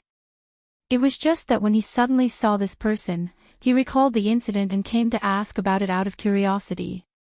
After knowing the whole story, Li Wangyu shook his head and sighed. He then recalled the explosion of the clear water and asked curiously, "Master, how did you make the clear water explode that day?" "I've always been very curious." Monk Wenzai said, "Amitabha. I'm ashamed to say it, but it was just a smokescreen. I only did something to the bucket and placed a medicine made of sulfur, realgar, and saltpeter." When Li Wangyu heard this, he was stunned. It was not sodium metal, but gunpowder. However, this was not strange. After all, gunpowder had been recorded in the spring and autumn warring states period. It was just that it was not announced to the public. Although there were no firecrackers in the Tang dynasty, it was not strange that these alchemists and monks knew about gunpowder. It turned out that he was wrong. He thought that there was someone in the Tang dynasty who could make sodium metal. This made him feel strange. After figuring out the cause of the bucket explosion, Li Wangyu no longer had any interest. He chatted with Wenzai for a while more before intending to take his leave. Just as he was about to get up, he stopped. He looked at Wenzai and Lin Denyu and suddenly grinned. Li Wangyu's inexplicable smile made Wenzai and Lin Denyu feel strange. They did not understand what this young noble meant. The two of them did not know that Li Wangyu suddenly thought of the plan he had with his beautiful boss a few days ago. Weren't the two in front of him the perfect candidates to carry out their plan? "Master, what plans do the two of you have for the future? Do you plan to return to Luoyang's White Horse Temple or continue to wander the world?" Li Wangyu asked with a smile. Wenzai pondered for a moment and said something that gave Li Wangyu a fright. "Poor monk plans to follow in Master Xuanzang's footsteps and go to India. He will travel west to seek the Dharma and go straight to the source code." Xuanzang. Travel west. Journey to the west. "Master, you know Master Xuanzang?" Li Wangyu asked carefully. Wenzai nodded. In the 7th year of Wuda, poor monk and Master Xuanzang met in Xiangzhou to discuss Buddhism. Due to the different theories of Dharma between the two schools of thought, Master Xuanzang wanted to go to India to seek Mithraya's opinion. Initially, poor monk wanted to set off with Master Xuanzang, but he was delayed by some matters. Poor monk plans to set off soon to catch up with Master Xuanzang in the western region. Li Wangyu suddenly understood. However, in history, he had never heard of this monk who was known as Wenzai. Xuanzang did not have monk Wenzai on his journey to the west. Naturally, he did not have son Wukong, Zhu Beiji, monk Sha, or the white dragon horse to accompany him. This unknown monk, Wenzai, might have met with some mishap while chasing after Xuanzang. This was a very normal thing. In the first year of Jingguan, Master Xuanzang presented a request to Pai Lupi to allow him to travel west to seek Dharma, but was rejected by Pai Lupi. However, Xuanzang had already made up his mind. Hence, he went to India in the second year of Jingguan. He planned to pass through the western region and take a detour to India. In history, although Xuanzang's journey to the west was not as difficult as the 81 hardships in Journey to the West, it was still very dangerous. It took 17 years and covered more than 13,800 miles. It was extremely difficult. When Xuanzang set off from the Gaochang state in the western region, he already had many followers. The large group passed through Ajni state, Tsuji state, and Baruja state. Even so, 30 to 40% of his followers died of cold or hunger. They passed through the Heshi corridor, Starry Gorge, Turpan Basin, Darim Basin, Pamir Plateau, Suaya City, Sasa State, Central Asia's grassland, Xingdu, Kushi Mountain, and Daban State. It was not easy to fight against the power of heaven and earth with one's flesh and blood. This monk, Wenzai, must have met with a mishap on his journey to the west. Hence, he did not leave his mark in history. Thinking of this, Li Wangyu could not help but want to advise Wenzai not to go to the west. The journey to the west must be a path of no return for this monk. Master, do you really have to go to the west? I'm afraid it won't be easy. Li Wangyu persuaded. Amitabha, poor monk has already made a great wish to follow in the footsteps of Master Xuanzang. Even if it is not easy, I have no regrets. Li Wangyu was speechless. He did not know how to persuade this monk. Should he tell him not to go, that he did not read about him in the history books, and that he was dead meat? Not to mention that he could not say such words. If he really did say it, he might be treated as a lunatic. Looking at the determined monk Wenzai, Li Wangyu was rather impressed by such a strong-willed person. Li Wangyu pondered for a moment and said to Wenzai, since that is the case, I can do you a favor. I know a Chotzi merchant. He will return to the west at the end of summer. Master, why don't you travel with him? After you reach Chotzi, you can continue your journey to the west. This will save you a lot of time. As for the document for leaving the west, I can also help you prepare it. Wenzai was overjoyed when he heard this. He quickly bowed to Li Wangyu and said, Amitabha, if this is really possible, poor monk will be very grateful. Thank you for your help. Following the caravan to the west would save a lot of time and it would be safer. The reason why Xuanzang could not follow the caravan was because he did not have the document for leaving the west. In other words, Xuanzang had smuggled himself out of seclusion. Naturally, he could only sneak his way to the western regions. He could not openly travel with the caravan. Of course, it was even more dangerous. Li Wangyu said, there are still a few months before the caravan departs. I wonder if you can do me a favor before you leave. Wenzai had a favor to ask, so he could only ask, what does master need the help of poor monk? This poor monk is only a traveling monk. I wonder how I can help you. Li Wangyu didn't mention what the matter was. He only asked, dare I ask Grandmaster, if there were people like that Li Shi from Hu County, committing crimes and acting recklessly, would Grandmaster be willing to punish them? Oh. There is such a person. Which noble family in Chang and city is Master talking about? Even Master can't do anything about them. Wenzai did not answer directly, but his expression showed that he was interested. Li Wangyu said, Master, do you know the 5 surnames and 7 hopes? His words stunned monk Wenzai. Then, he chanted Buddha's name, Amitabha, isn't your joke a little too much? I am not joking with Master. The 5 surnames and 7 hopes are called aristocratic families, but they are actually thieves and prostitutes, causing disaster. Has Master not heard of their misdeeds? Zheng Kongboi of the Zheng clan of Xingyang, Wang Ziqiao of the Wang clan of Taiyuan, and others. Has Master not heard of their scandals in Chang'an City? Wen Zai was silent, but Lin Daniu could not help but say, "County count who, don't joke with us. What kind of people are the 5 surnames and 7 hopes? How can Master be enemies with the 5 surnames and 7 hopes? Even a noble like you can't afford to offend them, right?"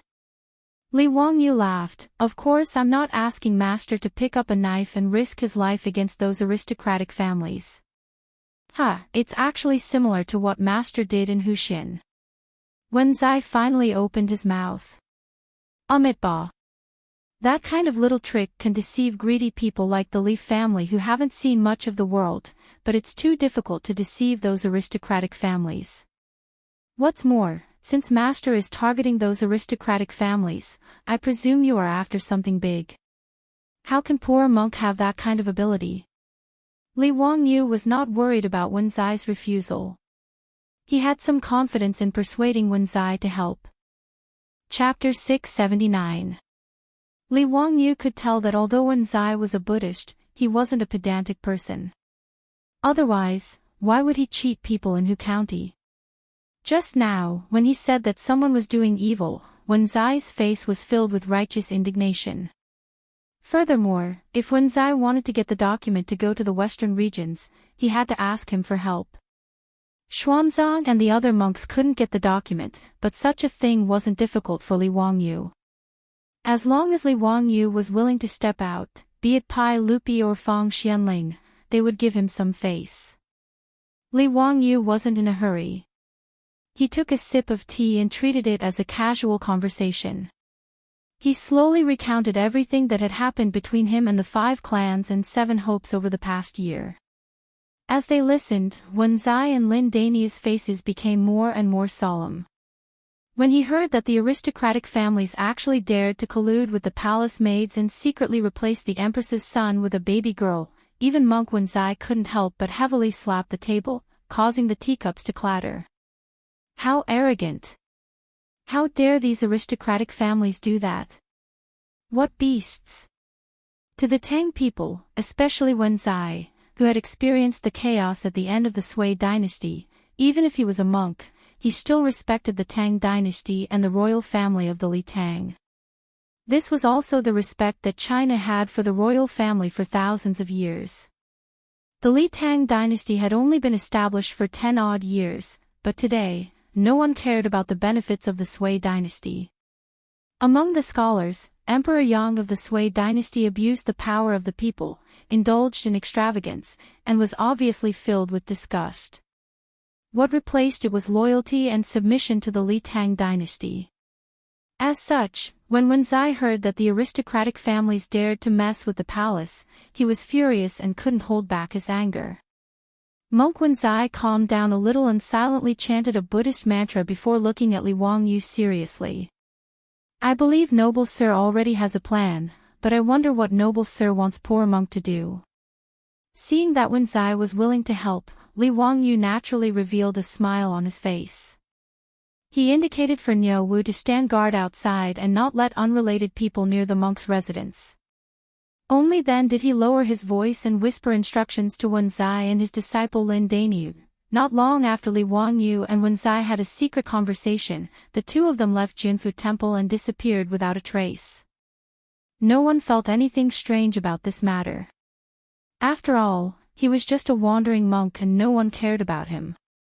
In the blink of an eye, it was the middle of the 2nd month of the 3rd year of Jingguan. On this day, Li Wangyu was summoned to the palace by Pai Lupi. Zio, the Minister of Agriculture, reported that the leaves of the potatoes have begun to turn yellow and wither. According to what you said before, this means that the potatoes are already ripe and ready to be harvested. In fact, Pai Lupi had long forgotten about the potatoes. Today, when he heard the report from the Minister of Agriculture, he remembered this matter and ordered someone to summon Li Wangyu to the palace to inquire. Recently, Li Wangyu had been busy with other things. If Pai Lupi hadn't mentioned it, he would have almost forgotten about the potatoes. Counting the days, it should be almost time for the potatoes to be ripe. Uncle, this is a good thing. If the potatoes can be cultivated, the Tang dynasty will no longer have a shortage of food in the future. Thinking that he would soon be able to taste potato stewed beef, French fries, potato chips, and other delicacies, Li Wangyu's saliva almost dripped down. Pai Lupi smiled and said, "If the potatoes can really produce 10 dan per mu as you said, it will be a blessing in the world." Although he said so, his expression clearly revealed that he didn't believe it. It was not Pai Lupi's fault. After all, before high-yield crops such as potatoes, corn, and sweet potatoes were introduced to Wuxia, Wuxia had only produced about 1 dan per mu since ancient times. No one would believe that there was a crop that could produce 10 dan per mu.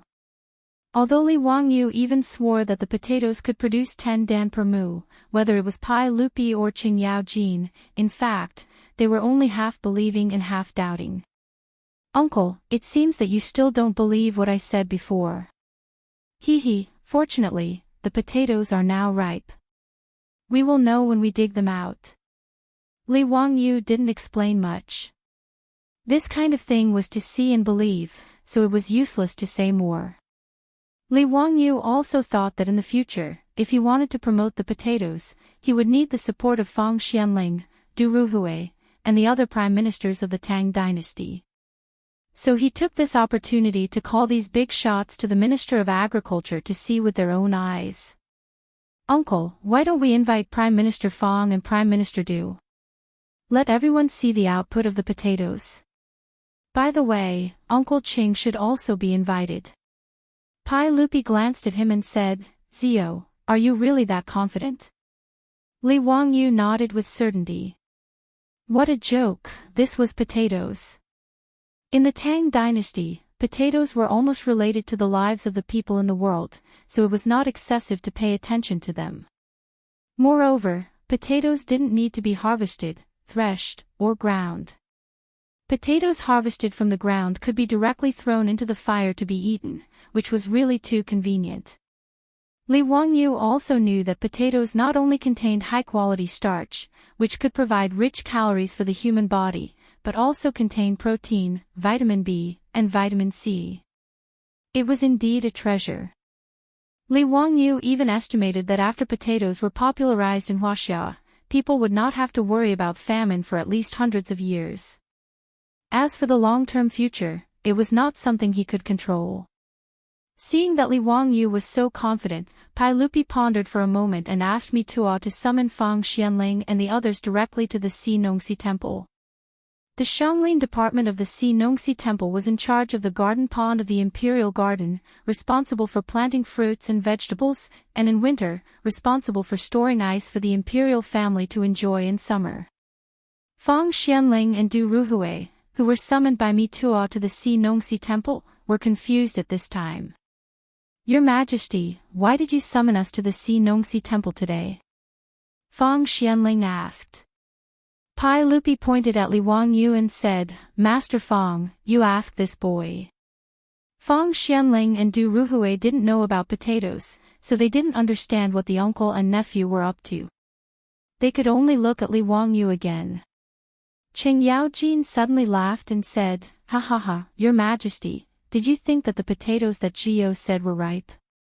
Li Wangyu said with a smile, "Uncle Qing is right, the potatoes are ripe and can be harvested. So today I asked Uncle to invite all of you here to see the potato crop." Fang Xianling and Du Ruhui looked at each other and asked in confusion, "Zio, what potato?" Li Wangyu quickly told the ins and outs of this matter. When Fang Xianling learned that there was a crop that could produce 10 stones per mu, and that it could grow 2 crops a year, he was stunned. "Zio, are you talking nonsense? How is this possible? How can there be such a crop in the world? If so, there will be no famine in the world." Fang Xuanling's eyes were about to pop out, his face full of disbelief. Du Ruhui also kept shaking his head, This old man has never heard of this, nor have I seen any records of such a magical crop in any ancient books. Zio, how did you know? Li Wangyu shrugged his shoulders and told the story of what he said to Pai Lupi and Qing Yaojin. Fang Xianling and Du Ruhui could only shake their heads and say nothing. Haha, uncle, all of you, regardless of whether you believe it or not, you can see it with your own eyes today, right? How could this little nephew deceive all of you? Hearing Li Wangyu's words, all of them could only nod. Under the guidance of the Nongxi temple official, they walked to the place where Lin Shu planted fruits and vegetables. Chapter 680. Li Wangyu got a total of 5 pots of potatoes from Qiqi Zhongxi, a merchant from Swanli, and planted one in each pot. Back then, when she begged Zhongxi's concubine, she merely planted it as a flower. Fortunately, the flower pot she used was big enough. After Li Wangyu found these potatoes, he didn't order the Agriculture Bureau to transplant the potatoes out of the flower pot because he was worried that the roots of the precious potatoes would be damaged by moving the flower pot. He had to be careful. After all, there were only 5 pots of potatoes in the Tang dynasty. Li Wangyu still didn't understand how the damn potatoes were brought back from America by the Yakshas. If Li Wangyu hadn't traveled to the Tang dynasty, the 5 pots of potatoes would have disappeared with the death of Qiqi Zhongxi's concubine. Fortunately, the heavens were on his side, and Li Wangyu unintentionally discovered these potatoes. Because of Pai Lupi's order, the Sidong temple was very careful about taking care of the 3 pots of potatoes. They not only put them in a sunny place in the Xianglin department, but also arranged for someone to take care of them. Li Wangyu walked to the 3 pots of potatoes and looked at them carefully. Sure enough, the leaves of the potatoes had begun to wither slowly, and the roots had turned grayish-brown. It was time to harvest them. Zio, how do we harvest these potatoes? Do we dig them up by the roots? Qing Yaojin shouted.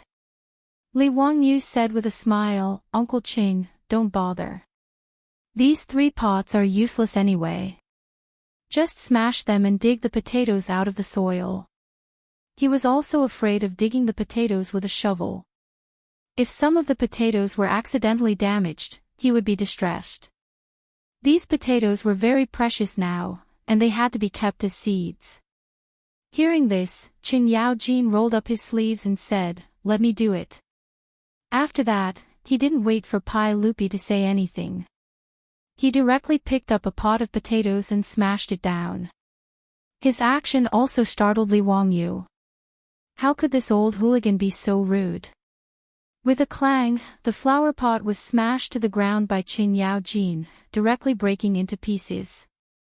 Li Wangyu was speechless. He could only step forward and peel the potatoes.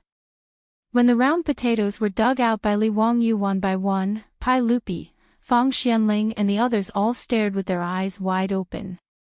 Li Wangyu was ecstatic. To be honest, before he saw these potatoes with his own eyes, his heart was in a mess. Although he was very sure that these plants were definitely potatoes, Li Wangyu was still a little nervous before he dug them out. What if he was mistaken? What if these potatoes didn't bear fruit? What if he didn't take good care of them? What if the roots rotted? These were all possibilities. If that was the case, he would have been happy for nothing. Li Wangyu heaved a sigh of relief when he personally dug out these unremarkable and even somewhat ugly potatoes from the soil. The potato that he had been longing for was finally in his hands. Ziyu, the round lumps on the roots of this crop are the potatoes you were talking about. This is too much. Pai Lupi couldn't help but click his tongue. Anyone with a discerning eye could see that the potato that Li Wangyu dug out had 7 or 8 potatoes hanging on the roots. The big ones were about the size of a fish, and the small ones were about the size of an egg. They looked very heavy. Fang Xianling didn't care about the dirt. She leaned over and reached out to take a potato. She carefully looked at it and said, Ziyu, are these the potatoes you were talking about? Are they all edible? Minister Fang is right. These are potatoes. Li Wangyu was also very happy at this time. How do you eat them? Fang Xianling asked again, do you need to threshing or processing them? Li Wangyu smiled and said, Minister Fang, these potatoes don't need to be threshed like grains. They can be eaten directly after being roasted or boiled.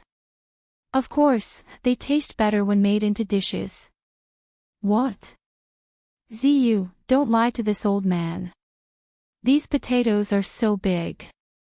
Can they all be eaten? How is this possible? Not only Fang Xianling was stunned, but Pai Lupi and the others were also stunned. In comparison, the harvest of rice or wheat added together was not as much as an egg-sized potato. Moreover, it needed to be dried and threshed. After becoming edible grains, the yield would be even lower. But Li Wangyu actually said that all the lumps on the potato in front of them were all edible.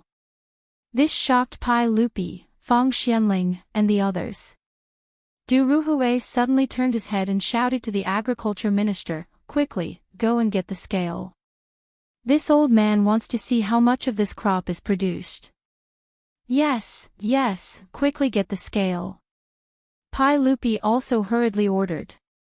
Since Li Wangyu said that those lumps were edible, then naturally they were all harvests. It was hard to imagine how much of a harvest such a heavy bunch of potatoes could produce. The scale was quickly brought over. After removing the soil from the potatoes were carefully placed on the scale. Your Majesty, a total of 2 catties and 6 tails.